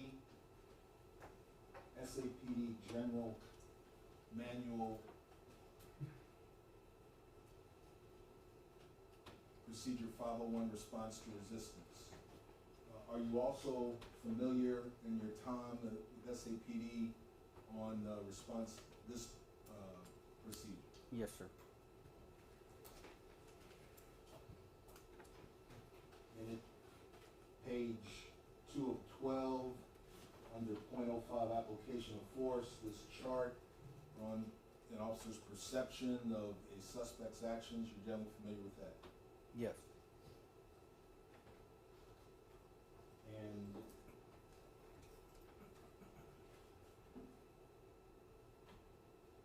under page 4 of 12, use of deadly force, 07B, use of deadly force authorized only to protect an officer or another person for what is reasonably believed to be an immediate threat of death or serious bodily injury. Are you generally familiar with that? Yes, sir. These are your legal justifications? Yes, sir. You live by them daily? Pretty much.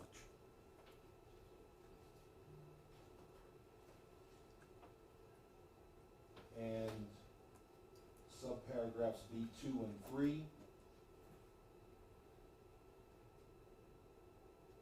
determined by facts known at the time, correct? Yes, sir. Now, I want to talk about paragraph C1. At the point when an officer should reasonably perceive the potential exists that deadly force may be an outcome, the officer must use reasonable alternatives if time and opportunity permits. The reasonableness of the action is based on the time available, the opportunity of performing the action, and the facts apparent to the officer prior to and during the incident. Did I read that correctly? You did.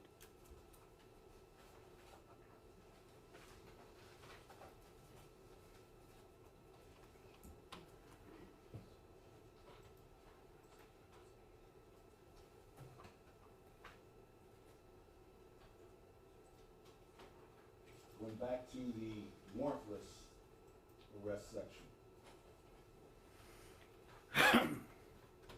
Page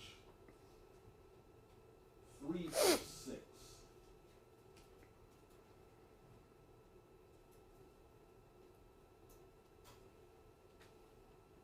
There's a section for delay in making arrests.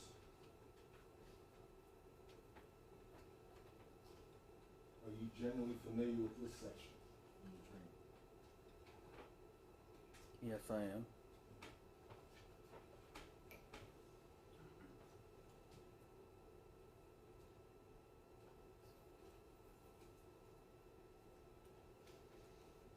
Paragraph C.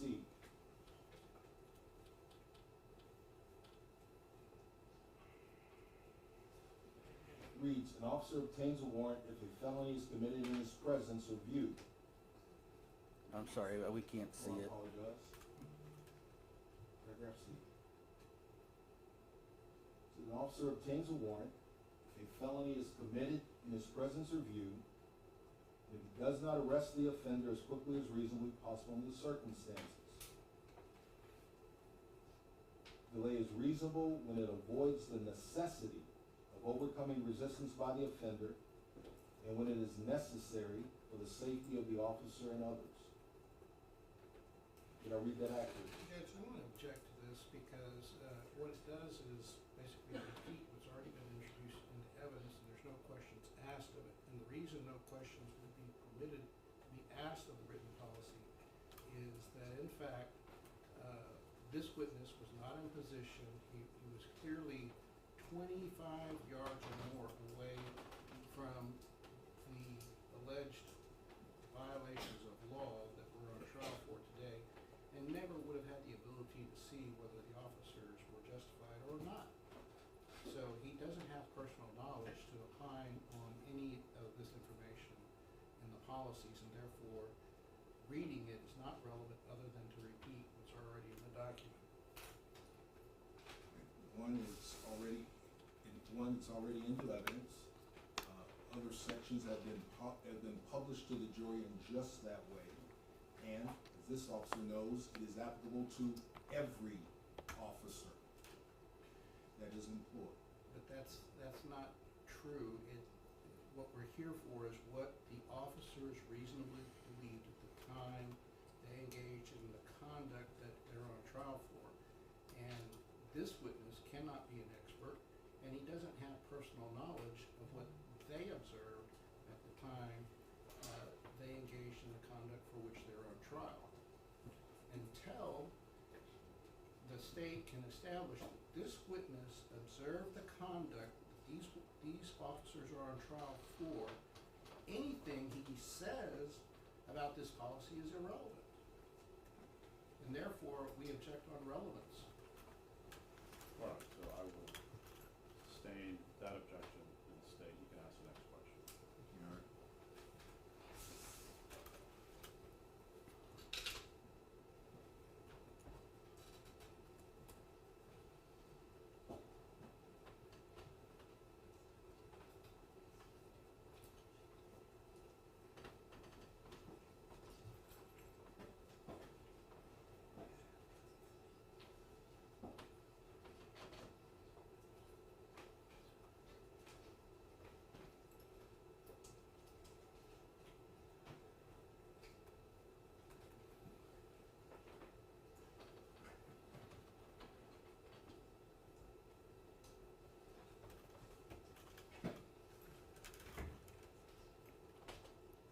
Officer Churnick,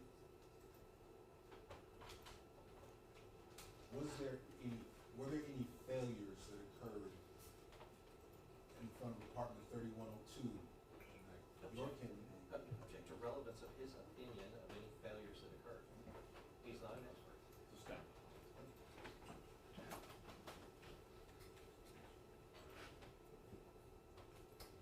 Did you have, how did what you saw affect you? I judge object to relevance, how that affected him is not relevant. You can rephrase that.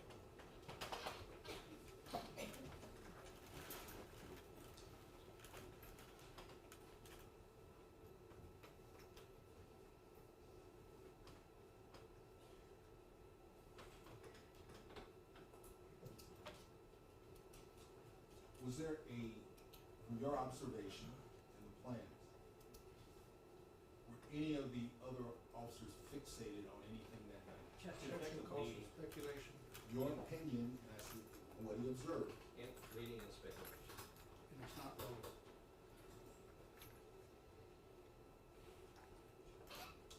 I'll sustain. Okay. When the shots went off, you uttered an expletive. Why did you do that? Because I wasn't expecting it.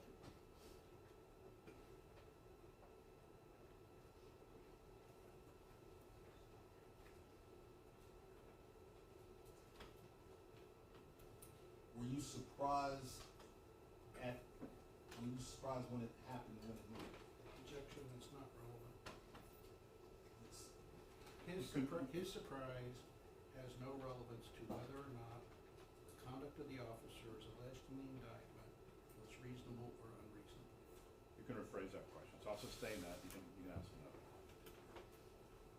Can you elaborate on your surprise or lack of unexpectedness when you uttered that expletive?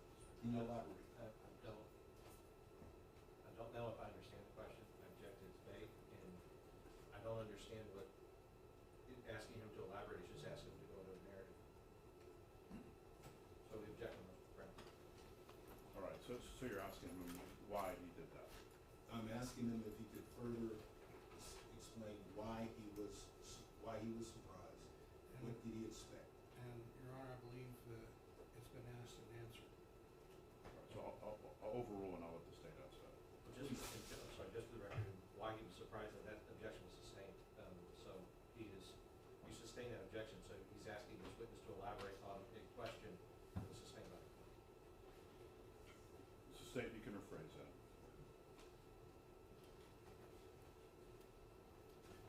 What did you expect to happen when you went back to the second bedroom at that time? And we can go back and review. What did you expect? Objection, what he expected to happen in the bedroom is irrelevant to whether the conduct of the officers at the time of the acts alleged in the indictment is irrelevant to the issue of justification. I'll let him answer that. Please. Okay, can you ask that again? Yes, sir. Well, I'm going to preparatory question. What did you understand the plan to be that you were part of executing? What did you understand it to be? That we were gonna take her into custody with non-lethal. And as you moved to the window, from that plan to take her into custody with non-lethal, what did you expect from the portion that was up at the window? How are these two things synchronized? I'm not quite sure I understand what you're. Well, if you recall earlier, we talked about two phases of the Right. plan. And my question is, how did you understand those two phases were to be synchronized? How were they going to be executed? How are you going to get your signal? I was waiting for him to tell us to go ahead and start. And then you saw in the video, I stepped back to start to look at him, and that's when the shooting started. So does that mean you expected to go first? I was waiting for him to tell me they were ready.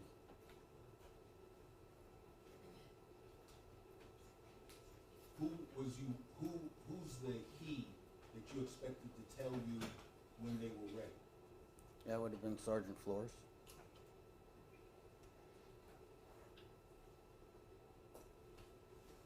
And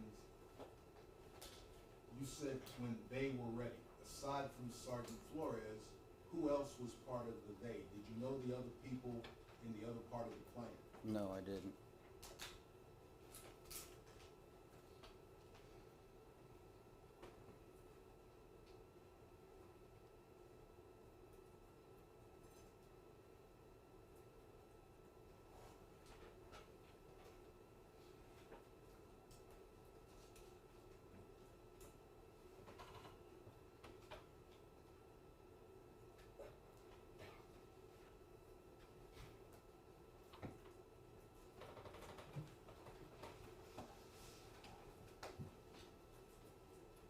There are no further questions for this witness, and I will pass it. May I proceed? Yes. Hi, Mr. Churnick. Sorry. Oh, the microphone, yes, ma'am. Sorry, I don't have more mics. Yes, sir. Yes, sir. There's a lot more lawyers. Yes, Right. than I'm used to. I understand. Thank you. Okay. Officer Churnick, my name's Jason Goss, and I do have some questions for you. So I'd like to start just kind of about where you guys ended. You would agree that plans change as circumstances change, right? Yes, sir. Right. So when we talk about fluid and static, was this a static situation or was it a fluid situation? Every situation's fluid. Every situation is fluid. Especially a situation like this, where you have an intoxicated, violent woman that is in an apartment, which you didn't know at the time, an elderly bedridden man, Mm-hmm. right? Correct. What are your concerns now that you know that there's an elderly bedridden man? After we're inside, Right. mainly just to make sure he stayed safe.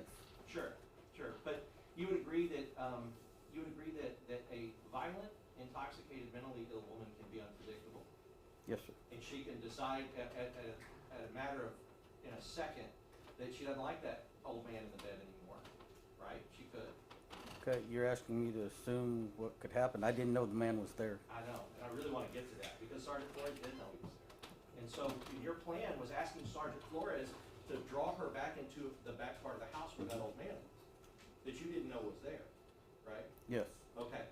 So do you see how it looked to you like this guy's just not going with my plan? Your Honor, I'm gonna object to it. The juror's already seen he was at a different bedroom, well past the old man. He was at the back bedroom, and she would have to go past the old man to get there, and that's the point. Okay, so I'll allow that. Right, so, because, right, the bedroom you had, the man wasn't there, but in order to draw her back, she would have had to go past that area, right? Yes, sir. And if you two meet in the hallway and you have to use deadly force, that fire could hit the old man, right? She starts grabbing your arm and you're doing this and gun's in your hand and you're trying to fire it. If you were using deadly force, it could get the old man. You're asking me to speculate on what could happen. Well, because you know it could happen. I'm not asking you to speculate, you know that could happen. Asked and answered, Your Honor. Overruled. Like, you know that if you're in a fight with a suspect and they are armed, and you are armed and you have your firearm, that rounds can go places that you don't intend them to go, right? Yes, sir. Well, and the reason I know you know that is because on the video, after the shooting, you went back and you were looking at the wall, and you were trying to make sure that there wasn't any shots that went through the other apartment, right? Yes, sir. Right, because we know that bullets can go places we don't necessarily want them to go, right? Yes, sir. Okay, so what I'm saying is that you would agree that another person in a situation like that you guys were in, another person being there is significant. That's important to understand, right? But that was never conveyed to me. No, I know. So I may have started with my voice at a high level. I'm just excited. I haven't been able to question witnesses yet. So I apologize for that. I'm not getting on you about it. What I'm saying is that if he knows it and you don't know it, maybe he's not thinking that your plan's a great plan if it could put somebody else in danger that you didn't know about, right? He just has to tell me. Well, that's right. He could tell you, or he could go with something different, a different plan that may keep her right there in front of everybody, so that she's not going back to where an innocent old man that's not yelling at them and brandishing a weapon at them is in a bed. Mhm. right? Do you see what I mean? Yes, sir. Okay. The other thing about how fluid and static, right? So plans changes, circumstances change. One of the things you weren't able to see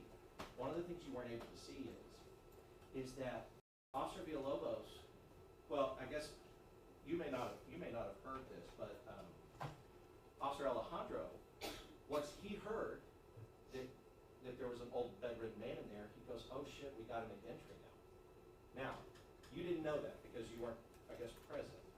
But do you understand why he had that reaction? Okay. You're asking me to understand what his reaction was with information I didn't have. Yeah, right. So Okay. let's assume that they walked up to you and said, hey, there's a bedridden old man in there. Then we you would have say changed our, then it would have changed the plan. what we would have done. Right. If you had more information, it can change the plan, right? But that information was never conveyed to me. I know, and I'm not, here's the thing. I'm not complaining about what you did and what you didn't as far as that. I think you did everything that you reasonably believed was right. And so Mhm. this is not that kind of cross-examination. But they are complaining about his plan. You see what I mean? And so all I'm trying to point out is that by using you to say that his plan was a bad one and yours was a good one, you would agree with me that you didn't have some information that he had that would have been important. Well, I'm not saying my plan was the best plan either. Right, well, yeah, I know. I mean, you're a humble guy, and like, don't take it wrong the way I'm asking about it. But when when he maybe not be when he's maybe not following, I say he, Sergeant Flores, is not following Mhm. kind of what you're doing, it may be because he has more information than you, and he thinks that a different plan would be appropriate. You would agree with that? Good. Right. And what you didn't know is that Officer Villalobos, while he was there, he saw that she dropped the hammer and she put it on a couch. Do you remember how I used the well? Yes. So part of your plan, you said your plan involved non-lethal, like you were gonna go in with a taser. Yes, sir. Okay. But let me ask you this. You go in that bed, it took a little while to get in the window, right? And we've seen that she can move incredibly fast in 3 seconds. And now what you didn't know is that she had been moving back and forth throughout the apartment Mhm. before you got there, okay? And you never knew that, right? It's her apartment. At that point, she was free to go anywhere she wanted to. Yeah, but what she was doing is when officers would go to another window and try to talk to the old man, she'd go over to them, right? And she would confront the officer at that window, then she would move back to the other window, or to the living room area. So she was moving back and forth in response to officers trying to be at different windows. Do you see what I mean? Yes, sir. Okay. So let's assume that you're kind of getting in the window, there's that bunk bed, right? Now, you see her with the taser, and you try to hit her as she's coming in there with the hammer, and you have a taser. But if there's a bunk bed in between, there's much more likelihood that your prongs will connect, right? That's an Yes, sir. obstruction. I'm following you. Right, and they teach you in the academy that a taser. Objection, compound question, narrative, Your Honor. I didn't even ask the question. That's the point, Your Honor. Okay, so let's get the question. You're following me, meaning you agree with me that an obstruction can affect the taser, right? It can. Well, of course. Depending on what the obstruction is. Right, like a big old bed in between them. If she's got a bed they're bunk beds, if she's got a bed that's shielding half of her body here and here, then you might have a harder time connecting with the taser, right? The tasers that we carry right now and at that point, have 2 cartridges in them. Right. One for distance, one for close up. Sure. Right, and I think the one for close up has a long or farther spread, and the one for distance has a shorter. I mean. Correct. Right, so, okay, and I get that, but what I'm saying is that and they'll teach you in the academy, any obstruction between you and the person you're trying to tase can cause a problem if there's not a good connection with the taser, right? And even like clothing, so if you're using a taser and they come in and one of the things, I don't have a tie, but like one of the prongs gets into my tie and the other one gets into my suit, and you hit that taser, is it doing anything to me? If it's not touching any muscles, it won't. Right. But if there's any skin contact, Good. you will feel some of it. Feel some of it. You may not get the full Right. charge, but you will feel So, some of it. Would I feel enough of it to stop me from coming another 5 feet and hitting you in the head while you're holding Objection your calls for taser? speculation. You could rephrase. What I'm saying is when you say feel enough, it's not enough to incapacitate in many of these instances. You know, it depends on how good of a connection I have. Right. Right. And this is what I'm saying. There's a lot of variables with a taser. Right? How good is the connection? Did it actually connect at all? Because a taser is worthless. You're just sparking a taser, basically, if it doesn't make a connection with me. You agree with that? Yeah. Right. So imagine prong, clothing, movement. I mean, this woman's moving like this all over the place. So movement, clothing, you have to get two prongs to go in perfectly, or at least make a connection, or that person is on top of you in the next second. You would agree with that, right? Yes, sir. Okay, so that's what I'm saying. You're trying to get in the window and there's a bunk bed, and she happened to come back there, and you're in a full-on fight with a woman with a hammer, right? And I bet you you'll draw your duty weapon at that point. Objection, Your Honor. Is there a question for the officer? Correct. Are you asking me to speculate on what I would do in that situation? I'm asking you to tell me what your training tells you, is that you draw your duty weapon. If you got a woman on top of you coming on you with a hammer, you draw your duty weapon. You don't do a taser.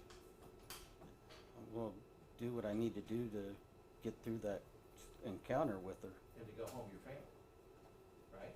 Yes, sir. Right. So, I guess what I'm saying is, you'll do what you need to do.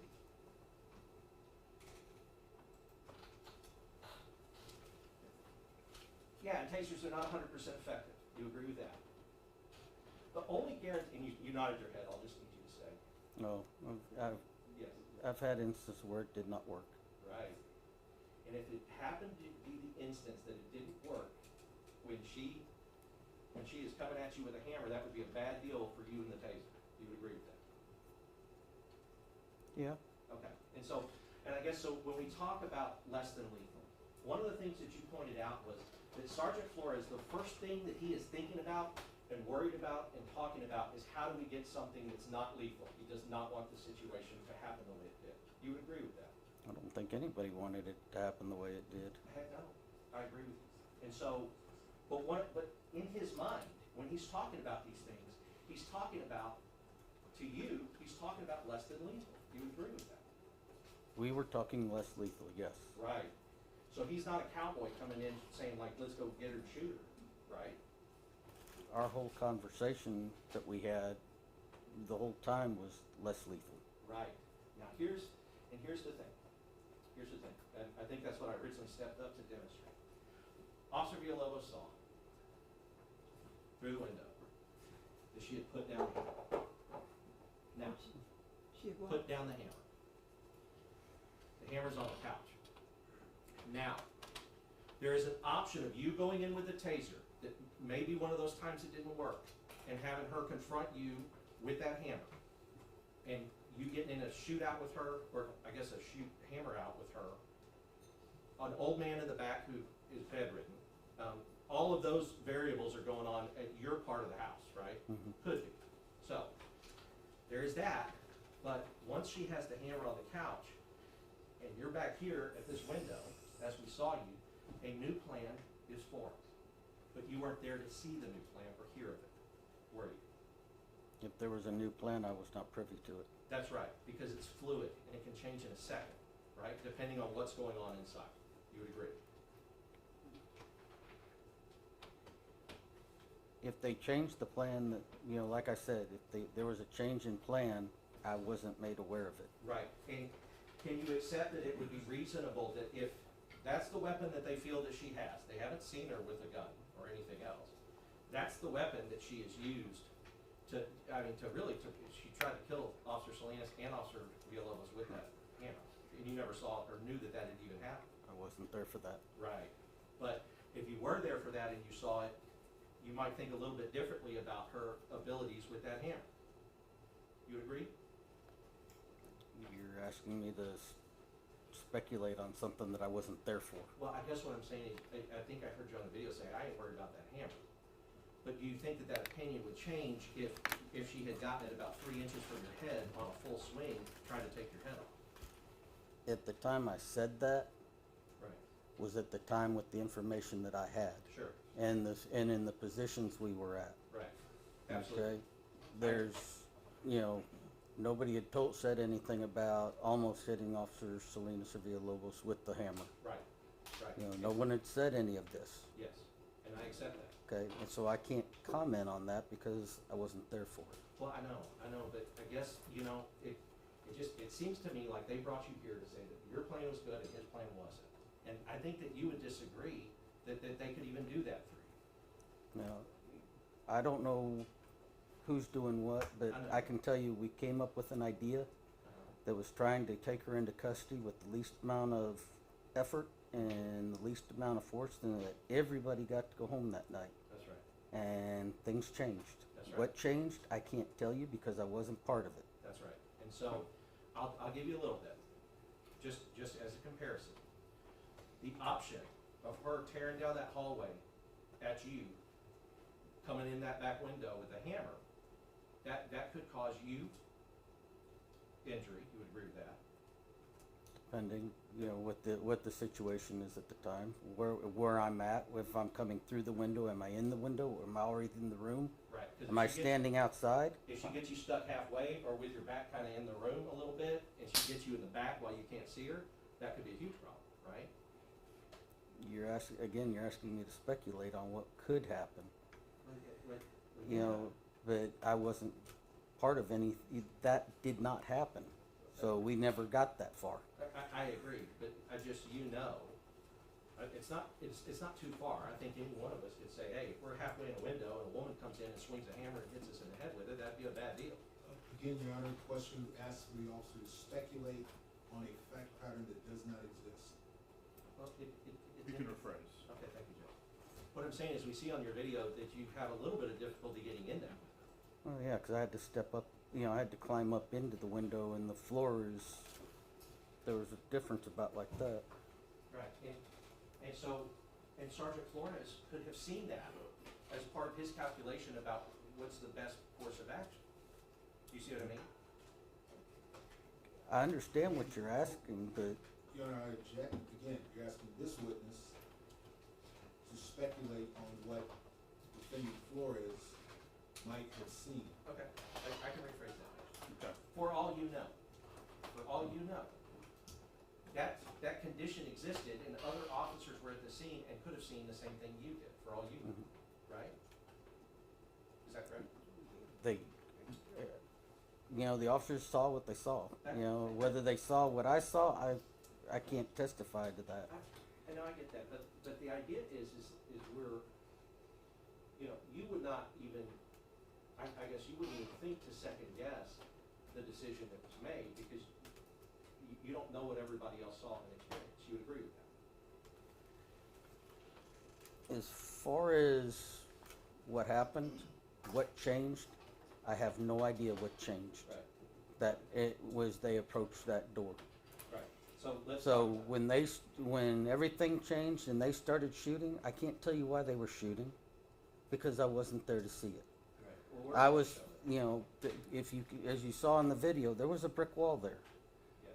And I'm not Superman, and I don't have X-ray vision, and I don't mean to come off like a smart aleck, but I could not see what changed, and so therefore I can't say what they did, their actions are right or wrong.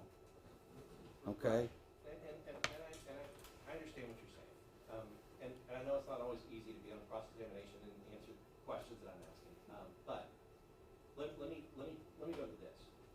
Did you remember a point on your video that we just saw where you're kind of standing there and you see the whole group go, whoa, whoa, whoa, whoa, and the whole group kind of goes back like that? Right? You saw that? Yes. That was the first time. No shots fired. They just go, whoa, whoa, whoa. Now, obviously you knew something had happened. Yeah, something happened, but I can't tell you what. Right. I can assume something, but Well, let's just talk about what's consistent. It's consistent with them being faced with the threat. You would agree with that? yes. All those officers in that group, all coming back in one way, right? It's consistent with that. Now, what we saw was you were prying open a screen and getting the window, right? The window was already open. All I did was take the screen off. Pry open the screen. Now, if you came over to my house and my window was open and you start prying open the screen and got in there to come do some harm to me, what would that be?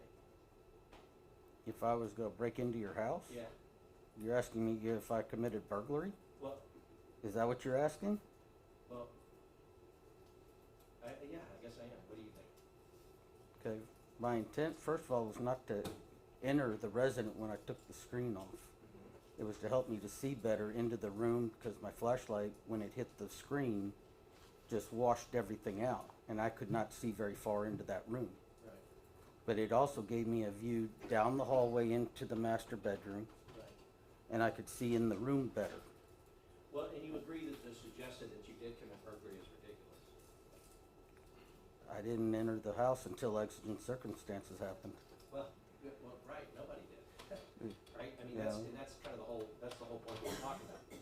Because you're saying exigent circumstances because there was a shooting. And you said that was the We had to get in. Right. But let's talk about, let's go back to the hammer. So Villalobos sees that the hammer's been put down. There's one option that requires you possibly getting into an armed confrontation with this woman.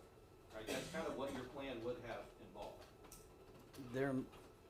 There was gonna be a confrontation somewhere along the way. Right. You know, Would you rather- let me ask I would much rather have been with the taser than having to shoot her. You know, then but again, you're asking me to go by ifs and, if this and if that. Well, I'm You just know. asking, look, Officer Churnick, I respect that, but at some, Your Honor, I'm going to object. Let the witness complete his answer. it was non-responsive, so I'll object to that. All right, so you can ask him the next question. So, Officer Churnick, here's what I'm saying, because at some point I have to be able to ask you these things, because this is part of your plan that you formulate. Yes, Okay, when you formulate a plan, do you think about the possibilities of what could happen? yes, Okay, so I'm asking you about those possibilities you considered when you formulated your plan, okay? So I'm not really asking you to speculate, I'm asking you to think about what were you thinking as you were formulating this plan about what could happen as a result of this plan, right? Okay, so what you were thinking is I'm gonna go in there and I'm going to spark a confrontation with an armed woman. I will be armed with my taser, she will be armed with a hammer. That's what you were thinking, right? mhm. Now, of course, she I'm could say, sorry, oh, I I'm sorry. didn't hear an answer. Oh, I think he said, mm-hmm. Yes. Well, of course, she could say, oh, I'm sorry to drop the hammer, but that could happen, but her actions that you saw would lead you or any reasonable officer to believe that there was gonna be a fight if you two met in that apartment. Her demeanor at that time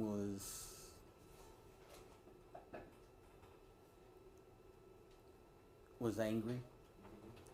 And yes, every time there's a anytime I meet up with somebody, there's always that potential for it to go, for there to be some form of violence. That's just inherent in the job. And if you're trying to arrest somebody, would you rather they be armed or unarmed? Well, unarmed, of course. Unarmed, of course. Okay, so let's talk about how the plans change. Officer Villalobos saw that she was unarmed, right? Okay. Your plan involved you being in confrontation with an armed suspect. The plan changed because Officer Villalobos saw that she had now been unarmed. She had unarmed herself, she had put it down. And he believed he could go in there and deal with an unarmed suspect and arrest him. Okay. Okay, so, and you agree that that is the preferable thing to do? Yes. Okay, so, he also believed, because you had to climb up in a window and it was difficult. Officer Villalobos believed, and you can hear on the body cam of everybody, that he believed that he had been able to unlock that door. I haven't seen anybody else's body cam but mine.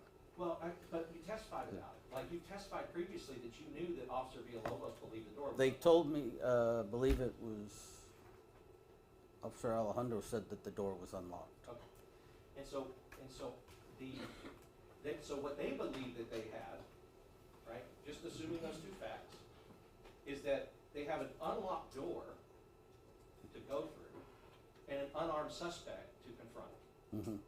And do you see how that plan, when it's fluid and plans change, how that plan can then seem more reasonable than sending one of his officers in to confront an armed suspect with only a taser? I can understand that your question, but again, I didn't know any of this. I know. And so we were waiting. And we didn't go in until after the shots went out. That's right, that's right. And So whatever was happening over there, like I said, I couldn't see it. I don't know what happened. Right. And nobody told us.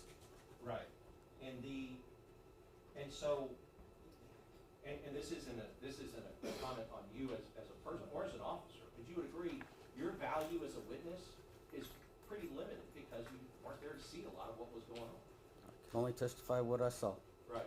And because you said that your intent wasn't to go in the window, but that was your plan, was for you to go in that back window. Eventually, somewhere along the way, we were going to have to go inside. And you pried the screen off to get there, right? And that just, if I could do it and bring her down to that bedroom where I did not have to go in, because I would have the walls and would have some form of cover, and we could talk to her and distract her while they went in. Or if I had to, I still could have tased her from the window. You could have maybe, right? You could have maybe. Because Again,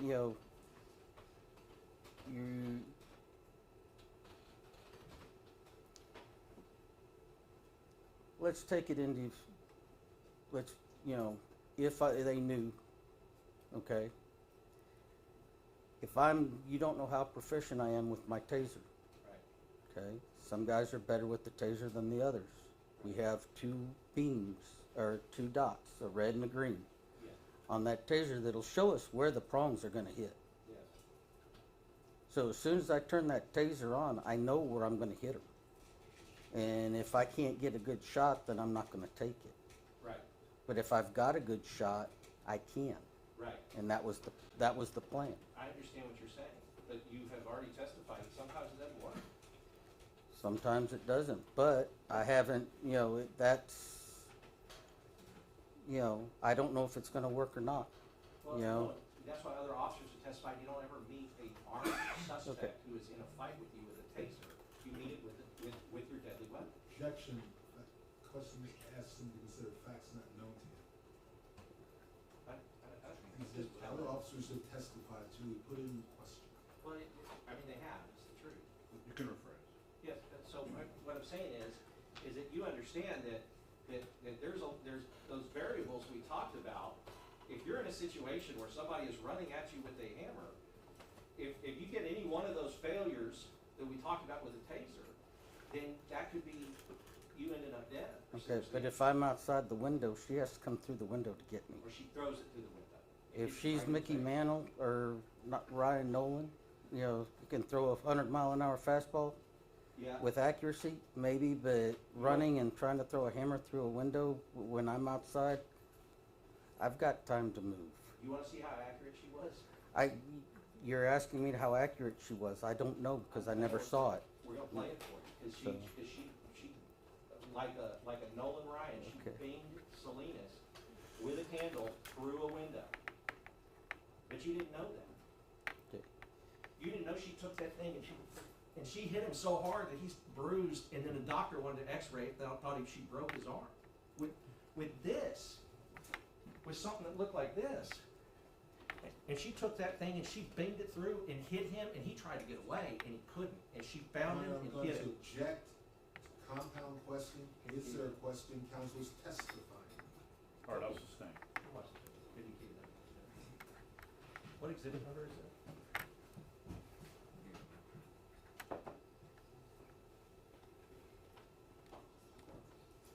Your Honor, I'd like to, we're gonna get to the exhibit number, and then I'd like to just play that portion of the video. Okay.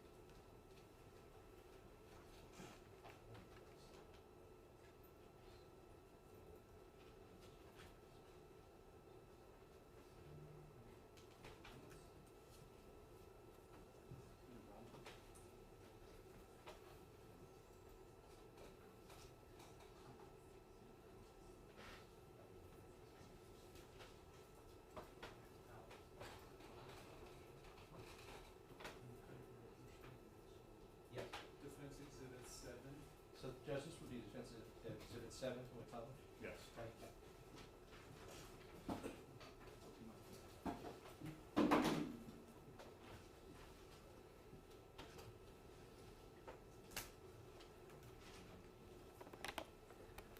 Okay, Officer Churnick, we're gonna show, this is kind of a portion of, where Officer Salinas got hit with a candle. Did you see that? I saw him duck, but I didn't see what was thrown. Okay, let's do it in slow motion so you can kind of see what's going on. Oh. Yeah, do we have a sound connection?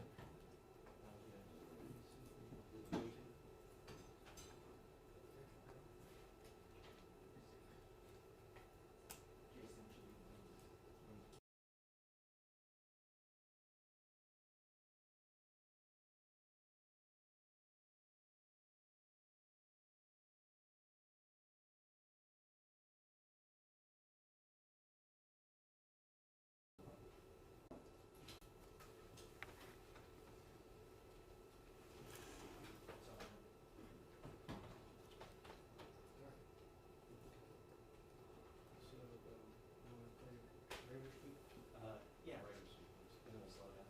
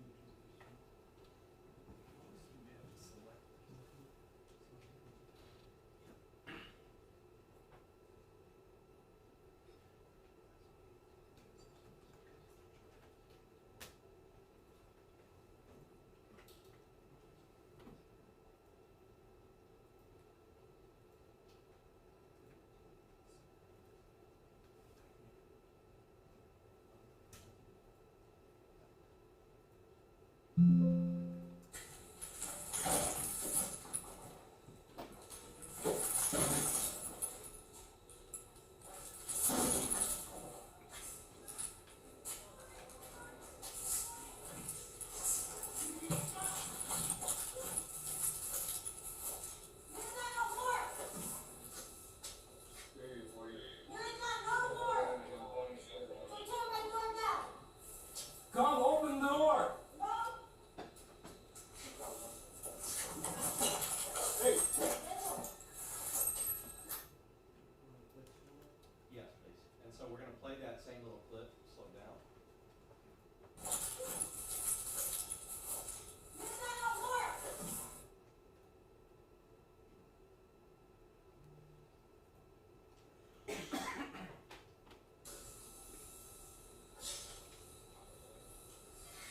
You see Salinas has his weapon drawn.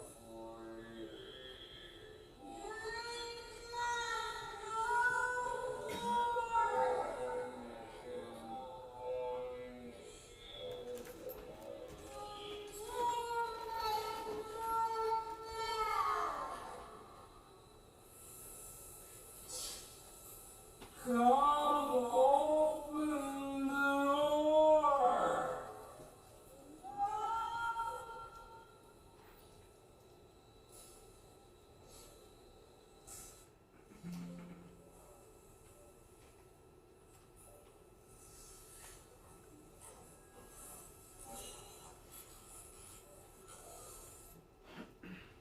Now, I was trying, did you see her throw that candle at him? Yes. Okay. Moving at a pretty good speed. Right? You would agree with that? You just have to say yes, I'm sorry. Oh, Or I'm no. sorry. Yes, she was moving. Yes, and. I was waiting for the question, I'm sorry. Yeah, I'm sorry. You can assume that there's a question mark on the end of my statements. That's kind of how cross-examination goes. So, but you also agree that a hammer thrown like that into somebody's face could seriously injure them, right? Yes. Okay, all right. So, after seeing the video the way you did, just so we can be clear, because I think you kind of testified to something different.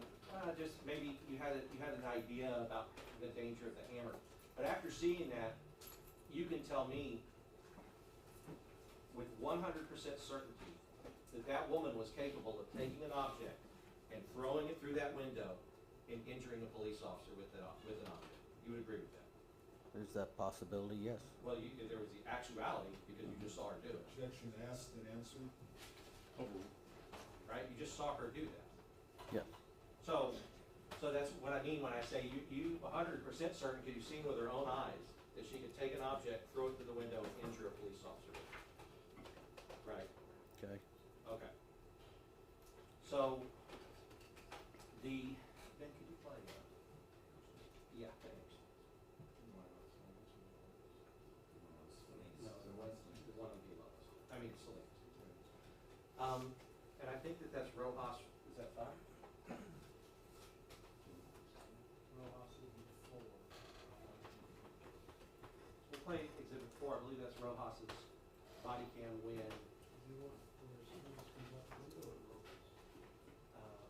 I want the one where Salinas is, that she's striking the hammer and we can see her coming up. Okay, thank you.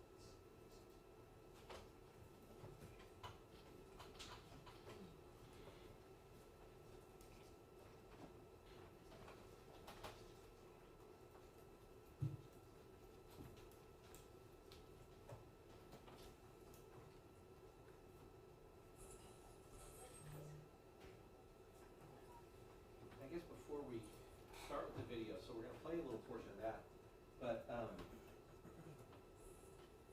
I guess let's be clear. Your plan as you had it in your mind, your plan involved you entering into a habitation without the effective consent of the owner, right? Okay. And yes. You're right. And your intent was to either a Class C or a Class A assault, right? No, our intent, like I said originally, our intent was to get her down into that room. Right. The only time I was gonna go into that house is if we couldn't get her to come down there and she was gonna stay in the living room, we were gonna come in behind her and tase her and take her into custody. Okay, so that was right. So that was part of your plan, was to enter in, taser, which probably causes pain. You agree, right? So those are all the elements of burglary of a habitation. You agree? Yes. Right, but if your conduct is lawful, then you're just a police officer doing his job, right? And that's what we were doing. I 100% agree. So, I'd like you to look at, I believe this is Exhibit 4. And this is Officer Salinas that's at that window, that front window that we see. Play it.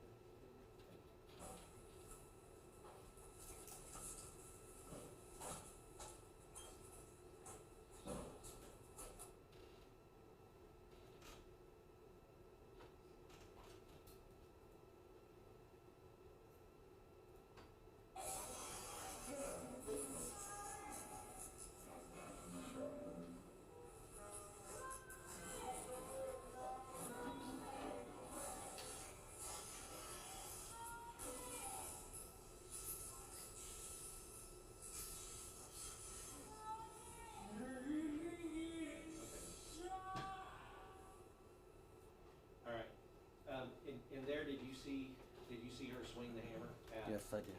At Officer Salinas? Yes, I did. And did you see her swing the hammer where just a little bit ago his head was? Yes, I did. And so that also illustrates some of the potential hazards of trying to get in a window, right, with an armed suspect, because they can, attempt to hit you in the head and kill you with a hammer, right? Yes. And you sorry, agree, I'm sorry, yes. and you would agree that she was like across the room, and then she was on him in about 3 seconds or less. Again, I didn't know anything about that because they didn't say anything about that. Sure. So I'm not exactly sure what you want me to answer or where this is going. Yeah, well, I know, because a lot of times what happens with you don't understand your role in the trial. That's not your fault. You don't know why they called you, but I do.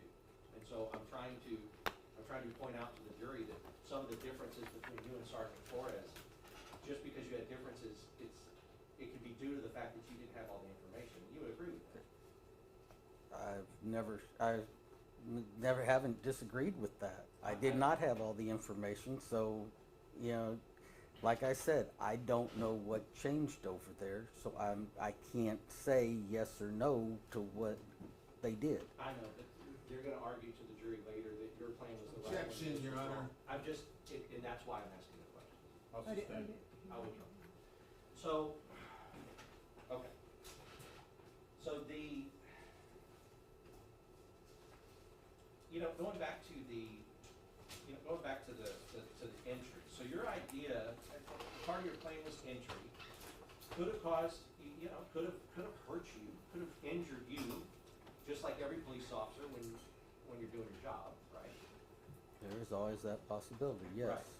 And when you got there, your first thought wasn't, you got there and all these other officers were there already, right? Mm-hmm. Yes, sir. Sorry. And your first thought wasn't, oh my gosh, all these officers are about to break into this poor woman's home. That's not what you were thinking. No. Right? You weren't thinking, oh man, I don't think that any of us have a right to be here. We should all leave. You weren't thinking that. Well, I wasn't thinking much of anything in particular because I didn't have all the facts yet. Right. And so you were called there because an officer was in trouble, having somebody at gunpoint. That's all I knew. Now, you didn't know because you always had the E-tone, but now you just saw exactly what was going on. You agree that that's a good reason to have an E-tone going on? Yes, sir. Okay. And you agree that she was acting, Melissa Perez was acting violently towards Officer Salinas? There was aggression there, yes. Well, yeah, I mean, I don't know any more aggressive act than swinging a hammer at somebody's head, right? Yes, sir. And so you come out and your thoughts are, okay, we gotta go in and get her. She's assaulted an officer. We gotta go in and get her. We can't leave her there. That was your thought. That's what we all were thinking, I thought. Well, right. That's what they came out, and that's what they were thinking as well. They came out they weren't the first team there. They came out kind of when you did, maybe a little before. I was one of the last people to get there. Right. And so when you got there, you don't know who had been there before and who hadn't. I did not know anything about prior calls. Right. And so you would agree you were acting in good faith that, okay, this is the right thing to do is to go in and get this woman who has hurt Officer Salinas. Right? Yes. And somebody who is acting violently, erratically, intoxicated, and has mental illness, specifically schizophrenia, that's a hard person to trust with another person in the apartment. You would agree with that? I did not know anything about her mental status. Sure, okay. So, drunk, yes. Angry, yes. I can say, yeah. Yeah, and some of the officers' observations were that she was having delusions, things like that. And I just say this from an officer's perspective. Somebody who is in that type of situation and has another person who is potentially incapacitated in the apartment with them, it's important to protect that other person. You would agree with that? Yeah. And when Officer Alejandro said, when he said, there's somebody in there, oh shit, we gotta make entry now. You understand a statement like that is saying there are now concerns of what she may do to the person who's in there. Yes, but like I said, I did not hear that. I know, but we can take it out of we can just as an officer, if you heard one of your fellow officers say, oh, we gotta go in there now, yes. You would understand that as an expression of concern for that man. Yes. Because this woman's acting this way, and this man is in there, and we gotta go in there to make sure that nothing happens to this man, right? Yes. Right. But nobody told me that. I know. But see, and this is why I wanna talk about, just comment on the difference between, because if the situation were read as in, Melissa Perez never, didn't commit any crimes, was just screaming and ranting and yelling and drunk maybe or whatever inside of her apartment. And nobody else was there. Well, that's a different situation as far as whether or not officers go in. You would agree with that? Yes. Right.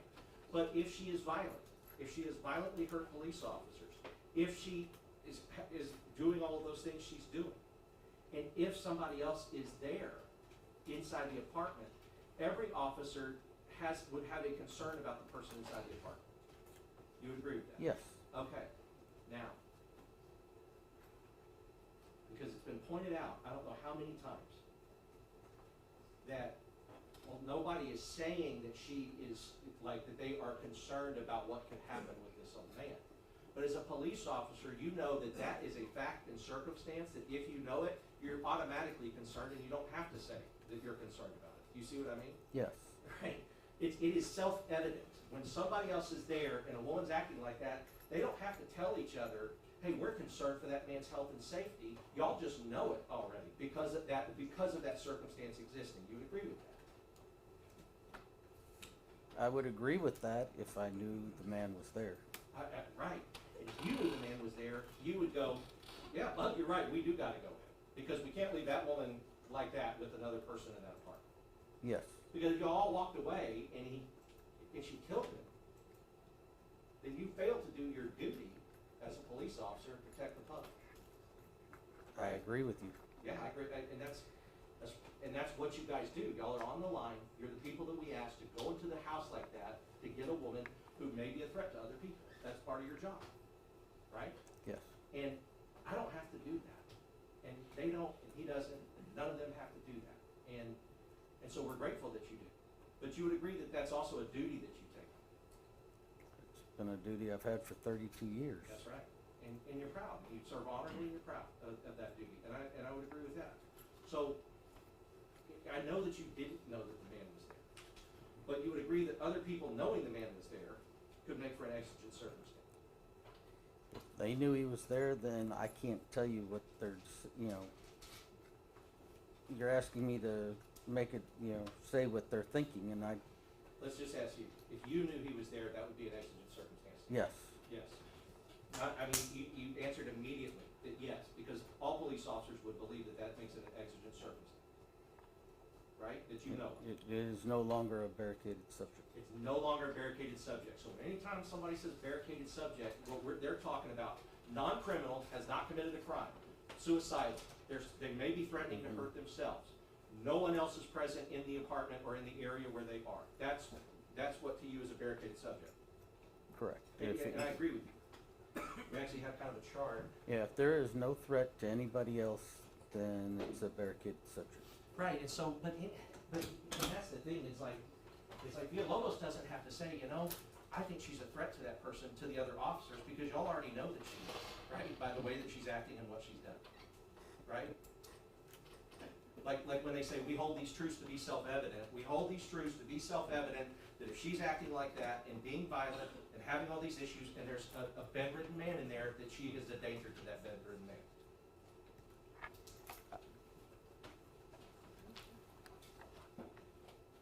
Are you asking my opinion on that? Yes. My opinion is yes. Yes. Okay, but I agree with that. Yes. And Are you asking me to speculate on it? no. Okay, No, because what that's I'm what I saying wanted to make sure of, because it sounded like you were asking me to speculate on it. Well, what I'm saying is that the reason you agree with that is because of how you've been trained as a police officer. Yes, sir. They train you that you, as a police officer, immediately that's a dangerous situation, and you can't leave that person there, Oh, no. right? And we wouldn't. In the way, of course, in the way you're saying, oh no, is like, it's obvious that, of course, no police officer would leave that woman in that apartment with that man, her acting that way. You would agree with that? Correct. Okay. Now, Judge, may I approach the witness? Yes. This is 42. So, this is just something that we've kind of gone through, but you would agree that if a person's not suicidal, commit criminal offenses, felony, serious criminal offenses like aggravated assault on a public servant, which you saw, they're not alone and they are armed, that those are all important circumstances about whether or not to leave the place or to respond. Correct. Right. If they're suicidal, non-criminal, alone, and possibly armed, but you don't know, because everybody's possibly armed, right? Everybody is until we find out otherwise. That's right. So, and that's what that means. So possibly is like, I mean, right now I could be possibly armed until you did what you needed to do to make sure that I wasn't, right? Correct. Right. So, but then when they fit in that situation, that is what you would call, that's what is called a barricaded subject. This here, suicidal, non-criminal, they're alone, and they're possibly armed. Yes. Right. And a lot of times, and they've talked about it, that's because if somebody is, and I don't mean any offense by it, but if somebody's only going to kill themselves, that's not something that you guys need to be getting in there and possibly risking your life and not going home that night. Right? Suicidal people are not exactly, how can I say this?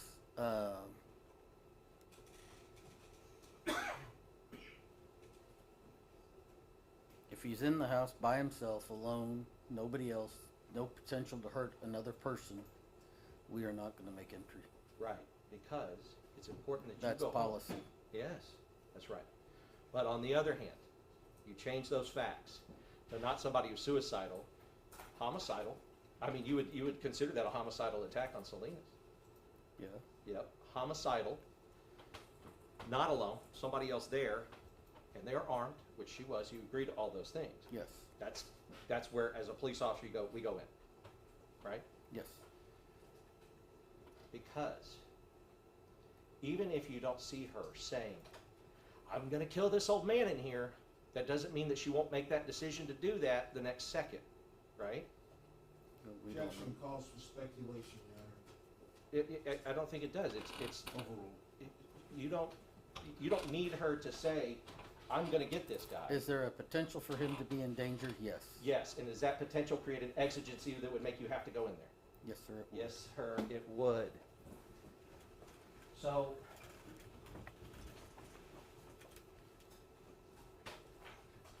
you can assume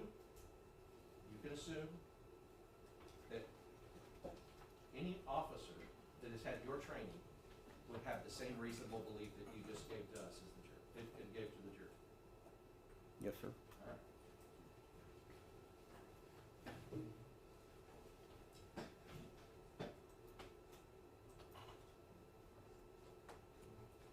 Judge, I'll pass it to Mr. Spence. Judge, I'll defer to you, the jurors, probably when you start. Drew, you guys okay to continue? All right, you can continue. Mr. Cifuentes, microphone.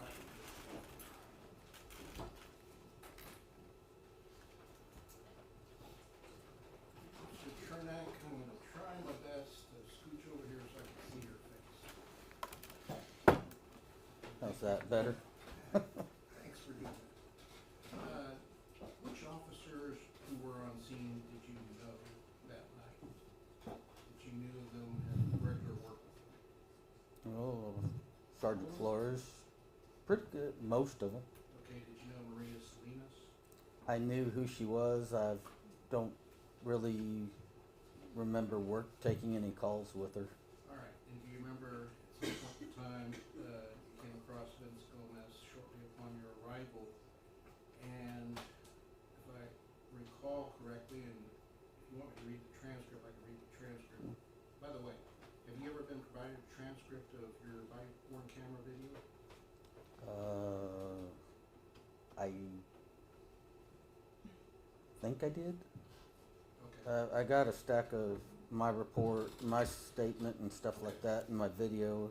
All right, well, I'm gonna paraphrase what I recall being said. If you disagree with me, then I can look it up and see what's on the transcript. But do you agree that at some point in time upon your arrival, Vince Gomez, you asked, said that he's dealt with her before? You recall that? I was asking Officer Young that question. Oh, okay. And Vince Gomez, do you recall him saying that he's dealt with her before? Vaguely. I don't remember. I was paying attention to what Officer Young was saying. All right. And would you agree with me that if someone had dealt with Melissa Perez before, that particular officer could rely upon his past interactions in deciding what was reasonable on this particular day. If you have prior knowledge of somebody, and like there's several houses that I've been to throughout my career that I know more about their family and how they react and what they can and how they behave better than probably some of their own family members. All right. It's just because that's just experience, you know. And you do rely upon that when deciding what action to take, would you agree? Yes, if someone has prior experience with them, that's always, you know, good to have. All right. So it's my understanding that you arrived at 1:47:18. Would you agree with that? I believe more or that's less? what my video showed. I'm sorry? I said I believe that's what my video showed. Okay. All right. So would you agree with me that at 1:48:03, the first thing that Jesus Rojas said to you is she has a hammer? You recall that, right? I don't remember what time it was, but I do remember somebody saying something. She had a hammer. All right. And you thought that was relevant information as to whether people don't just say she has a hammer out of nowhere, that they want to communicate relevant information because you're required to support fellow officers in times of danger. That's required by 3.06, right? Mm-hmm. Of the rules and regulations, right? Yes, sir.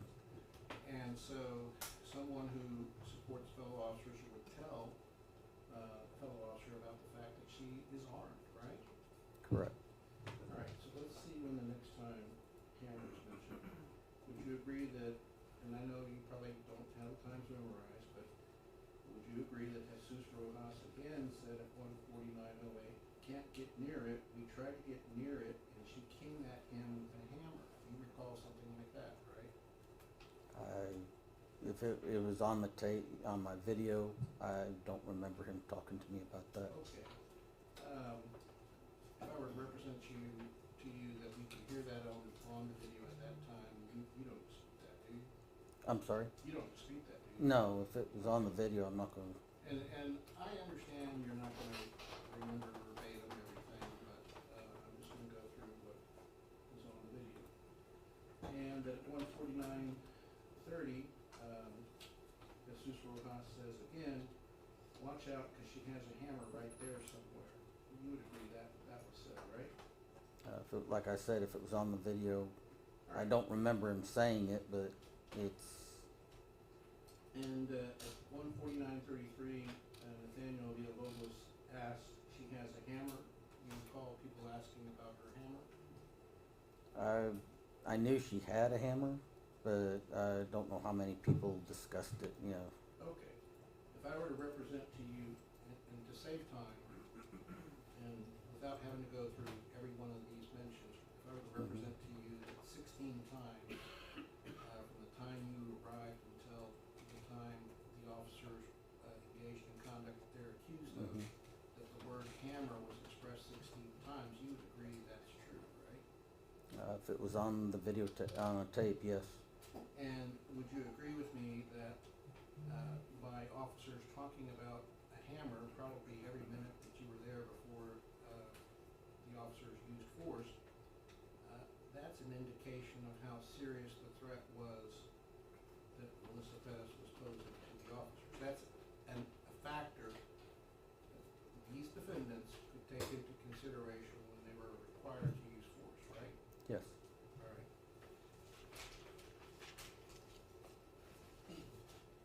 And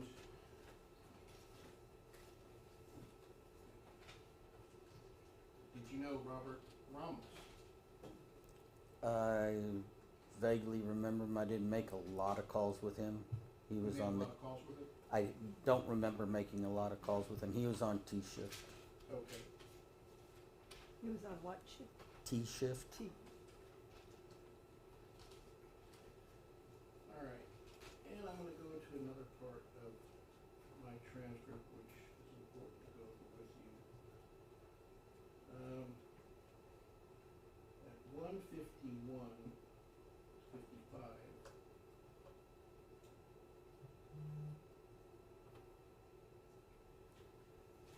recall, you were at what I call the corner bedroom. Yes. Okay, and I like to use the word corner because it's more clear. Are you okay with that? That's fine. Okay, so you were at the corner bedroom at 151, 55, and would you agree that on your video that Travis Thompson yelled out, "Hey, watch out, hey V"? You remember that, right? On my video, Yes. I don't recall it being said, but Okay. if that was one of those times when everybody backed away from the railing, That's exactly what I'm talking about. okay. I saw everybody back up and I heard somebody yell, but I can't remember. I can't sit there and tell you what they said. Sure, and I'm not trying to mess you up or anything, but I'm gonna represent to you that what we hear on your camera at 01:51:56, that Vince Gomez yells, "Watch out, watch out, watch out." That sounds about consistent with what you recall, right? Like I said, I saw everybody moving, but I couldn't tell you who was yelling what. But you heard a lot of yelling, right? Yeah. All right. And then after people backed away, you said at 152:07, the Sarge want us to go get her, right? You agree you said that? Yes, I remember saying that. All right. And at that point in time, when you asked that question, you had another officer with you, correct? I did. I think it was Officer Young. All right. Might have been. I'm not exactly sure. I know I had a second officer there, though. And so you were contemplating making entry at that point in time if the sergeant authorized it, correct? If he told us to go, authorized it, then yes. And if he had given you that order, there's nothing in your mind that would have told you that you were acting unlawfully, right? With what I knew at the time, with the assault on Salinas and everything, it was, if he told us to go, there was, it was enough that we had a lawful reason to do it. All right. And let's back up to the E-tone. I believe it would have been at 141:05, more or less. And that was before you started your videotape. But when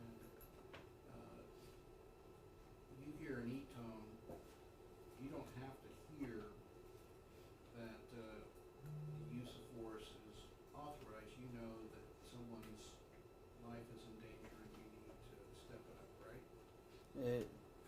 It depends on the E-tone. They E-tone out an officer in trouble. They E-tone an officer out not answering his radio. They E-tone out wrong way drivers on the highway. So, I mean, the radio has E-tones all night long. So to be fair to you, if I were to represent to you that, well, first of all, you're required to listen to your radio at all times. Yes. And I assume you're a good officer and you were listening to your radio that night, correct? Yes. And since you were listening to your radio, you're not going to dispute that before that E-tone went out, you heard Officer Jonathan Salinas state, "I have one at gunpoint, she has a hammer." You heard that, right? Yes. Okay. And so, you know that Jonathan Salinas is a good officer, right? Yes, sir. And are you a district officer too? At that time? Yes. I was a district officer on South, yes. Okay. So, it's my understanding that you don't get a district unless you're an officer that takes care of your square. Is that Yes, true? sir. And you have to earn that square, right? Yes, sir. And so Jonathan Salinas is someone that earned that square and is a reliable, squared away officer, right? Yes, sir. So when he said that he was in trouble, you believe that, right? Yes. And you saw in the video that he drew his weapon on Melissa Perez. You saw in the video on Yes, sir. And you would agree that when you saw Jonathan Salinas do that, based upon what you saw and knowing who he is, you you would agree with me that his conduct was lawful, correct? I probably would have done the same. You would have done the same. All right. And my understanding is you talked to Lisa Miller, my investigator. Is that correct? Yeah, I've talked with Lisa, I know her. All right. And who is Lisa Miller? She used to be a San Antonio sergeant. All right. And she asked you about this case, right? Yes, sir. And you told her the truth, right? As I've told everybody. All right. And so I want to be clear that I'm not accusing you of any misconduct or trying to be evasive in any shape, form, or fashion. And I understand your answers that you've given to the jury. But you did tell Lisa that you did not see the videos of this case from all the various officers' viewpoints, correct? I only saw my video. Right. And when you agree with me that when the shots were fired, you were at that corner bedroom, correct? Yes. And so when you were at that corner bedroom, and tell me if you agree with me, that you were truthful and candid with Lisa, that you were unable to see what Eleazar saw when he fired his shots. You were unable to see what Sergeant Flores saw when he fired his shots, and you were unable to see what Nathaniel Villalobos saw when he fired his shots. You said that, right? I testified to that, and I said that with Mr. Goss too. I did not know what happened over there because of that brick wall. Right. I could not see. So whatever changed, or whatever threats there were, I could not see them. So, because you didn't see, you can't judge whether their decision to use force was correct or incorrect. You would agree with that? Yes, sir. I cannot say it was or not, All right. because I wasn't there. And people that were in position to see would be better able to testify as to whether it was justified or not, correct? Yes. And if you recall, and you may not recall, or you may not have noticed because you may have been preoccupied, so this is not a trick question. Mhm.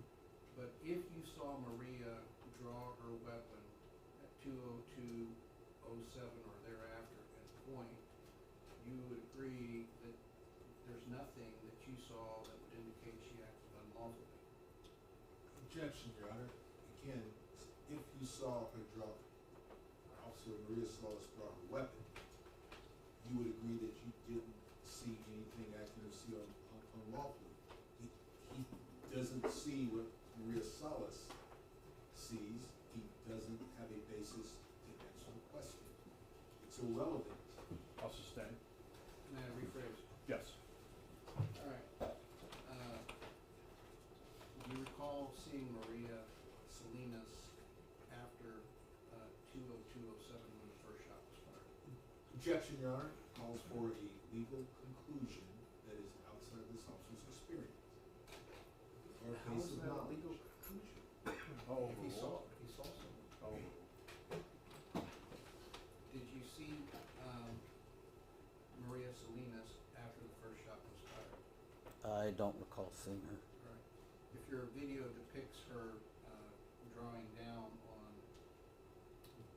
Melissa Perez after 2:02:07, you have no information that would tell this jury that Maria Salinas acted unlawfully, do you?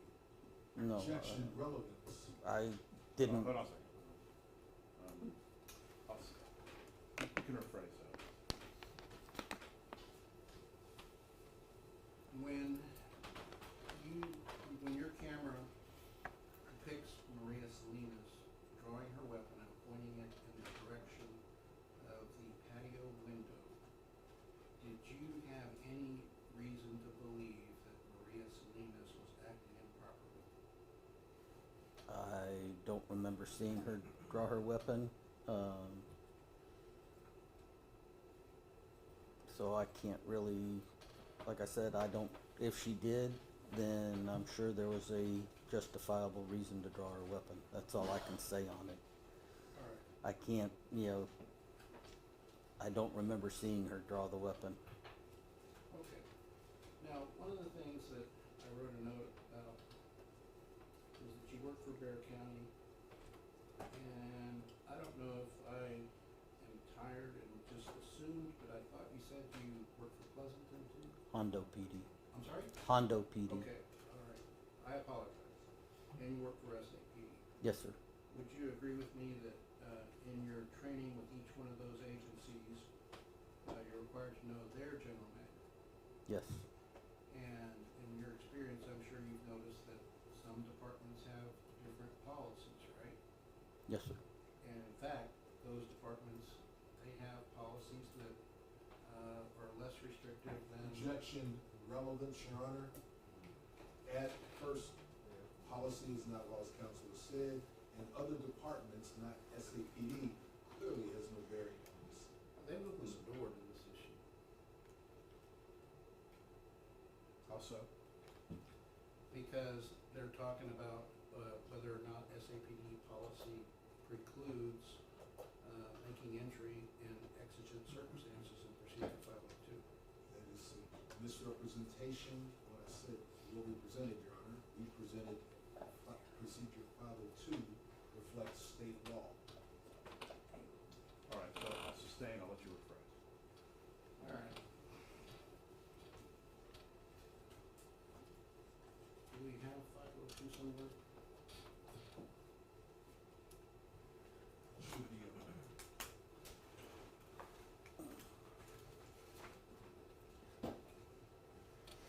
This is Fuentes. I believe I should be to your right, friend. I put it on, I laid it back. Space 11. All right.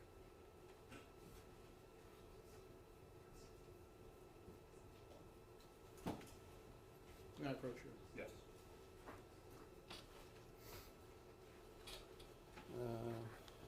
I don't want to encroach on your space, so tell me if I'm getting too close. You're fine. All right. You got your cheaters on? Yes, sir. All right. Can you read 502.01 introduction out loud to the jury? These guidelines are designed to assist officers of the San Antonio Police Department in determining how and when it is appropriate to enforce the law through warrantless arrests, searches, and seizures. All right. And would you agree with me that nothing in there says that you have to follow these procedures rock solid, correct?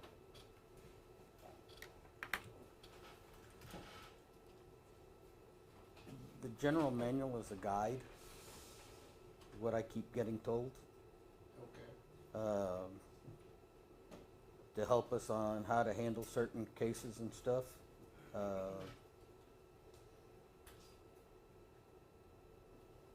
But I've also been told it's just a guide. It's not absolute. And do you recall recently that a deputy chief sent an all-route email on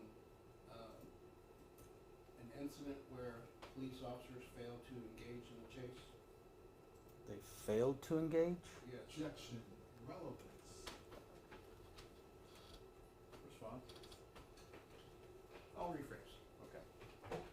Would you agree that supervisors have told you from time to time? Objection, hearsay. I'll sustain. Would you agree that in your training, you've been told that sometimes you must use common sense and think about what are the alternatives if you fail to act, policy details? If I fail to act? Yes. Have you been told you need to use common sense in deciding whether these are guidelines or mandatory? That's, I can only speak for me. When I'm out at a call or I'm at a scene or I'm having to make a decision on what I'm doing that day, it's, am I doing the right thing? All right. And have you done things that may not go along with the procedure, but was the right thing to do because you had a good result. Yeah, I think every police officer's done that once or twice. All right? And would you agree with me that when you do look at procedure 502, that you can make an arrest for an offense within view as permitted by Article 14.01 of the Code of Criminal Procedure? I'm sorry, I was having trouble hearing you. I'm sorry, I'm getting tired and mumbling, and you deserve me to speak better. All right? So let me try again. Okay. You would agree with me that Article 1401 of the Code of Criminal Procedure authorizes you to make an arrest for offenses within view, correct? Yes, sir. And that includes felonies, correct? Yes. And in this case, when Melissa Perez tried to hit Jonathan Salinas in the head around 140-50 with a hammer, that was a felony offense that was committed within the view of San Antonio police officers, correct? Yes. All right.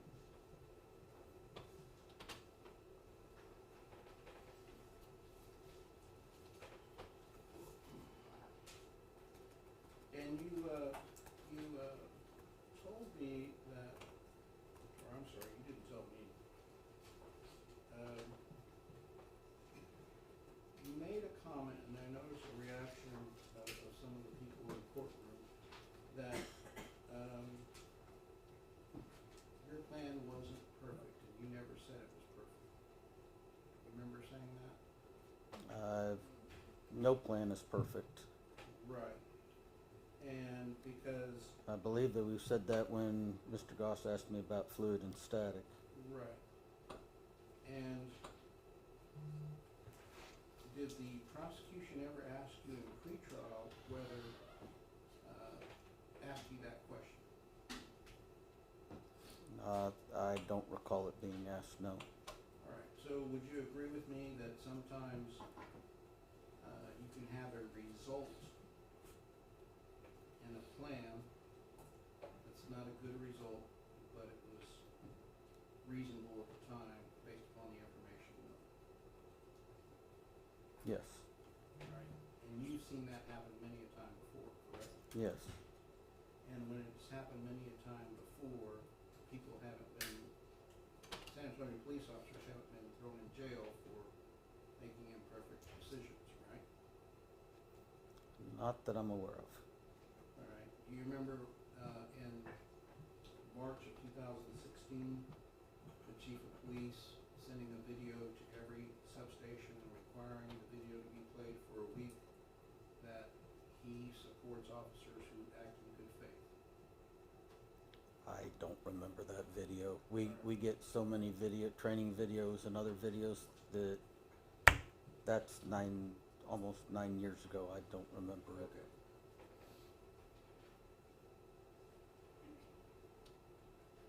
Now, I believe you said 1, 2, 3, 4, 5 times that you took the screen off the window on your video. Do you recall mentioning that to Yes. Sergeant Flores? Yes. And you didn't think you did anything wrong or improper when you did so, correct? It was, like I said, it was so I could have a better view of the room and the hallway. All right.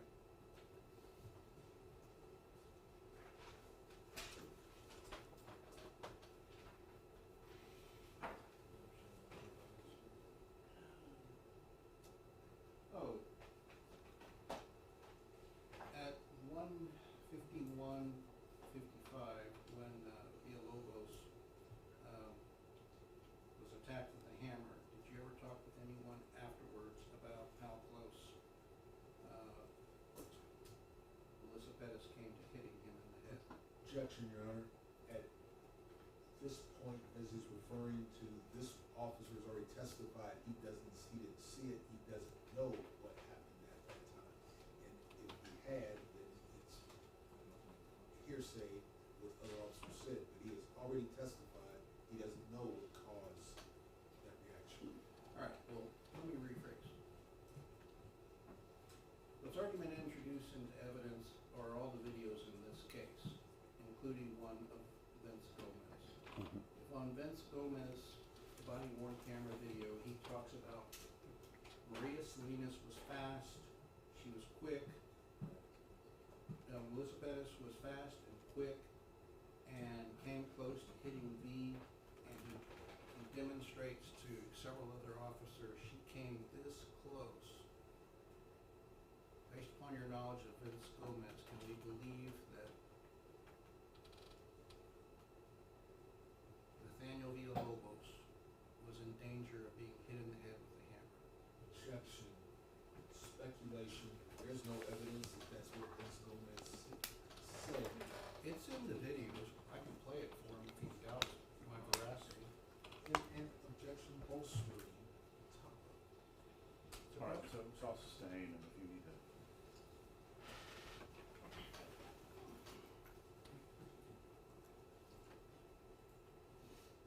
All right.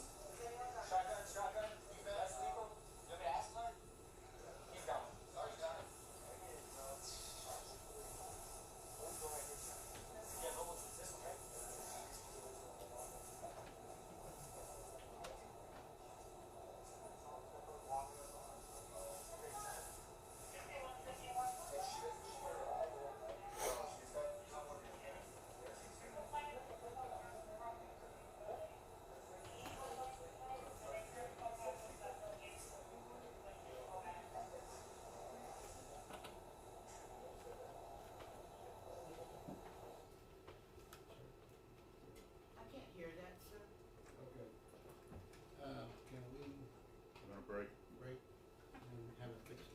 Okay, and it's 5:54. We'll go ahead and break for the day. Remember the instructions I gave you, they're gonna apply till the end of the trial. Monday, be here no later than 10:30. We got a short little docket in the morning to resolve, and then we'll bring you in 10:30, go through the rest of the day. All right, have a good weekend. See you Monday. All rise for the jury.